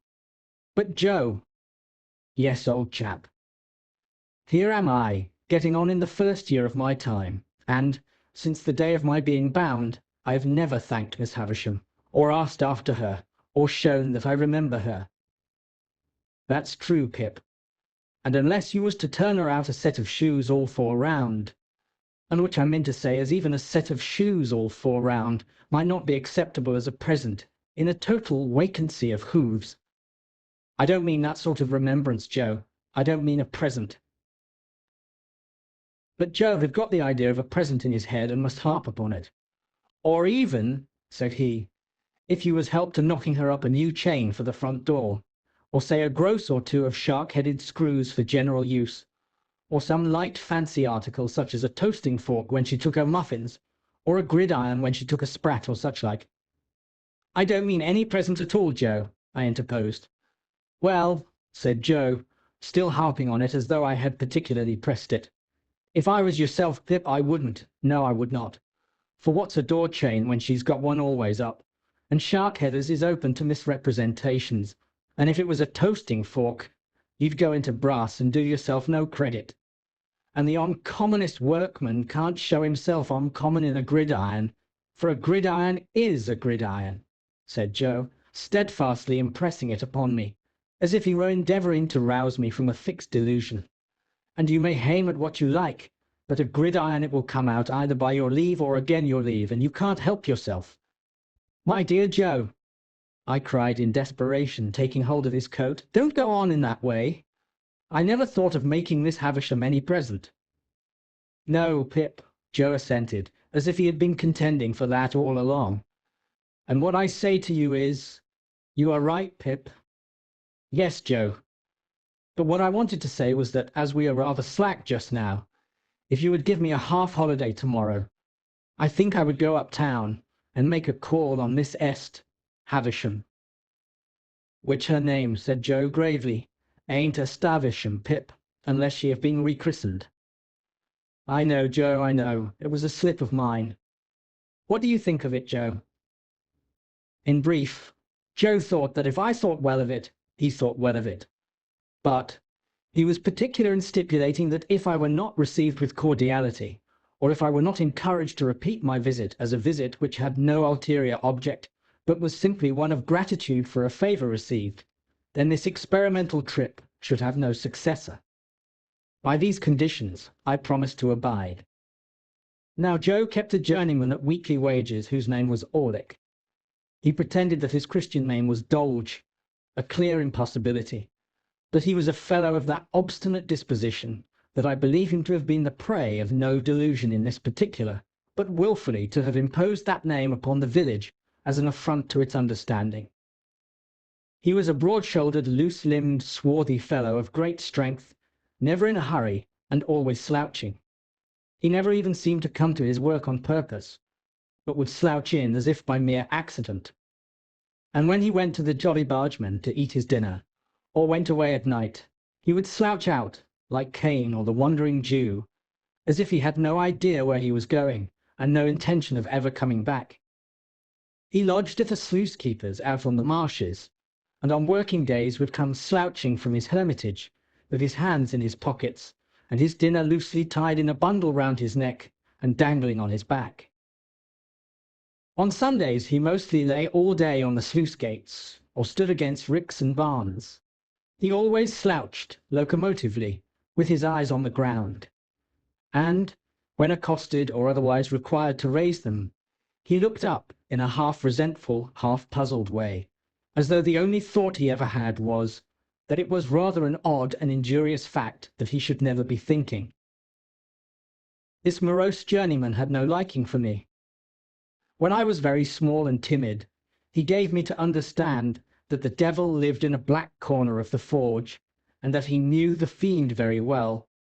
Also that it was necessary to make up the fire, once in 7 years, with a live boy, and that I might consider myself fuel. When I became Joe's prentice, Orlick was perhaps confirmed in some suspicion that I should displace him. Howbeit, he liked me still less. Not that he ever said anything, or did anything openly importing hostility. I only noticed that he always beat his sparks in my direction, and that whenever I sang Old Clem, he came in out of time. Dolly Orlick was at work and present next day, when I reminded Joe of my half-holiday. He said nothing at the moment, for he and Joe had just got a piece of hot iron between them, and I was at the bellows. But by and by he said, leaning on his hammer, "Now, master, sure you're not a-going to favour only one of us. If young Pip has a half-holiday, do as much for old Orlick." I suppose he was about 25, but he usually spoke of himself as an ancient person. "Why, what'll you do with a half-holiday if you get it?"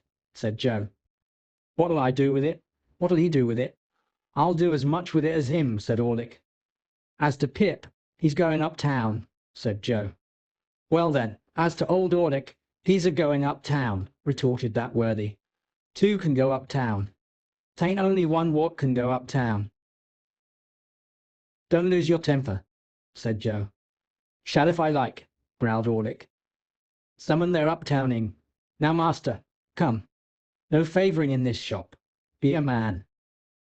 The master refusing to entertain the subject until the journeyman was in a better temper, Orlick plunged at the furnace, drew out a red-hot bar, made at me with it as if he were going to run it through my body, whisked it round my head, laid it on the anvil, hammered it out, as if it were I thought, and the sparks were my spurting blood, and finally said, when he had hammered himself hot and the iron cold, and he again leaned on his hammer, "Now, master." "Are you all right now?" demanded Joe. "Ah, I am all right," said gruff old Orlick. "Then, as in general you stick to your work as well as most men," said Joe, "let it be a half-holiday for all." My sister had been standing silent in the yard, within hearing. She was a most unscrupulous spy and listener, and she instantly looked in at one of the windows. "Like you, you fool," said she to Joe, "giving holidays to great idle hulkers like that. You are a rich man, upon my life, to waste wages in that way. I wish I was his master." "You'd be everybody's master if you durst," retorted Orlick, with an ill-favoured grin. "Let her alone," said Joe. "I'd be a match for all noodles and all rogues," returned my sister, beginning to work herself into a mighty rage. "And I couldn't be a match for the noodles without being a match for your master, who's the dunder-headed king of the noodles. And I couldn't be a match for the rogues without being a match for you, who are the blackest-looking and the worst rogue between this and France. Now." "You're a foul shrew, Mother Gargery," growled the journeyman. "If that makes a judge of rogues, you ought to be a good 'un." "Let her alone, will you?" said Joe. "What did you say?" cried my sister, beginning to scream. "What did you say? What did that fellow Audick say to me, Pip? What did he call me with my husband standing by? Oh, oh, oh!"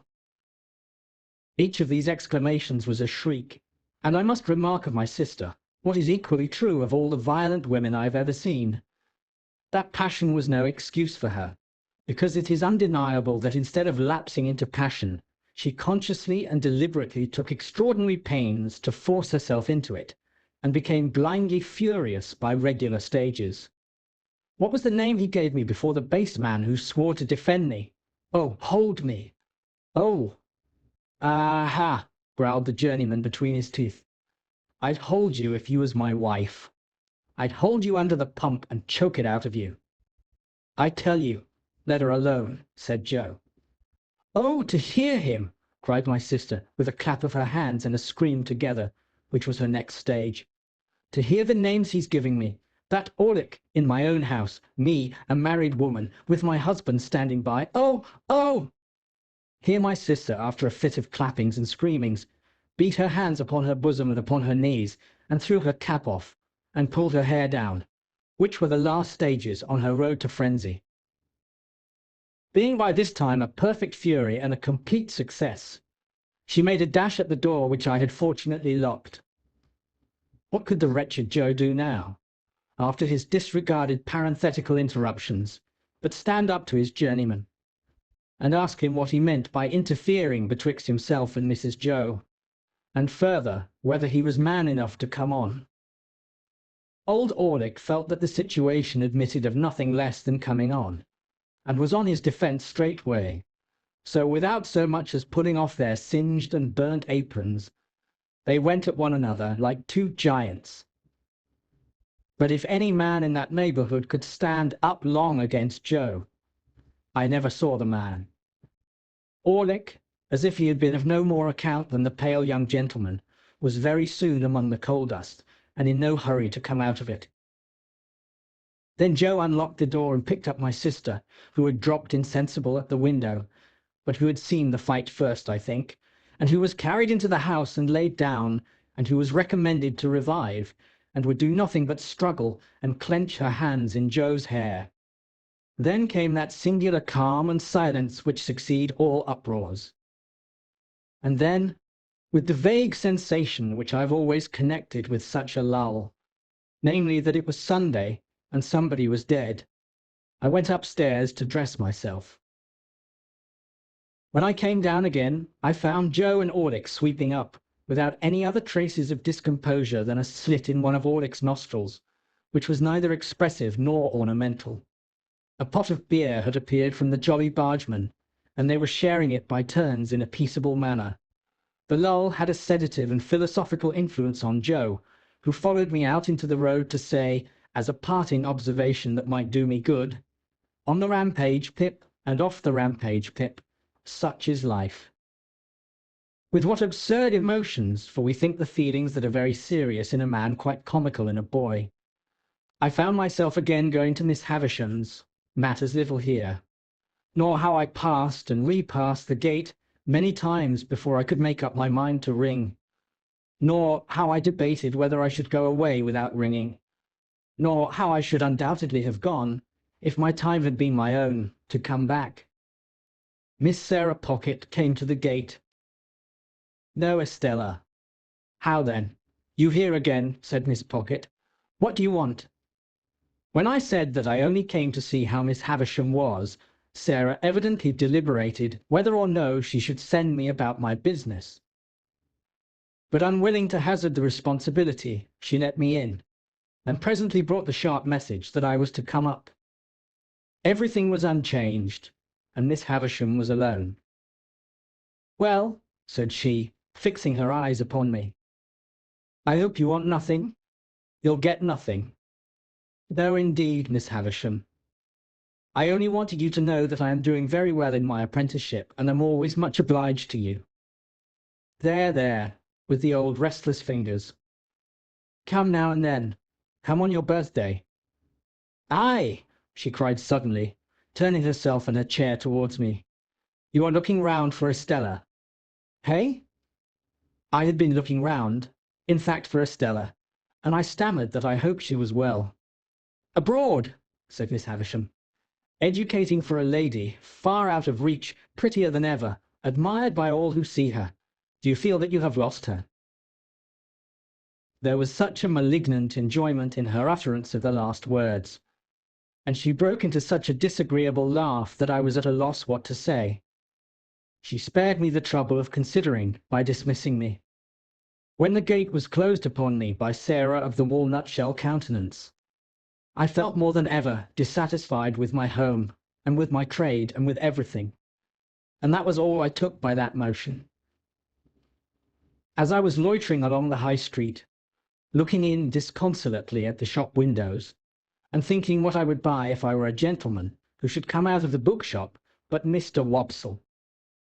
Mr. Wopsle had in his hand the affecting tragedy of George Barnwell, in which he had that moment invested sixpence, with the view of heaping every word of it on the head of Pumblechook, with whom he was going to drink tea. No sooner did he see me than he appeared to consider that a special providence had put a prentice in his way to be read at, and he laid hold of me, and insisted on my accompanying him to the Pumblechookian parlour.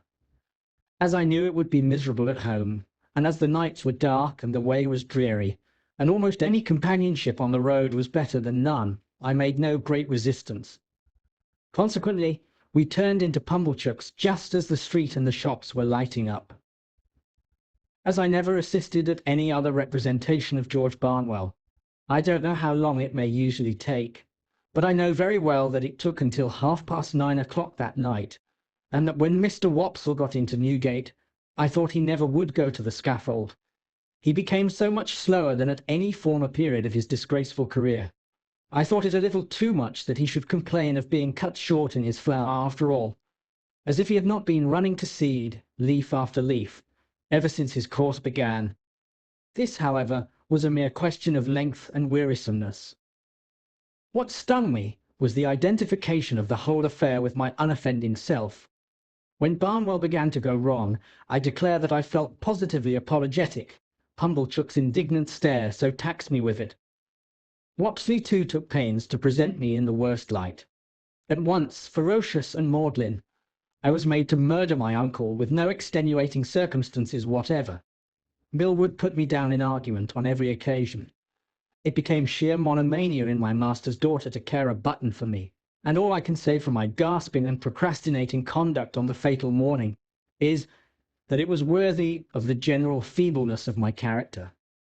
Even after I was happily hanged and Wopsle had closed the book, Pumblechook sat staring at me and shaking his head and saying, "Take warning, boy, take warning," as if it were a well-known fact that I contemplated murdering a near relation, provided I could only induce one to have the weakness to become my benefactor. It was a very dark night when it was all over, and when I set out with Mr. Wopsle on the walk home. Beyond town we found a heavy mist out, and it fell wet and thick. The turnpike lamp was a blur, quite out of the lamp's usual place apparently, and its rays looked solid substance on the fog. We were noticing this, and saying how that the mist rose with a change of wind from a certain quarter of our marshes, when we came upon a man, slouching under the lee of the turnpike house. "Hello," we said, stopping. "Orlick there." "Ah," he answered, slouching out. "I was standing by a minute, on the chance of company." "You are late," I remarked. Orlick not unnaturally answered, "Well, and you're late." "We have been," said Mr. Wopsle, exalted with his late performance. "We have been indulging, Mr. Orlick, in an intellectual evening." Old Orlick growled as if he had nothing to say about that, and we all went on together. I asked him presently whether he had been spending his half-holiday up and down town. "Yes," said he, "all of it. I come in behind yourself. I didn't see you, but I must have been pretty close behind you. By the by, the guns is going again." "At the hocks?" said I. "Aye, there's some of the birds flown from the cages. The guns have been going since dark about. You'll hear one presently." In effect, we had not walked many yards further, when the well-remembered boom came towards us, deadened by the mist, and heavily rolled away along the low grounds by the river, as if it were pursuing and threatening the fugitives. "A good night for cutting off in," said Orlick. "We'd be puzzled how to bring down a jailbird on the wing tonight." The subject was a suggestive one to me, and I thought about it in silence. Mr. Wopsler, as the ill-requited uncle of the evening's tragedy, fell to meditating aloud in his garden at Camberwell. Orlick, with his hands in his pockets, slouched heavily at my side. It was very dark, very wet, very muddy, and so we splashed along. Now and then the sound of the signal cannon broke upon us again, and again rolled sulkily along the course of the river. I kept myself to myself and my thoughts. Mr. Wopsle died amiably at Camberwell, and exceedingly game on Bosworth Field, and in the greatest agonies at Glastonbury. Orlick sometimes growled, beat it out, old Clem, with a clink for the stout old Clem." I thought he had been drinking, but he was not drunk. Thus we came to the village. The way by which we approached it took us past the Three Jolly Bargemen, which we were surprised to find, it being 11 o'clock, in a state of commotion, with the door wide open, and unwanted lights that had been hastily caught up and put down scattered about. Mr. Wopsle dropped in to ask what was the matter, surmising that a convict had been taken, but came running out in a great hurry. "There's something wrong," said he without stopping. "Up at your place, Pip. Run all." "What is it?" I asked, keeping up with him. So did Orlick, at my side. "I can't quite understand. The house seems to have been violently entered when Joe Gargery was out, supposed by convicts. Somebody has been attacked and hurt. We were running too fast to admit of more being said, and we made no stop until we got into our kitchen. It was full of people. The whole village was there, or in the yard. And there was a surgeon, and there was Joe, and there were a group of women, all on the floor in the midst of the kitchen. The unemployed bystanders drew back when they saw me, and so I became aware of my sister, lying without sense or movement on the bare boards where she had been knocked down by a tremendous blow on the back of the head, dealt by some unknown hand when her face was turned towards the fire, destined never to be on the rampage again, while she was the wife of Joe. Chapter 16. With my head full of George Barnwell, I was at first disposed to believe that I must have had some hand in the attack upon my sister, or at all events that as her near relation, popularly known to be under obligations to her, I was a more legitimate object of suspicion than anyone else. But when, in the clearer light of next morning, I began to reconsider the matter and to hear it discussed around me on all sides, I took another view of the case, which was more reasonable. Joe had been at the Three Jolly Bargemen, smoking his pipe, from 8:15 o'clock to 10:15. While he was there, my sister had been seen standing at the kitchen door, and had exchanged good night with a farm labourer going home. The man could not be more particular as to the time at which he saw her, he got into dense confusion when he tried to be, than that it must have been before 9. When Joe went home at 5 minutes before 10, he found her struck down on the floor, and promptly called in assistance. The fire had not then burnt unusually low, nor was the snuff of the candle very long. The candle, however, had been blown out. Nothing had been taken away from any part of the house. Neither, beyond the blowing out of the candle, which stood on a table between the door and my sister, and was behind her when she stood facing the fire and was struck, was there any disarrangement of the kitchen, excepting such as she herself had made, in falling and bleeding. But there was one remarkable piece of evidence on the spot. She had been struck with something blunt and heavy on the head and spine. After the blows were dealt, something heavy had been thrown down at her with considerable violence as she lay on her face, and on the ground beside her, when Joe picked her up, was a convict's leg iron which had been filed asunder. Now, Joe, examining this iron with a smith's eye, declared it to have been filed asunder some time ago. The hue and cry going off to the hulks, and people coming thence to examine the iron, Joe's opinion was corroborated. They did not undertake to say when it had left the prison ships to which it undoubtedly had once belonged, but they claimed to know for certain that that particular manacle had not been worn by either of the two convicts who had escaped last night. Further, one of those two was already retaken, and had not freed himself of his iron. Knowing what I knew, I set up an inference of my own here. I believed the iron to be my convict's iron, the iron I had seen and heard him filing at on the marshes. But my mind did not accuse him of having put it to its latest use, for I believed one of two other persons to have become possessed of it, and to have turned it to this cruel account. Either Orlick, or the strange man who had shown me the file. Now, as to Orlick, he had gone to town exactly as he told us when we picked him up at the turnpike. He had been seen about town all the evening. He had been in divers companies in several public houses, and he had come back with myself and Mr. Wopsle. There was nothing against him, save the quarrel, and my sister had quarrelled with him, and with everybody else about her, 10,000 times. As to the strange man, if he had come back for his 2 banknotes, there could have been no dispute about them, because my sister was fully prepared to restore them. Besides, there had been no altercation. The assailant had come in so silently and suddenly that she had been felled before she could look round. It was horrible to think that I had provided the weapon, however undesignedly, but I could hardly think otherwise. I suffered unspeakable trouble while I considered and reconsidered whether I should at last dissolve that spell of my childhood and tell Joe all the story.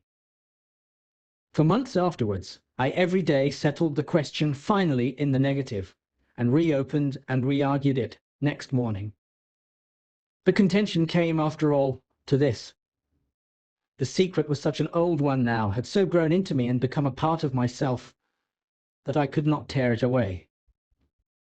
In addition to the dread that, having led up to so much mischief, it would be now more likely than ever to alienate Joe from me if he believed it, I had a further restraining dread that he would not believe it, but would assort it with the fabulous dogs and veal cutlets as a monstrous invention. However, I temporized with myself, of course, for was I not wavering between right and wrong when the thing is always done, and resolved to make a full disclosure if I should see any such new occasion as a new chance of helping in the discovery of the assailant. The constables and the Bow Street men from London, for this happened in the days of the extinct red-waistcoated police, were about the house for a week or two, and did pretty much what I have heard and read of like authorities doing in other such cases. They took up several obviously wrong people, and they ran their heads very hard against wrong ideas, and persisted in trying to fit the circumstances to the ideas, instead of trying to extract ideas from the circumstances. Also, they stood about the door of the Jolly Bargeman with knowing and reserved looks that filled the whole neighbourhood with admiration, and they had a mysterious manner of taking their drink that was almost as good as taking the culprit, but not quite, for they never did it. Long after these constitutional powers had dispersed, my sister lay very ill in bed. Her sight was disturbed, so that she saw objects multiplied, and grasped at visionary teacups and wine-glasses instead of the realities. Her hearing was greatly impaired, her memory also, and her speech was unintelligible. When at last she came round so far as to be helped downstairs, it was still necessary to keep my slate always by her, that she might indicate in writing what she could not indicate in speech. As she was, very bad handwriting apart, a more than indifferent speller, and as Joe was a more than indifferent reader, extraordinary complications arose between them, which I was always called in to solve.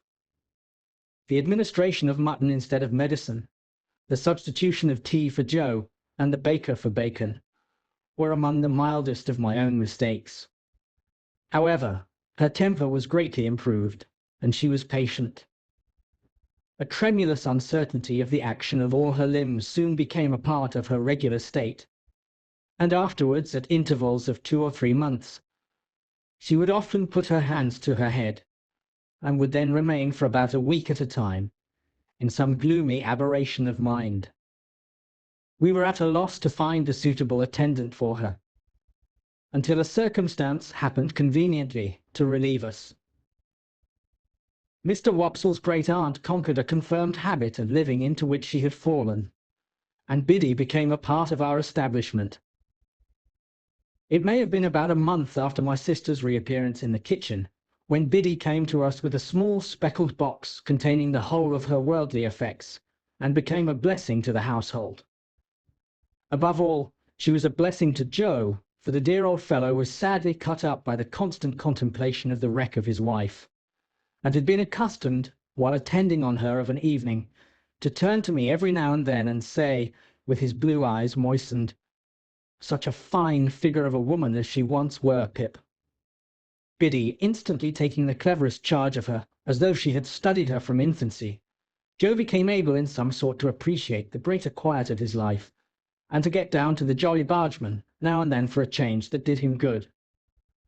It was characteristic of the police people that they had all more or less suspected poor Joe, though he never knew it, and that they had to a man concurred in regarding him as one of the deepest spirits they had ever encountered. Biddy's first triumph in her new office was to solve a difficulty that had completely vanquished me. I had tried hard at it, but had made nothing of it. Thus it was. Again and again and again, my sister had traced upon the slate a character that looked like a curious T, and then with the utmost eagerness had called our attention to it as something she particularly wanted. I had in vain tried everything producible that began with a T, from tar to toast and tub. At length it had come into my head that the sign looked like a hammer, and on my lustily calling that word in my sister's ear, she had begun to hammer on the table and had expressed a qualified assent. Thereupon I had brought in all our hammers, one after another, but without avail. Then I bethought me of a crutch, the shape being much the same, and I borrowed one in the village, and displayed it to my sister with considerable confidence. But she shook her head to that extent when she was shown it, that we were terrified lest in her weak and shattered state she should dislocate her neck. When my sister found that Biddy was very quick to understand her, this mysterious sign reappeared on the slate. Biddy looked thoughtfully at it, heard my explanation, looked thoughtfully at my sister, looked thoughtfully at Joe, who was always represented on the slate by his initial letter, and ran into the forge, followed by Joe and me. "Why, of course," cried Biddy, with an exultant face. "Don't you see? It's him!" Orlick, without a doubt. She had lost his name, and could only signify him by his hammer. We told him why we wanted him to come into the kitchen, and he slowly laid down his hammer, wiped his brow with his arm, took another wipe at it with his apron, and came slouching out with a curious loose vagabond bend in the knees that strongly distinguished him. I confess that I expected to see my sister denounce him, and that I was disappointed by the different result. She manifested the greatest anxiety to be on good terms with him, was evidently much pleased by his being at length produced, and motioned that she would have him given something to drink. She watched his countenance as if she were particularly wishful to be assured that he took kindly to his reception. She showed every possible desire to conciliate him, and there was an air of humble propitiation in all she did, such as I have seen pervade the bearing of a child towards a hard master.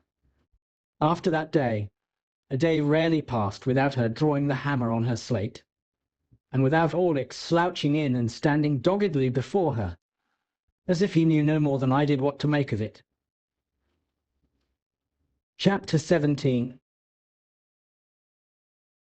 I now fell into a regular routine of apprenticeship life, which was varied beyond the limits of the village and the marshes, by no more remarkable circumstance than the arrival of my birthday, and my paying another visit to Miss Havisham. I found Miss Sarah Pocket still on duty at the gate. I found Miss Havisham just as I had left her, and she spoke of Estella in the very same way, if not in the very same words. The interview lasted but a few minutes, and she gave me a guinea when I was going, and told me to come again on my next birthday. I may mention at once that this became an annual custom. I tried to decline taking the guinea on the first occasion, but with no better effect than causing her to ask me very angrily if I expected more. Then, and after that, I took it. So unchanging was the dull old house, the yellow light in the darkened room, the faded spectre in the chair by the dressing-table glass, that I felt as if the stopping of the clocks had stopped time in that mysterious place, and while I and everything else outside it grew older, it stood still. Daylight never entered the house as to my thoughts and remembrances of it, any more than as to the actual fact. It bewildered me, and under its influence I continued at heart to hate my trade and to be ashamed of home. Perceptibly, I became conscious of a change in Biddy, however. Her shoes came up at the heel, her hair grew bright and neat, her hands were always clean. She was not beautiful, she was common, and could not be like Estella, but she was pleasant and wholesome and sweet-tempered. She had not been with us more than a year. I remember her being newly out of mourning at the time it struck me, when I observed to myself one evening that she had curiously thoughtful and attentive eyes that were very pretty and very good. It came of my lifting up my own eyes from a task I was poring at, writing some passages from a book to improve myself in two ways at once by a sort of stratagem, and seeing Biddy observant of what I was about. I laid down my pen, and Biddy stopped in her needlework without laying it down. "Biddy," said I, "how do you manage it? Either I am very stupid, or you are very clever." "What is it that I manage? I don't know," returned Biddy, smiling. She managed our whole domestic life, and wonderfully too, but I did not mean that, though that made what I did mean more surprising. "How do you manage, Biddy," said I, "to learn everything that I learn, and always to keep up with me?" I was beginning to be rather vain of my knowledge, for I spent my birthday guineas on it, and set aside the greater part of my pocket money for similar investment, though I have no doubt now that the little I knew was extremely dear at the price. "I might as well ask you," said Biddy, "how you manage." "No, because when I come in from the forge of a night, anyone can see me turning to at it." "But you never turn to at it, Biddy." "I suppose I must catch it like a cough," said Biddy quietly, and went on with her sewing.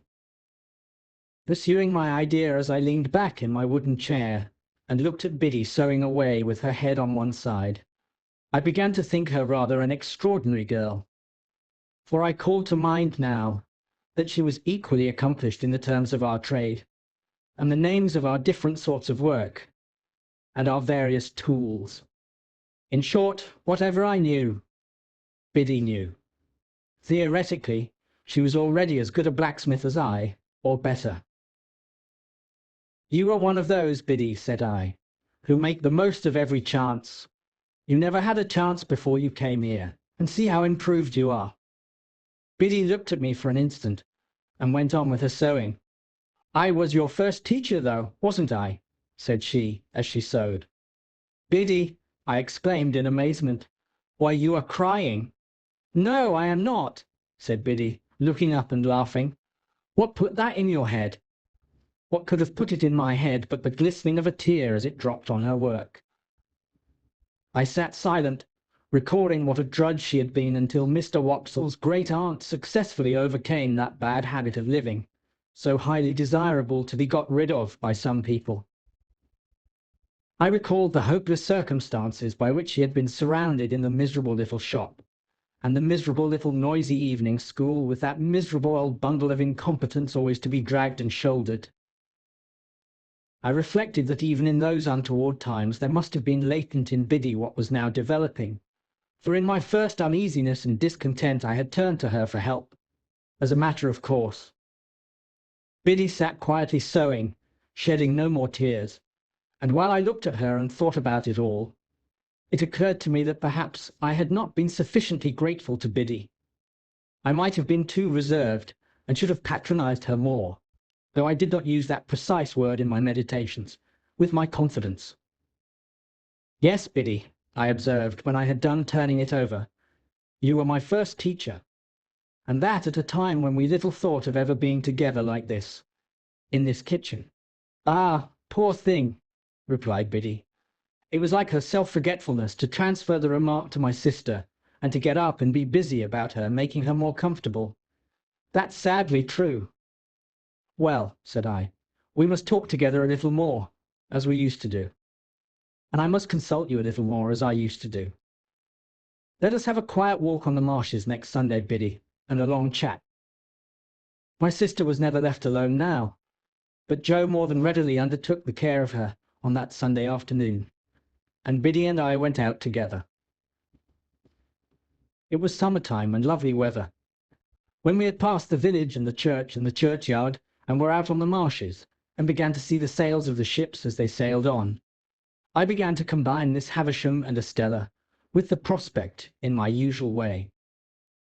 When we came to the riverside and sat down on the bank, with the water rippling at our feet, making it all more quiet than it would have been without that sound, I resolved that it was a good time and place for the admission of Biddy into my inner confidence. "Biddy," said I, after binding her to secrecy, "I want to be a gentleman." "Oh, I wouldn't if I was you," she returned. "I don't think it would answer." "Biddy," said I with some severity, "I have particular reasons for wanting to be a gentleman." "You know best, Pip. Don't you think you are happier as you are?" "Biddy," I exclaimed impatiently, "I am not at all happy as I am. I am disgusted with my calling and with my life. I have never taken to either since I was bound." "Don't be absurd." "Was I absurd?" said Biddy, quietly raising her eyebrows.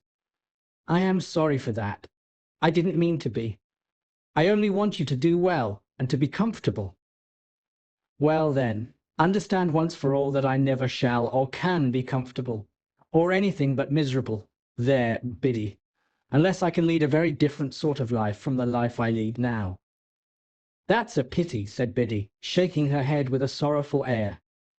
Now I too had so often thought it a pity that in the singular kind of quarrel with myself which I was always carrying on, I was half inclined to shed tears of vexation and distress when Biddy gave utterance to her sentiment and my own. I told her she was right, and I knew it was much to be regretted, but still it was not to be helped. "If I could have settled down," I said to Biddy, plucking up the short grass within reach, much as I had once upon a time pulled my feelings out of my hair and kicked them into the brewery wall, "if I could have settled down and been but half as fond of the forge as I was when I was little, I know it would have been much better for me. You and I and Joe would have wanted nothing then, and Joe and I would perhaps have gone partners when I was out of my time, and I might even have grown up to keep company with you, and we might have sat on this very bank on a fine Sunday, quite different people. I should have been good enough for you, shouldn't I, Biddy?" Biddy sighed as she looked at the ship sailing on, and returned for answer, "Yes, I am not over particular." It scarcely sounded flattering, but I knew she meant well. "Instead of that," said I, plucking up more grass and chewing a blade or two, "see how I am going on. Dissatisfied and uncomfortable, and what would it signify to me, being coarse and common, if nobody had told me so?" Biddy turned her face suddenly towards mine, and looked far more attentively at me than she had looked at the sailing ships. "It was neither a very true nor a very polite thing to say," she remarked, directing her eyes to the ships again.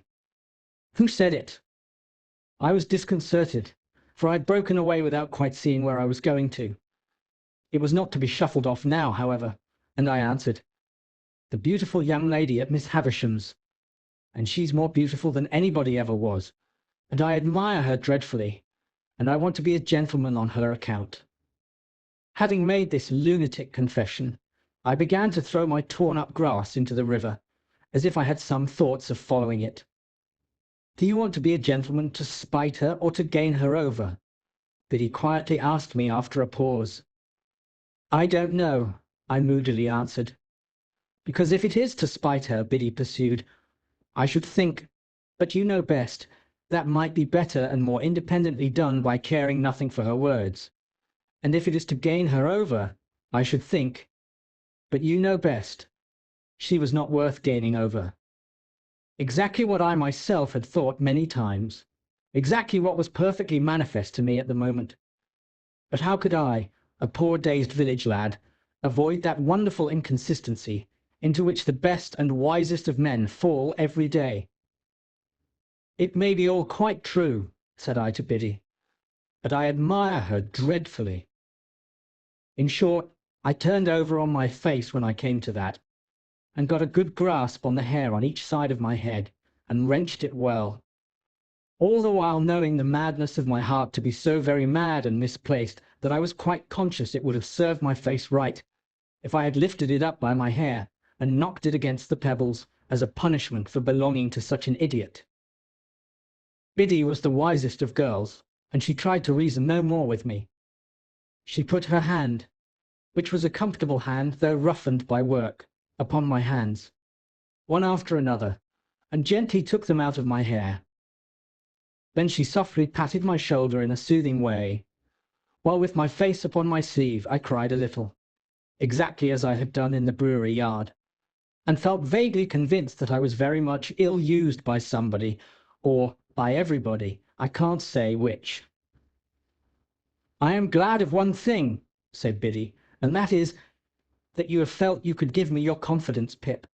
And I'm glad of another thing, and that is, that of course you know you may depend upon my keeping it, and always so far deserving it. If your first teacher, dear, such a poor one, and so much in need of being taught herself, had been your teacher at the present time, she thinks she knows what lesson she would set. But it would be a hard one to learn, and you have got beyond her, and it's of no use now."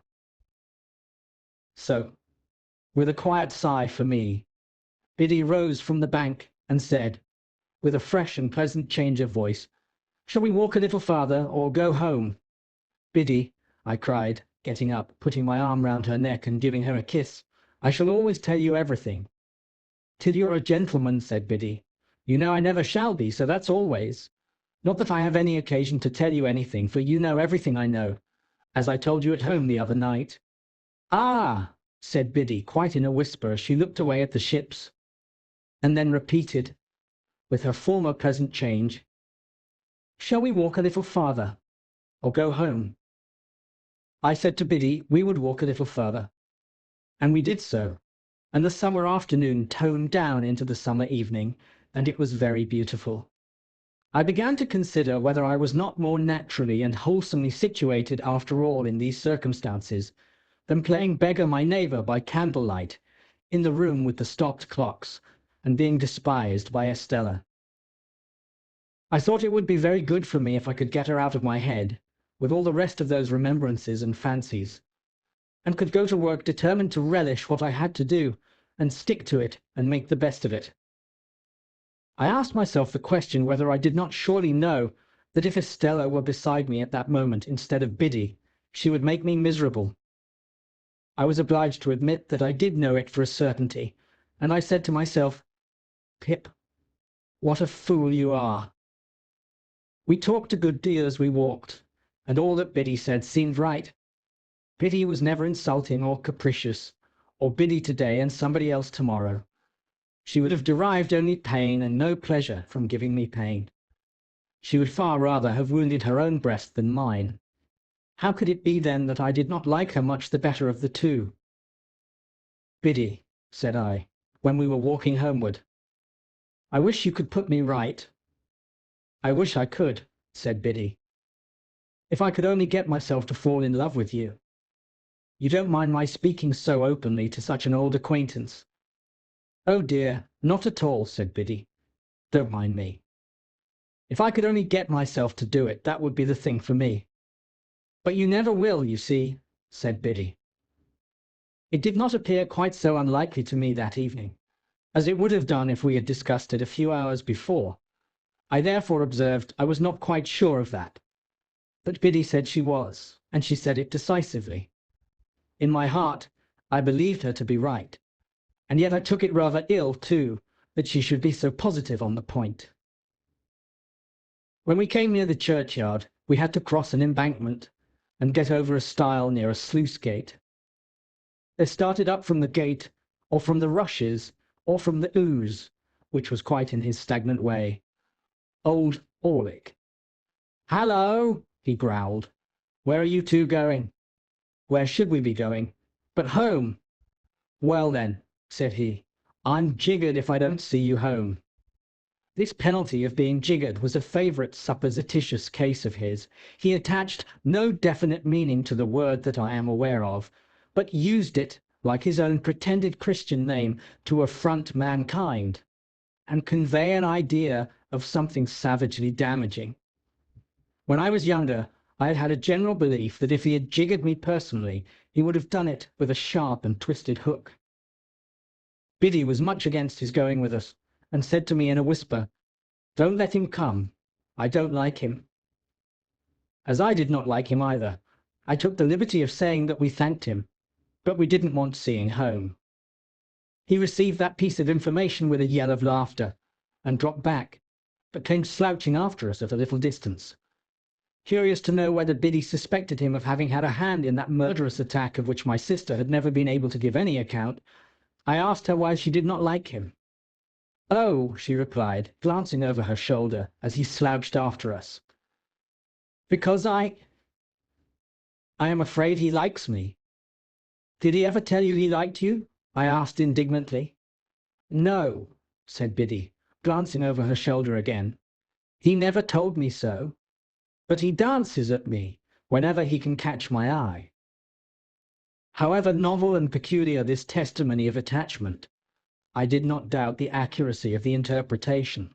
I was very hot indeed upon old Orlick's daring to admire her, as hot as if it were an outrage on myself. "But it makes no difference to you, you know," said Biddy calmly. "No, Biddy, it makes no difference to me, only I don't like it, I don't approve of it." "Nor I neither," said Biddy, "though that makes no difference to you." "Exactly," said I, "but I must tell you I should have no opinion of you, Biddy, if he danced at you with your own consent." I kept an eye on Orlick after that night, and, whenever circumstances were favourable to his dancing at Biddy, got before him to obscure that demonstration. He had struck root in Joe's establishment by reason of my sister's sudden fancy for him, or I should have tried to get him dismissed. He quite understood and reciprocated my good intentions, as I had reason to know thereafter. And now, because my mind was not confused enough before, I complicated its confusion 50,000-fold by having states and seasons when I was clear that Biddy was immeasurably better than Estella, and that the plain, honest working life to which I was born had nothing in it to be ashamed of, but offered me sufficient means of self-respect and happiness. At those times I would decide conclusively that my disaffection to dear old Joe and the forge was gone, and that I was growing up in a fair way to be partners with Joe and to keep company with Biddy, when all in a moment some confounding remembrance of the Havisham days would fall upon me like a destructive missile and scatter my wits again. Scattered wits take a long time picking up, and often, before I had got them well together, they would be dispersed in all directions by one stray thought, that perhaps after all Miss Havisham was going to make my fortune when my time was out. If my time had run out, it would have left me still at the height of my perplexities, I dare say. It never did run out, however, but was brought to a premature end, as I proceed to relate. Chapter 18. It was in the 4th year of my apprenticeship to Joe, and it was a Saturday night. There was a group assembled round the fire at the Three Jolly Bargemen, attentive to Mr. Wopsle as he read the newspaper aloud. Of that group I was one. A highly popular murder had been committed, and Mr. Wopsle was imbrued in blood to the eyebrows. He gloated over every abhorrent adjective in the description, and identified himself with every witness at the inquest. He faintly moaned, "I am done for," as the victim, and he barbarously bellowed, "I'll serve you out," as the murderer. He gave the medical testimony in pointed imitation of our local practitioner, and he piped and shook as the aged turnpike keeper, who had heard blows to an extent so very paralytic as to suggest a doubt regarding the mental competency of that witness. The coroner, in Mr. Wopsley's hands, became Timon of Athens, the beadle Coriolanus. He enjoyed himself thoroughly, and we all enjoyed ourselves and were delightfully comfortable. In this cosy state of mind, we came to the verdict, willful murder. Then, and not sooner, I became aware of a strange gentleman leaning over the back of the cephal opposite me, looking on. There was an expression of contempt on his face, and he bit the side of a great forefinger as he watched the group of faces. "Well," said the stranger to Mr. Wopsley when the reading was done, "you have settled it all to your own satisfaction, I have no doubt." Everybody started and looked up as if it were the murderer. He looked at everybody coldly and sarcastically. "Guilty, of course," said he. "Out with it. Come." "Sir," returned Mr. Wopsley, "without having the honour of your acquaintance, I do say guilty." Upon this we all took courage to unite in a confirmatory murmur. "I know you do," said the stranger. "I knew you would. I told you so. But now I'll ask you a question. Do you know, or do you not know, that the law of England supposes every man to be innocent until he is proved to be guilty?" "Sir," Mr. Wopsley began to reply, "as an Englishman myself, I—" "Come," said the stranger, biting his forefinger at him, "don't evade the question. Either you know it, or you don't know it. Which is it to be?" He stood with his head on one side and himself on one side in a bullying, interrogative manner, and he threw his forefinger at Mr. Wopsley, as it were to mark him out, before biting it again. "Now," said he, "do you know it, or don't you know it?" "Certainly I know it," replied Mr. Wopsle. "Certainly you know it. Then why didn't you say so at first? Now I'll ask you another question," taking possession of Mr. Wopsley, as if he had a right to him. "Do you know that none of these witnesses have yet been cross-examined?" Mr. Wopsle was beginning. "I can only say—" when the stranger stopped him. "What? You won't answer the question, yes or no? Now, I'll try you again," throwing his finger at him again. "Attend to me. Are you aware, or are you not aware, that none of these witnesses have yet been cross-examined? Come, I only want one word from you. Yes or no?" Mr. Wopsley hesitated, and we all began to conceive rather a poor opinion of him. "Come," said the stranger, "I'll help you. You don't deserve help, but I'll help you. Look at that paper you hold in your hand. What is it?" "What is it?" repeated Mr. Wopsley, eyeing it, much at a loss. "Is it," pursued the stranger in his most sarcastic and suspicious manner, "the printed paper you have just been reading from?" "Undoubtedly. Undoubtedly." "Now turn to that paper, and tell me whether it distinctly states that the prisoner expressly said that his legal advisers instructed him altogether to reserve his defence." "I read that just now," Mr. Wopsley pleaded. "Never mind what you read just now, sir. I don't ask you what you read just now. You may read the Lord's Prayer backwards if you like, and perhaps have done it before today.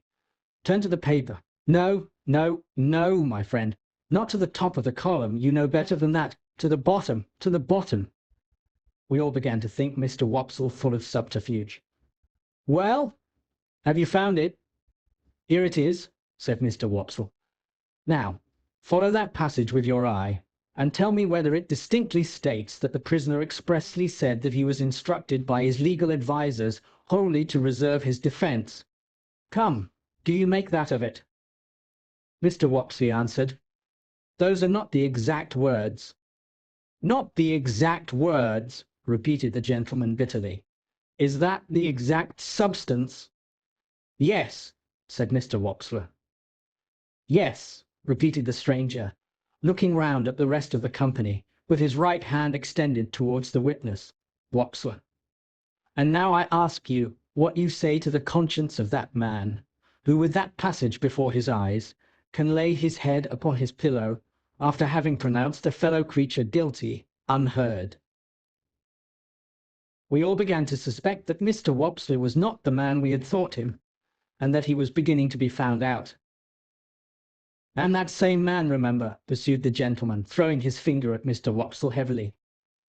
"That same man might be summoned as a juryman upon this very trial, and having thus deeply committed himself, might return to the bosom of his family, and lay his head upon his pillow, after deliberately swearing that he would well and truly try the issue joined between our sovereign lord the king and the prisoner at the bar, and would a true verdict give, according to the evidence, so help him God."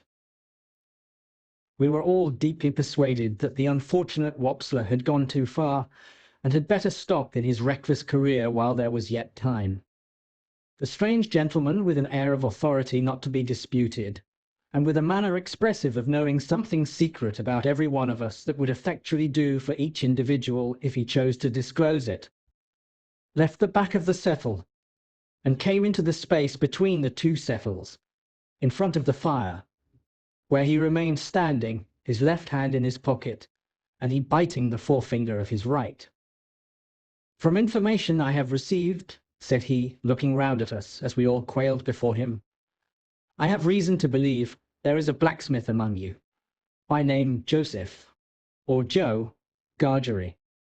Which is the man?" "Here is the man," said Joe. The strange gentleman beckoned him out of his place, and Joe went. "You have an apprentice," pursued the stranger, "commonly known as Pip. Is he here?" "I am here," I cried. The stranger did not recognize me, but I recognized him as the gentleman I had met on the stairs, on the occasion of my second visit to Miss Havisham.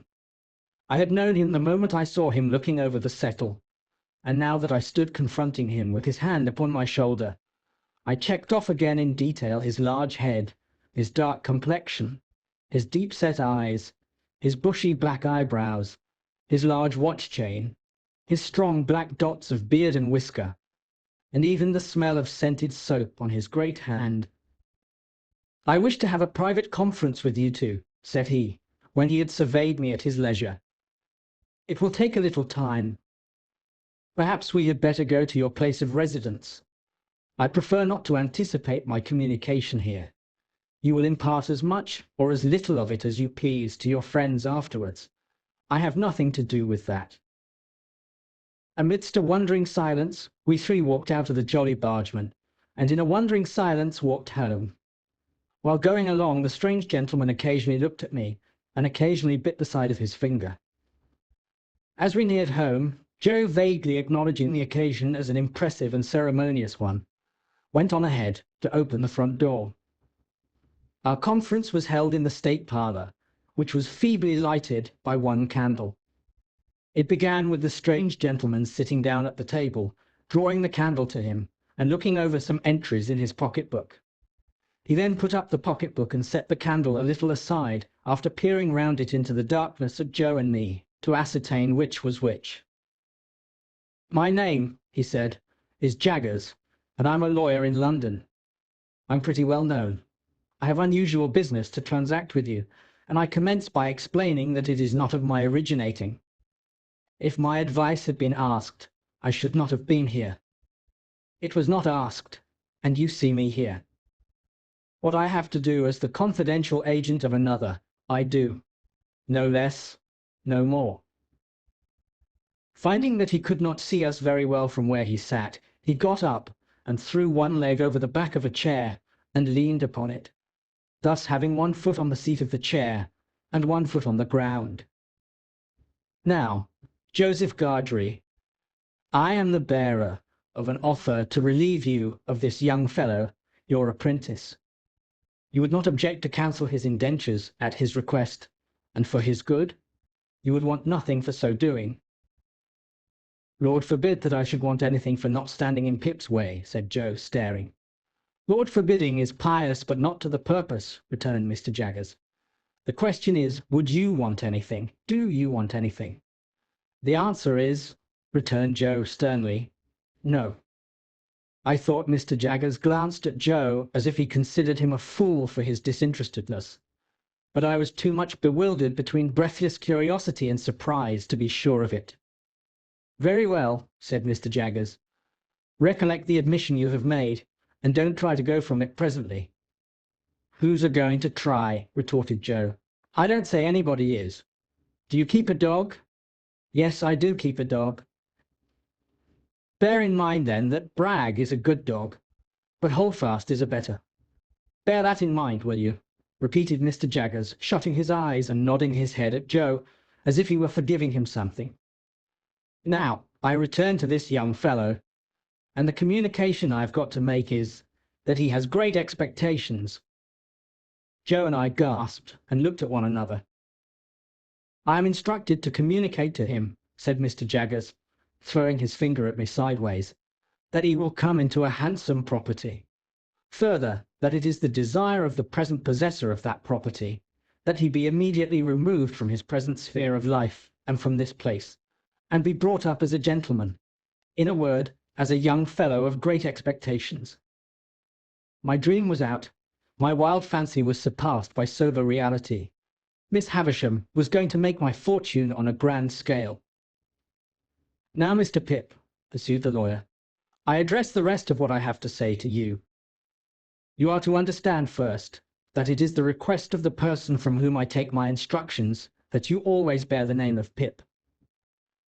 You will have no objection, I dare say, to your great expectations being encumbered with that easy condition. But if you have any objection, this is the time to mention it." My heart was beating so fast, and there was such a singing in my ears that I could scarcely stammer I had no objection. "I should think not. Now you are to understand, secondly, Mr. Pip, that the name of the person who is your liberal benefactor remains a profound secret until the person chooses to reveal it.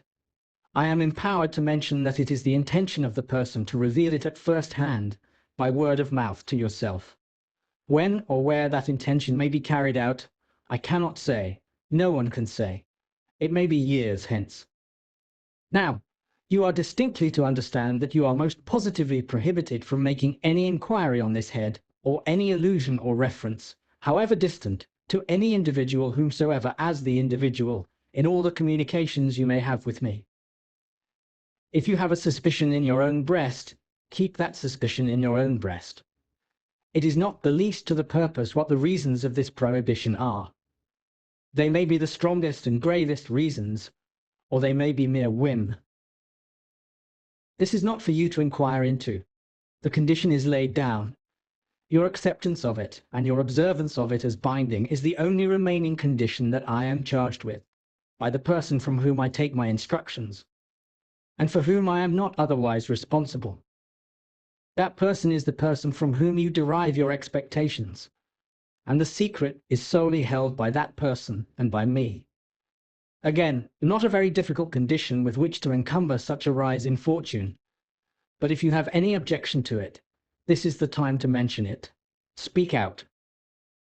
Once more I stammered with difficulty that I had no objection. "I should think not. Now, Mr. Pip, I have done with stipulations."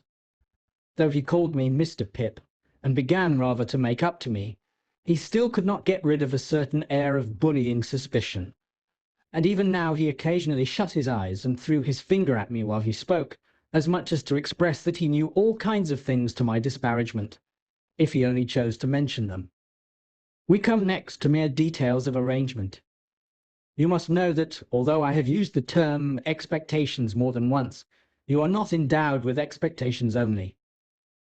There is already lodged in my hands a sum of money amply sufficient for your suitable education and maintenance. You will please consider me your guardian." "Oh," for I was going to thank him.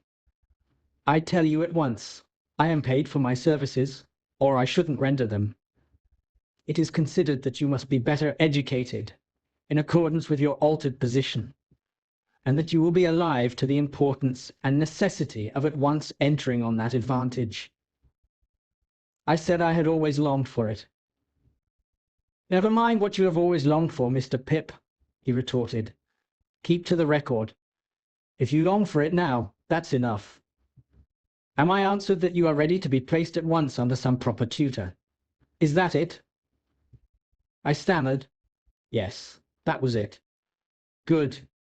Now, your inclinations are to be consulted. I don't think that wise, mind, but it's my trust. Have you ever heard of any tutor whom you would prefer to another? I had never heard of any tutor but Biddy and Mr. Wopsle's great aunt. So I replied in the negative. There is a certain tutor of whom I have some knowledge, who I think might suit the purpose, said Mr. Jaggers. I don't recommend him, observe, because I never recommend anybody. The gentleman I speak of is one Mr. Matthew Pocket. Ah, I caught at the name directly. Miss Havisham's relation. The Matthew whom Mr. and Mrs. Camilla had spoken of.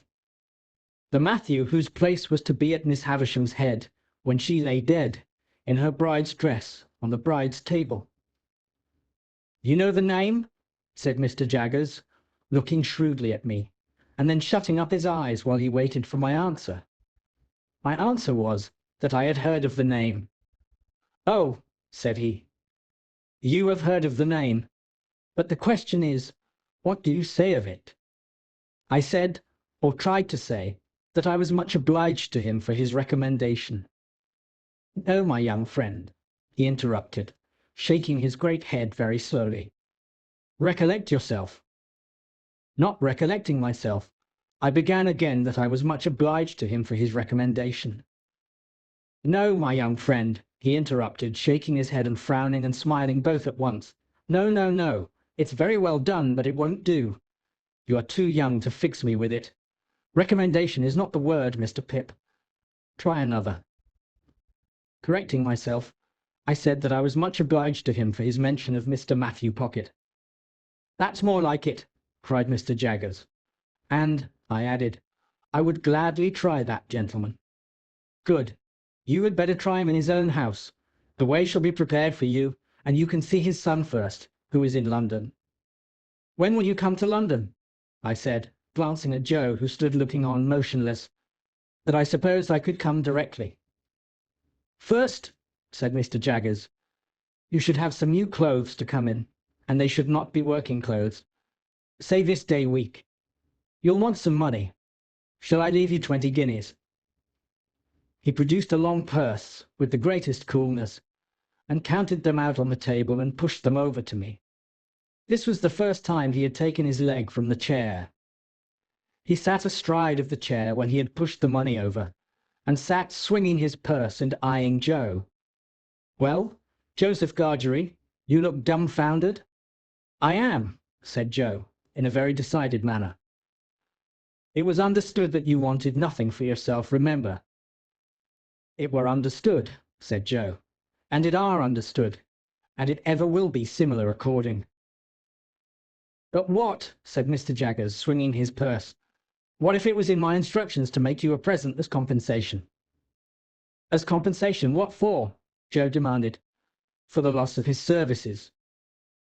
Joe laid his hand upon my shoulder with the touch of a woman. I have often thought him since, like the steam hammer that can crush a man, or pat an eggshell, in his combination of strength with gentleness.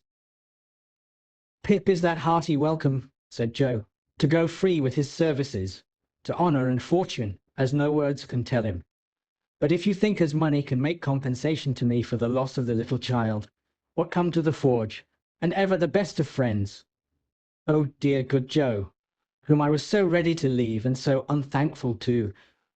I see you again, with your muscular blacksmith's arm before your eyes, and your broad chest heaving, and your voice dying away.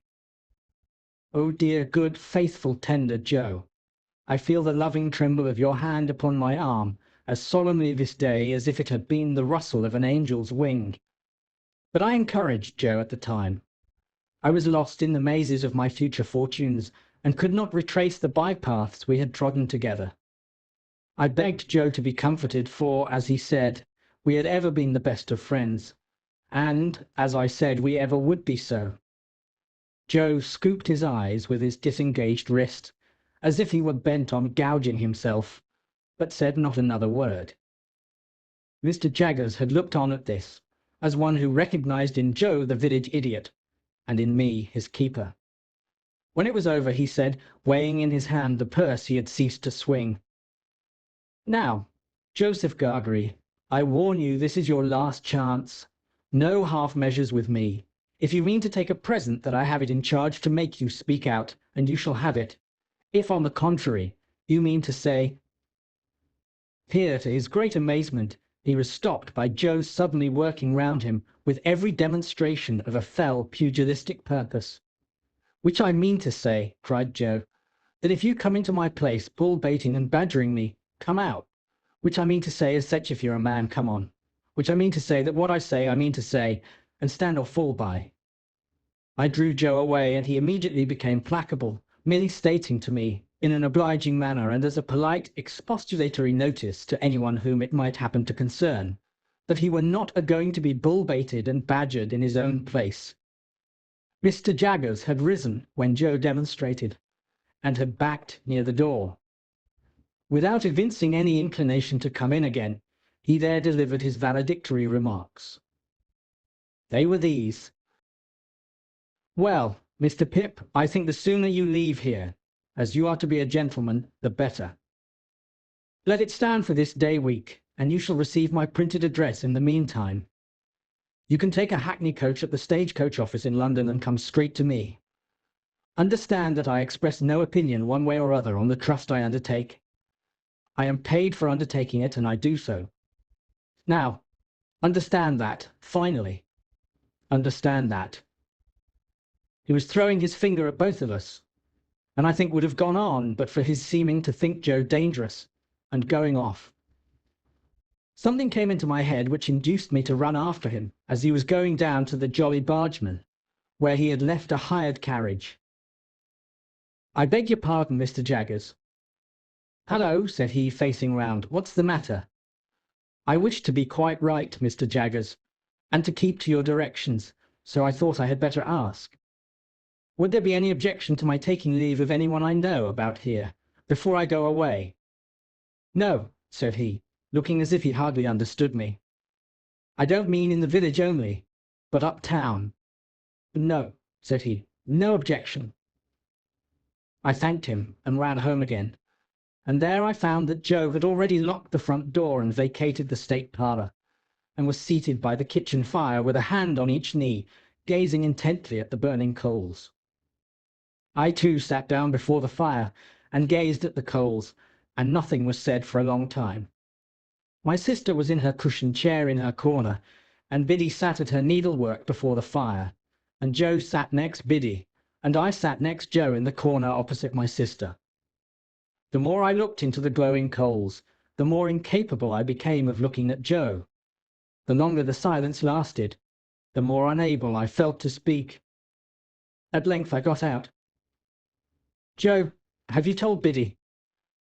"No, Pip," returned Joe, still looking at the fire, and holding his knees tight, as if he had private information that they intended to make off somewhere. "Which I left it to yourself, Pip." "I would rather you told, Joe." "Pip's a gentleman of fortune, then," said Joe, "and God bless him in it." Biddy dropped her work and looked at me. Joe held his knees and looked at me. I looked at both of them.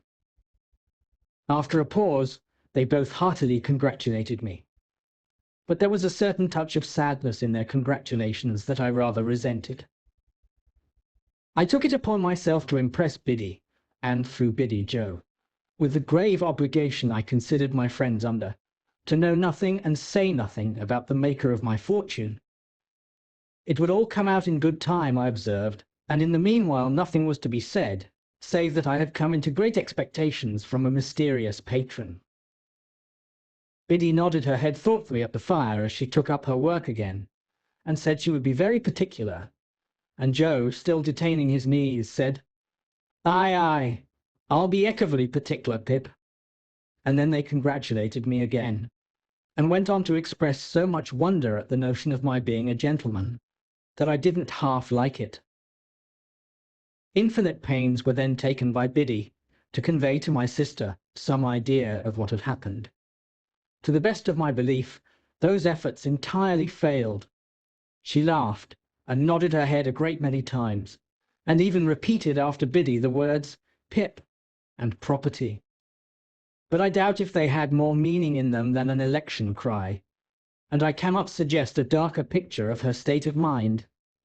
I never could have believed it without experience. But as Joe and Biddy became more at their cheerful ease again, I became quite gloomy.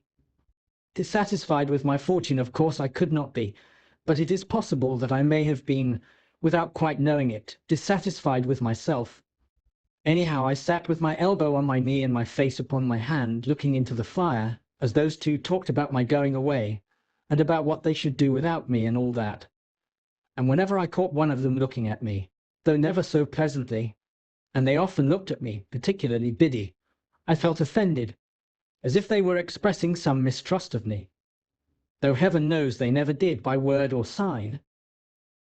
At those times I would get up and look out at the door, for our kitchen door opened at once upon the night, and stood open on summer evenings to air the room. The very stars to which I then raised my eyes, I am afraid I took to be but poor and humble stars, for glittering on the rustic objects among which I had passed my life. "Saturday night," said I, when we sat at our supper of bread and cheese and beer. "5 more days, and then the day before the day. They'll soon go." "Yes, Pip," observed Joe, whose voice sounded hollow in his beer mug. "They'll soon go." Soon go," said Biddy.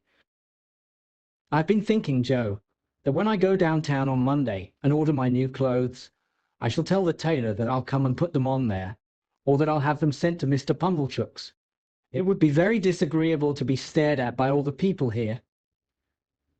"Mr. and Mrs. Hubble might like to see you in your new genteel figure too, Pip," said Joe, industriously cutting his bread with his cheese on it in the palm of his left hand, and glancing at my untasted supper as if he thought of the time when we used to compare slices. "So might Wopsler, and the Jolly Bargeman might take it as a compliment." "That's just what I don't want, Joe. They would make such a business of it, such a coarse and common business, that I couldn't bear myself." "Ah, that indeed, Pip," said Joe. "If you couldn't bear yourself," Biddy asked me here, as she sat holding my sister's plate, "have you thought about when you'll show yourself to Mr. Gargery and your sister and me? You will show yourself to us, won't you?" "Biddy," I returned with some resentment, "you are so exceedingly quick that it's difficult to keep up with you." "She always were quick," observed Joe. "If you had waited another moment, Biddy, you would have heard me say that I shall bring my clothes here in a bundle one evening, most likely on the evening before I go away." Biddy said no more. Handsomely forgiving her, I soon exchanged an affectionate good night with her and Joe, and went up to bed.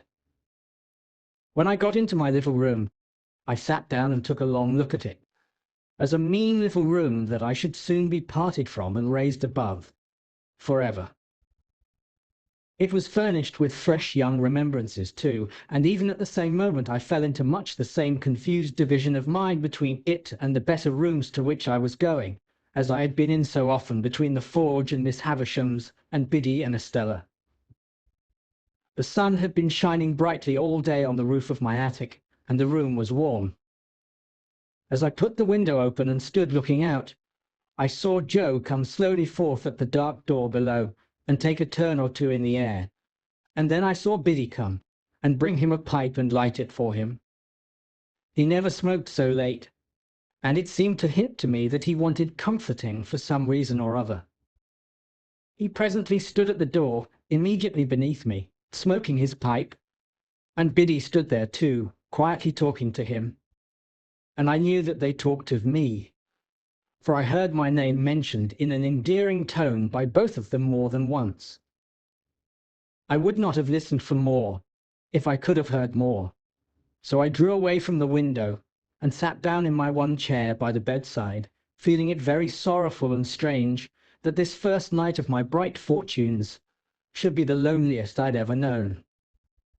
Looking towards the open window, I saw light wreaths from Joe's pipe floating there, and I fancied it was like a blessing from Joe, not obtruded on me or paraded before me, but pervading the air we shared together. I put my light out and crept into bed, and it was an uneasy bed now, and I never slept the old sound sleep in it any more. Chapter 19. Morning made a considerable difference in my general prospect of life, and brightened it so much that it scarcely seemed the same. What lay heaviest on my mind was the consideration that 6 days intervened between me and the day of departure, for I could not divest myself of a misgiving that something might happen to London in the meanwhile, and that when I got there it would be either greatly deteriorated or clean gone. Joe and Biddy were very sympathetic and pleasant when I spoke of our approaching separation, but they only referred to it when I did. After breakfast, Joe brought out my indentures from the press in the best parlour, and we put them in the fire, and I felt that I was free. With all the novelty of my emancipation on me, I went to church with Joe, and thought perhaps the clergyman wouldn't have read that about the rich man and the kingdom of heaven, if he had known all. After our early dinner, I strolled out alone, purposing to finish off the marshes at once and get them done with. As I passed the church, I felt, as I had felt during service in the morning, a sublime compassion for the poor creatures who were destined to go there, Sunday after Sunday, all their lives through, and to lie obscurely at last among the low green mounds. I promised myself that I would do something for them one of these days, and formed a plan in outline for bestowing a dinner of roast beef and plum pudding, a pint of ale, and a gallon of condescension upon everybody in the village. If I had often thought before, with something allied to shame, of my companionship with the fugitive whom I had once seen limping among those graves, what were my thoughts on this Sunday, when the place recalled the wretch, ragged and shivering, with his felon iron and badge? My comfort was that it happened a long time ago, and that he had doubtless been transported a long way off, and that he was dead to me, and might be veritably dead into the bargain. No more low, wet grounds, no more dikes and sluices, no more of these grazing cattle, though they seemed in their dull manner to wear a more respectful air now, and to face round, in order that they might stare as long as possible at the possessor of such great expectations. Farewell, monotonous acquaintances of my childhood. Henceforth I was for London and greatness, not for Smith's work in general, and for you.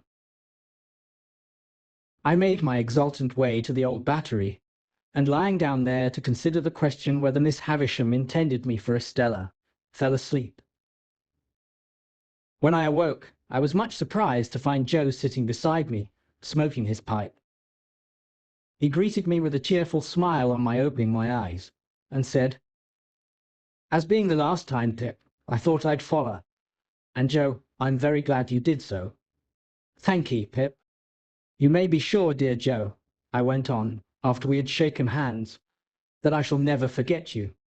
"No, no, Pip," said Joe in a comfortable tone. "I'm sure of that. Aye, aye, old chap. Bless you, it were only necessary to get it well round in a man's mind, to be certain on it. But it took a bit of time to get it well round. The change come so uncommon plump, didn't it?" Somehow, I was not best pleased with Joe's being so mightily secure of me. I should have liked him to have betrayed emotion, or to have said, "It does you credit, Pip," or something of that sort. Therefore I made no remark on Joe's first head, merely saying as to his second, that the tidings had indeed come suddenly, but that I had always wanted to be a gentleman, and had often and often speculated on what I would do if I were one. "Have you, though?" said Joe. "Astonishing." "It's a pity now, Joe," said I, "that you didn't get on a little more when we had our lessons here, isn't it?" "Well, I don't know," returned Joe. "I'm so awful dull. I'm only master of my own trade. It were always a pity, as I was so awful dull, but it's no more of a pity now than it was this day 12-month, don't you see? What I had meant was, that when I came into my property, and was able to do something for Joe, it would have been much more agreeable if he had been better qualified for a rise in station. He was so perfectly innocent of my meaning, however, that I thought I would mention it to Biddy in preference. So when we had walked home and had had tea, I took Biddy into our little garden by the side of the lane, and, after throwing out in a general way for the elevation of her spirits that I should never forget her, said I had a favour to ask of her. "And it is, Biddy," said I, "that you will not omit any opportunity of helping Joe on a little." "How helping him on?" asked Biddy, with a steady sort of glance. "Well, Joe is a dear good fellow. In fact, I think he is the dearest fellow that ever lived. But he is rather backward in some things. For instance, Biddy, in his learning and his manners."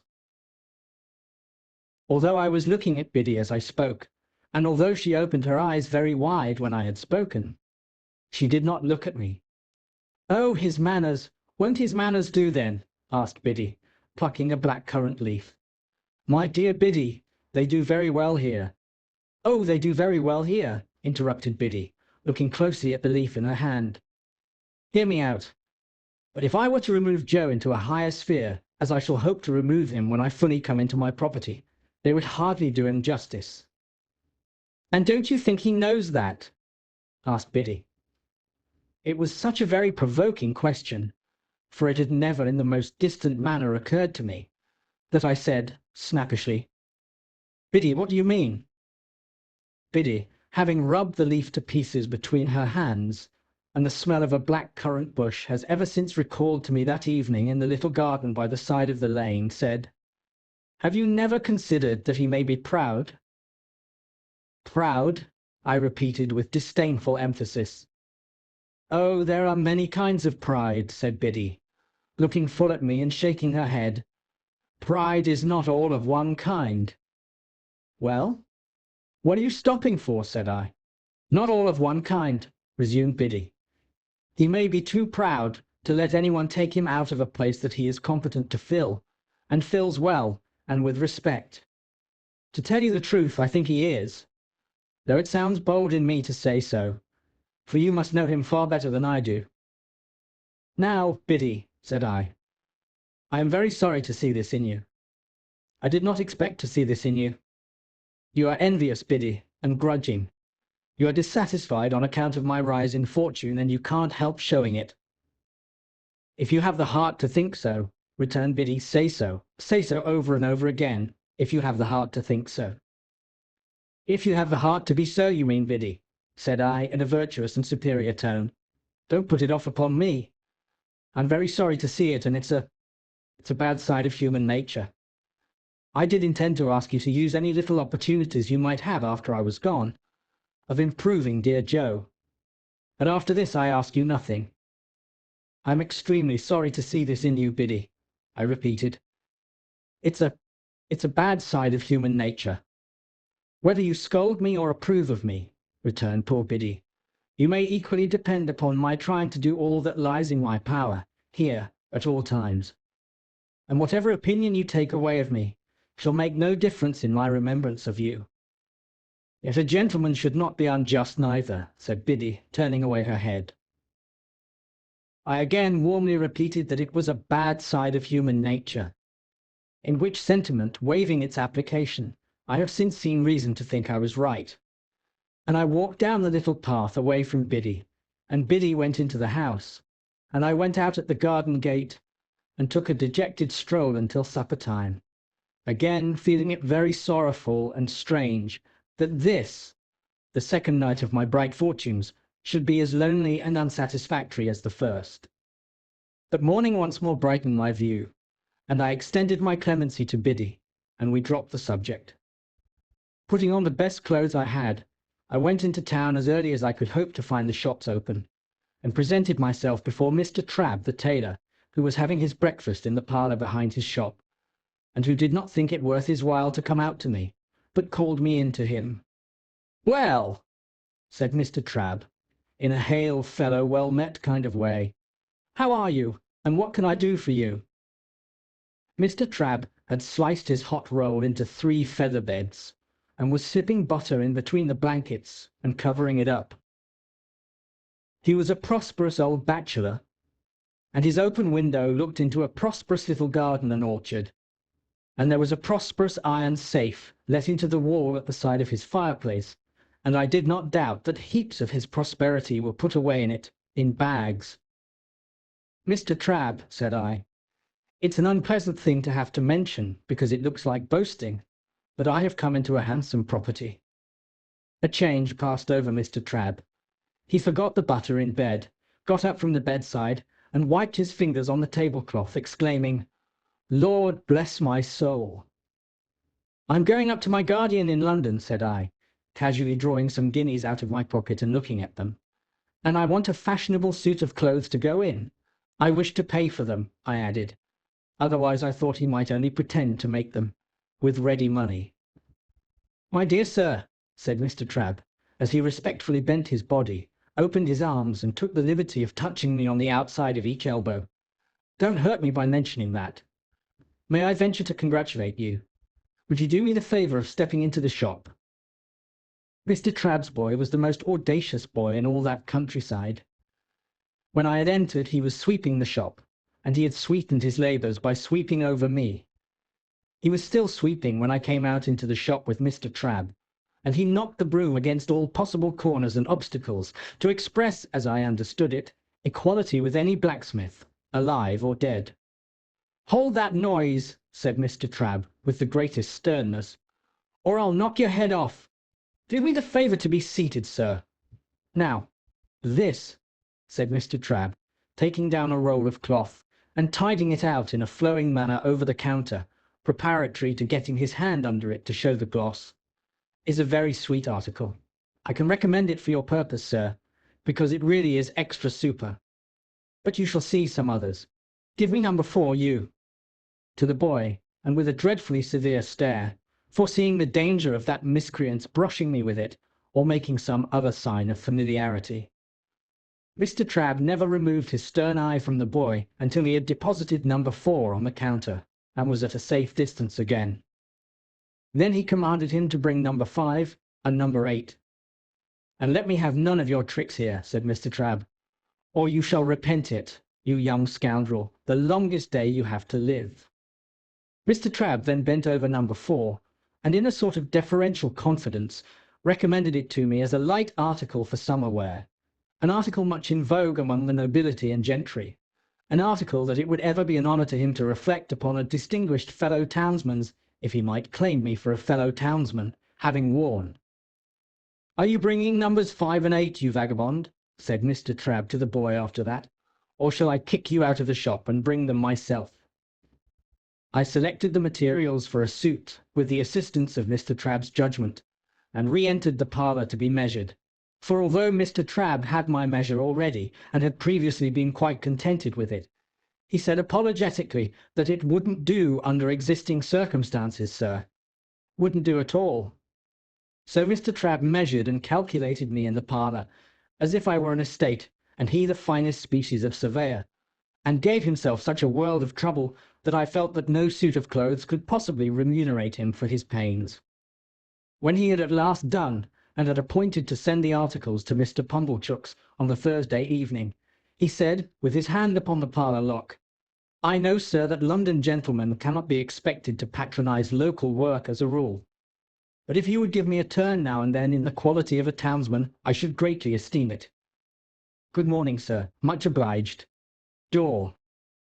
The last word was flung at the boy, who had not the least notion what it meant, but I saw him collapse as his master rubbed me out with his hands, and my first decided experience of the stupendous power of money was that it had morally laid upon his back Trabb's boy. After this memorable event, I went to the hatter's, and the bootmaker's, and the hosier's, and felt rather like Mother Hubbard's dog, whose outfit required the services of so many trades. I also went to the coach office, and took my place for 7 o'clock on Saturday morning.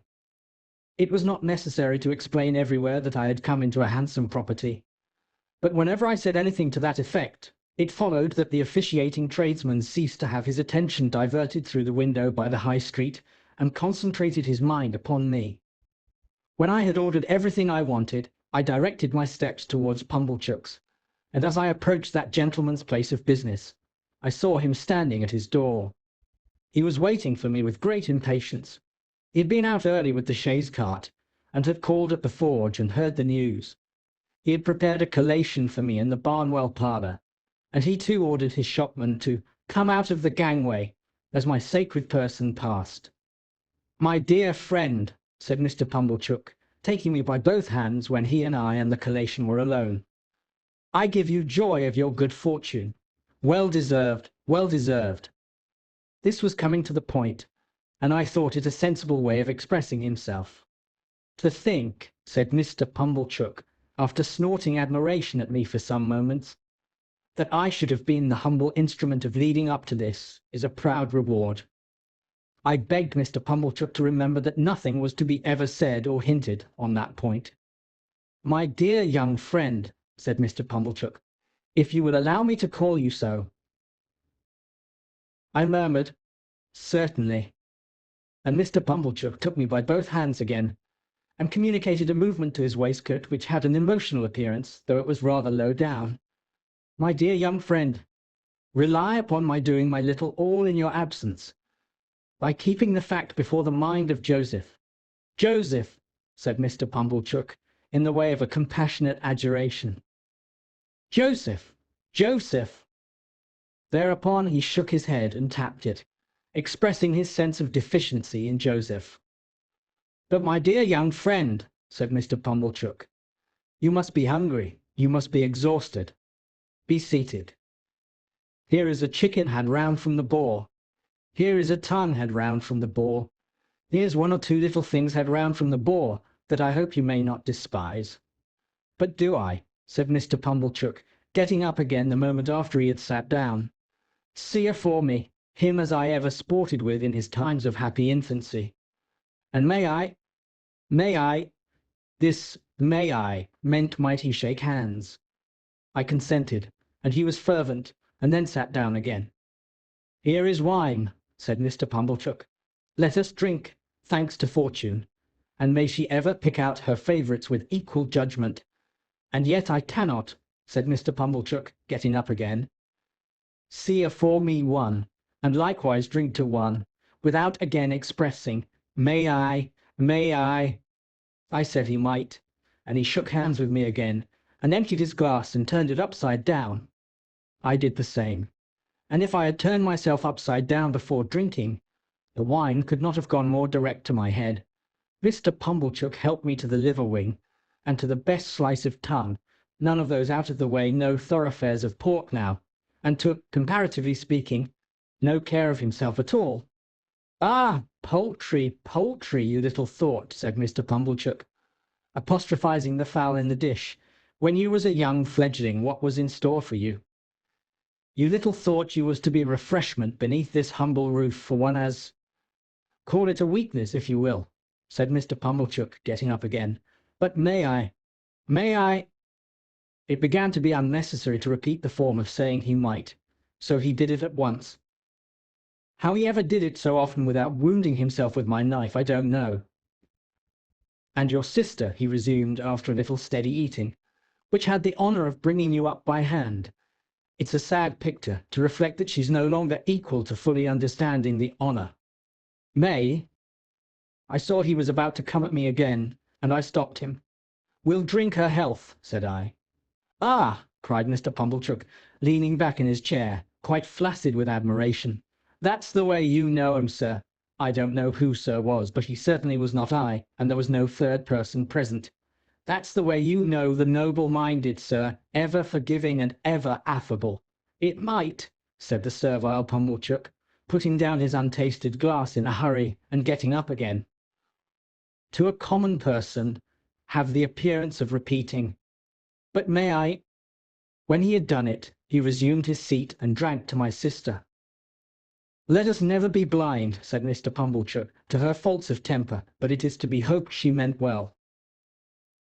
At about this time, I began to observe that he was getting flushed in the face. As to myself, I felt all face, steeped in wine and smarting. I mentioned to Mr. Pumblechook that I wished to have my new clothes sent to his house, and he was ecstatic on my so distinguishing him. I mentioned my reason for desiring to avoid observation in the village, and he lauded it to the skies. There was nobody but himself, he intimated, worthy of my confidence, and, in short, mighty. Then he asked me tenderly if I remembered our boyish games at Sons, and how we had gone together to have me bound apprentice. and, in effect, how he had ever been my favorite fancy and my chosen friend. If I had taken 10 times as many glasses of wine as I had, I should have known that he never had stood in that relation towards me, and should in my heart of hearts have repudiated the idea. Yet for all that, I remember feeling convinced that I had been much mistaken in him, and that he was a sensible, practical, good-hearted prime fellow. By degrees he fell to reposing such great confidence in me as to ask my advice in reference to his own affairs. He mentioned that there was an opportunity for a great amalgamation and monopoly of the corn and seed trade on those premises, if enlarged, such as had never occurred before in that or any other neighborhood. What alone was wanting to the realization of a vast fortune, he considered to be more capital. Those were the two little words, more capital. Now it appeared to him, Pumblechook, that if that capital were got into the business, through a sleeping partner, sir, which sleeping partner would have nothing to do but walk in, by self or deputy whenever he pleased, and examine the books, and walk in twice a year and take his profits away in his pocket to the tune of 50%. It appeared to him that that might be an opening for a young gentleman of spirit, combined with property, which would be worthy of his attention. But what did I think? He had great confidence in my opinion, and what did I think? I gave it as my opinion. Wait a bit. The united vastness and distinctness of this view so struck him that he no longer asked if he might shake hands with me, but said he really must, and did. We drank all the wine, and Mr. Pumblechook pledged himself over and over again to keep Joseph up to the mark, I don't know what mark, and to render me efficient and constant service, I don't know what service. He also made known to me, for the first time in my life, and certainly after having kept his secret wonderfully well, that he had always said of me, "That boy is no common boy, and mark me, his fortune will be no common fortune." He said with a tearful smile that it was a singular thing to think of now, and I said so too. Finally, I went out into the air, with a dim perception that there was something unwonted in the conduct of the sunshine, and found that I had slumberously got to the turnpike without having taken any account of the road. There I was roused by Mr. Pumblechook's hailing me. He was a long way down the sunny street, and was making expressive gestures for me to stop. I stopped, and he came up breathless. "No, my dear friend," said he, when he had recovered wind for speech, "not if I can help it. This occasion shall not entirely pass without that affability on your part. May I, as an old friend and well-wisher, may I?" We shook hands for the 100th time at least, and he ordered a young carter out of my way with the greatest indignation. Then he blessed me and stood waving his hand to me until I had passed the crook in the road, and then I turned into a field and had a long nap under a hedge before I pursued my way home. I had scant luggage to take with me to London, for little of the little I possessed was adapted to my new station. But I began packing that same afternoon, and wildly packed up things that I knew I should want next morning, in a fiction that there was not a moment to be lost. So Tuesday, Wednesday, and Thursday passed, and on Friday morning I went to Mr. Pumblechook's to put on my new clothes and pay my visit to Miss Havisham. Mr. Pumblechook's own room was given up to me to dress in, and was decorated with clean towels expressly for the event. My clothes were rather a disappointment, of course. Probably every new and eagerly expected garment ever put on since clothes came in fell a trifle short of the wearer's expectation. But after I had had my new suit on some half an hour, and had gone through an immensity of posturing with Mr. Pumblechook's very limited dressing-glass, in the futile endeavour to see my legs, it seemed to fit me better. It being market morning at a neighbouring town some 10 miles off, Mr. Pumblechook was not at home. I had not told him exactly when I meant to leave, and was not likely to shake hands with him again before departing. This was all as it should be, and I went out in my new array, fearfully ashamed of having to pass the shopman, and suspicious after all that I was at a personal disadvantage, something like Joe's in his Sunday suit. I went circuitously to Miss Havisham's by all the back ways, and rang at the bell constrainedly, on account of the stiff long fingers of my gloves. Sarah Pocket came to the gate and positively reeled back when she saw me so changed. Her walnut-shell countenance likewise turned from brown to green and yellow. "You?" said she. "You? Good gracious, what do you want?" "I am going to London, Miss Pocket," said I, "and want to say good-bye to Miss Havisham." I was not expected, for she left me locked in the yard, while she went to ask if I were to be admitted. After a very short delay, she returned and took me up, staring at me all the way. Miss Havisham was taking exercise in the room with the long spread table, leaning on her crutch-stick. The room was lighted as of yore, and at the sound of our entrance she stopped and turned. She was then just abreast of the rotted bride-cake. "Don't go, Sarah," she said. "Well, Pip?" "I start for London, Miss Havisham, tomorrow." I was exceedingly careful what I said, "and I thought you would kindly not mind my taking leave of you." "This is a gay figure, Pip," said she, making her crutch-stick play round me, as if she, the fairy godmother who had changed me, were bestowing the finishing gift. "I have come into such good fortune since I saw you last, Miss Havisham," I murmured, "and I am so grateful for it, Miss Havisham." "Aye, aye," said she, looking at the discomfited and envious Sarah with delight. "I have seen Mr. Jaggers. I have heard about it, Pip. So you go tomorrow?" "Yes, Miss Havisham." "And you are adopted by a rich person?" "Yes, Miss Havisham." "Not named?" "No, Miss Havisham." "And Mr. Jaggers is made your guardian?" "Yes, Miss Havisham." She quite gloated on these questions and answers. So keen was her enjoyment of Sarah Pocket's jealous dismay. "Well," she went on, "you have a promising career before you. Be good, deserve it, and abide by Mr. Jaggers's instructions." She looked at me and looked at Sarah, and Sarah's countenance wrung out of her watchful face a cruel smile. "Good-bye, Pip. You will always keep the name of Pip, you know." "Yes, Miss Havisham. Good-bye, Pip." She stretched out her hand, and I went down on my knee and put it to my lips. I had not considered how I should take leave of her. It came naturally to me at the moment to do this. She looked at Sarah Pocket with triumph in her weird eyes, and so I left my fairy godmother, with both her hands on her crutch-stick, standing in the midst of the dimly lighted room beside the rotten bride-cake that was hidden in cobwebs.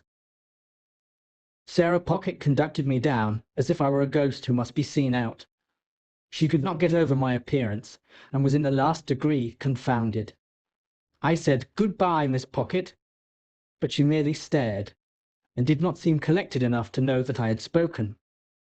Clear of the house, I made the best of my way back to Pumblechook's, took off my new clothes, made them into a bundle, and went back home in my old address, carrying it, to speak the truth, much more at my ease too, though I had the bundle to carry.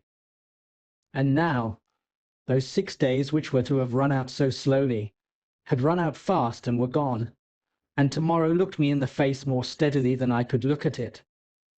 As the 6 evenings had dwindled away, to 5, to 4, to 3, to 2, I had become more and more appreciative of the society of Joe and Biddy. On this last evening, I dressed myself out in my new clothes for their delight, and sat in my splendor until bedtime. We had a hot supper on the occasion, graced by the inevitable roast fowl, and we had some flip to finish with. We were all very low, and none the higher for pretending to be in spirits. I was to leave our village at 5 in the morning, carrying my little hand portmanteau, and I had told Joe that I wished to walk away all alone. I am afraid, sore afraid, that this purpose originated in my sense of the contrast there would be between me and Joe if we went to the coach together.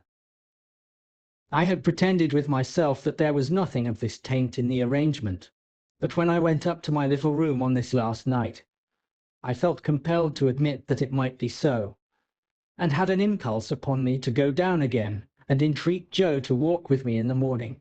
I did not.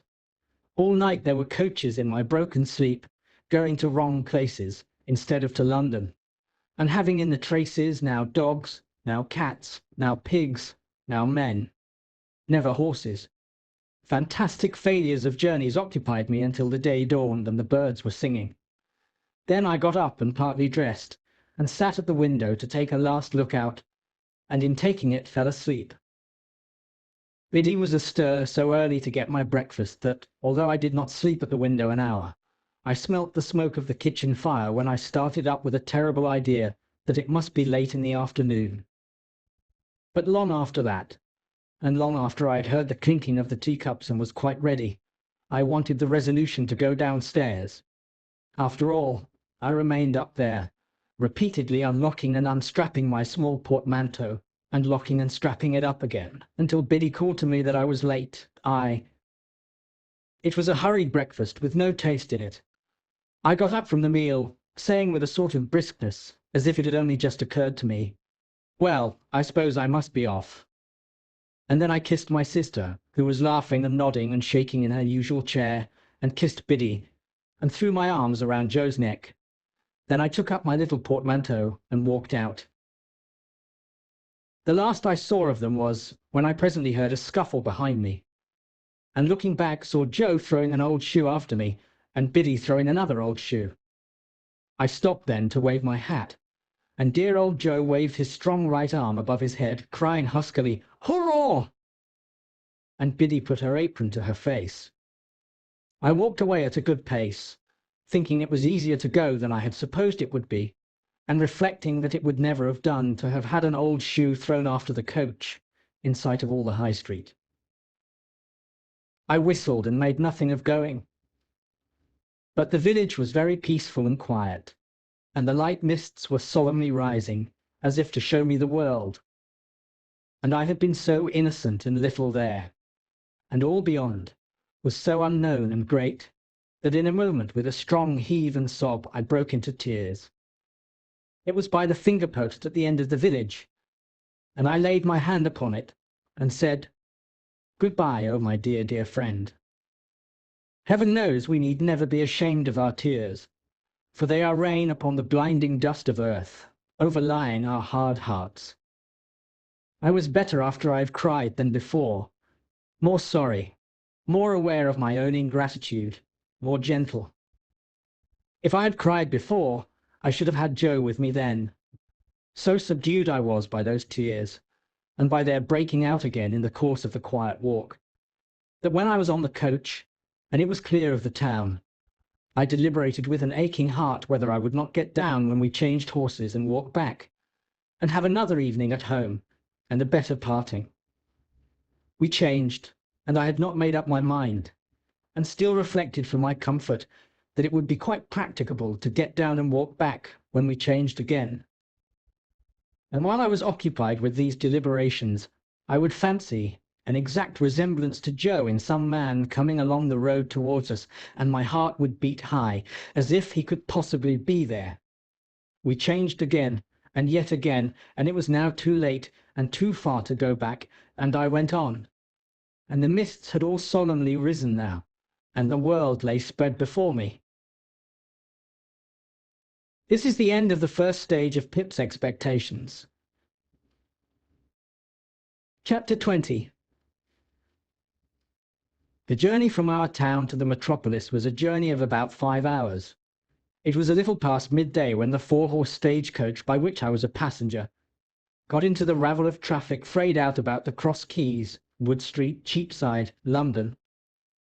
We Britons had at that time particularly settled that it was treasonable to doubt our having and our being the best of everything. Otherwise, while I was scared by the immensity of London, I think I might have had some faint doubts whether it was not rather ugly, crooked, narrow, and dirty.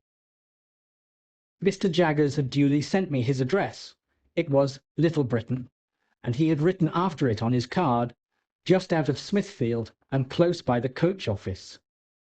Nevertheless, a hackney coachman, who seemed to have as many capes to his greasy great-coat as he was years old, packed me up in his coach, and hemmed me in with a folding and jingling barrier of steps, as if he were going to take me 50 miles. His getting on his box, which I remember to have been decorated with an old weather-stained pea-green hammer-cloth, moth-eaten into rags, was quite a work of time.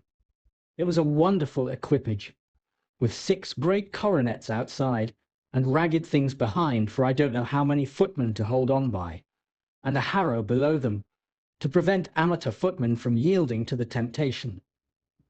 I'd scarcely had time to enjoy the coach, and to think how like a straw yard it was, and yet how like a rag shop, and to wonder why the horses' nose bags were kept inside, when I observed the coachman beginning to get down, as if we were going to stop presently. And stop we presently did, in a gloomy street, at certain offices with an open door, whereon was painted Mr. Jaggers. "How much?" I asked the coachman.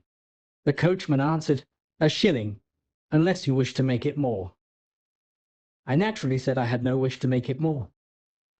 "Then it must be a shilling," observed the coachman. "I don't want to get into trouble. I know him." He darkly closed an eye at Mr. Jaggers' name, and shook his head. When he had got his shilling, and had in course of time completed the ascent to his box, and had got away, which appeared to relieve his mind, I went into the front office with my little portmanteau in my hand, and asked, "Was Mr. Jaggers at home?" "He is not," returned the clerk. "He is in court at present. Am I addressing Mr. Pip?" I signified that he was addressing Mr. Pip. Mr. Jaggers left word, would you wait in his room? He couldn't say how long he might be, having a case on. But it stands to reason, his time being valuable, that he won't be longer than he can help. With those words, the clerk opened a door, and ushered me into an inner chamber at the back. Here we found a gentleman with one eye, in a velveteen suit and knee breeches, who wiped his nose with his sleeve on being interrupted in the perusal of the newspaper. "Go and wait outside, Mike," said the clerk. I began to say that I hoped I was not interrupting, when the clerk shoved this gentleman out with as little ceremony as I ever saw used, and tossing his fur cap out after him, left me alone. Mr. Jaggers's room was lighted by a skylight only, and was a most dismal place. The skylight eccentrically pitched like a broken head, and the distorted adjoining houses looking as if they had twisted themselves to peep down at me through it.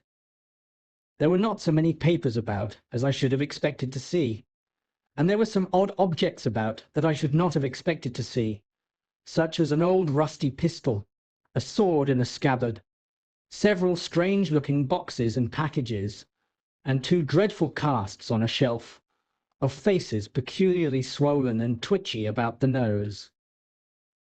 Mr. Jaggers's own high-backed chair was of deadly black horsehair, with rows of brass nails round it, like a coffin, and I fancied I could see how he leaned back in it and bit his forefinger at the clients. The room was but small, and the clients seemed to have had a habit of backing up against the wall, especially opposite to Mr. Jaggers's chair, being greasy with shoulders. I recalled, too, that the one-eyed gentleman had shuffled forth against the wall when I was the innocent cause of his being turned out.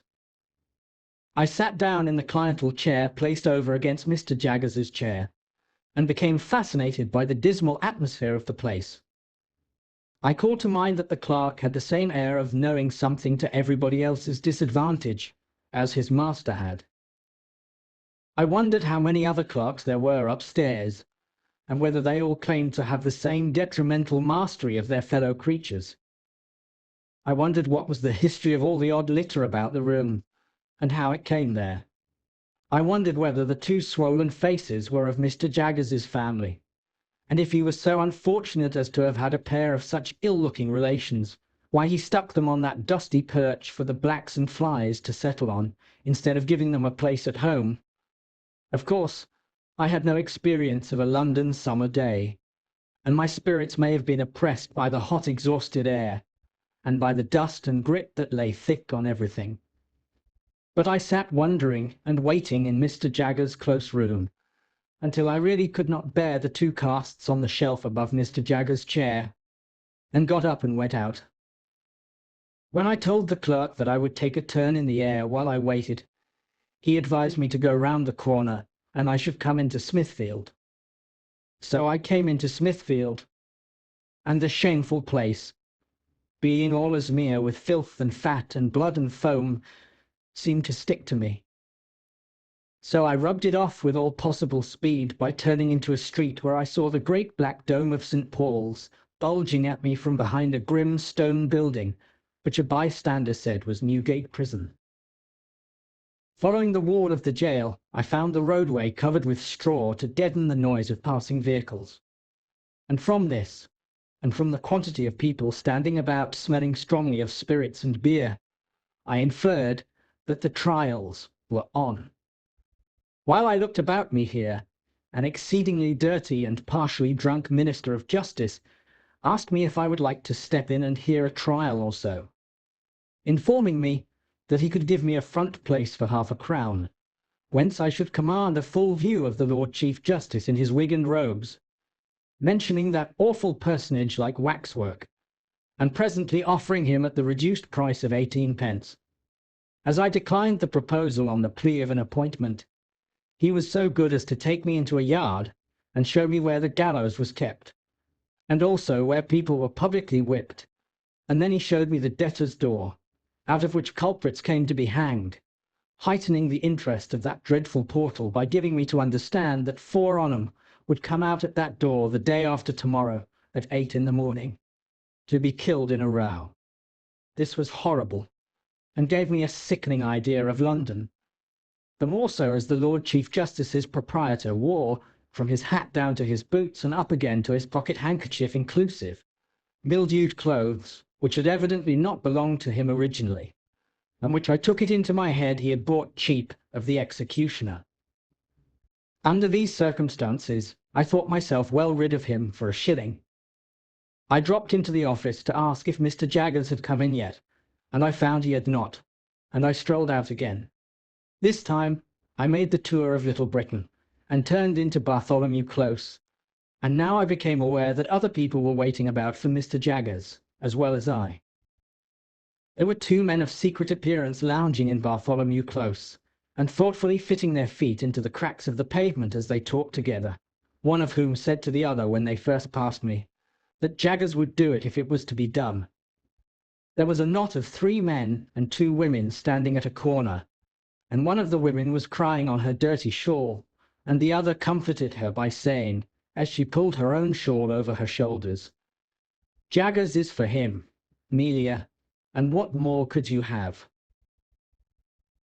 There was a red-eyed little Jew who came into the close while I was loitering there, in company with a second little Jew whom he sent upon an errand, and while the messenger was gone, I remarked this Jew, who was of a highly excitable temperament, performing a jig of anxiety under a lamp-post, and accompanying himself in a kind of frenzy with the words, "Oh, Jaggoth, Jaggoth, Jaggoth, all others is Cagmaggoth, give me Jaggoth." These testimonies to the popularity of my guardian made a deep impression on me, and I admired and wondered more than ever.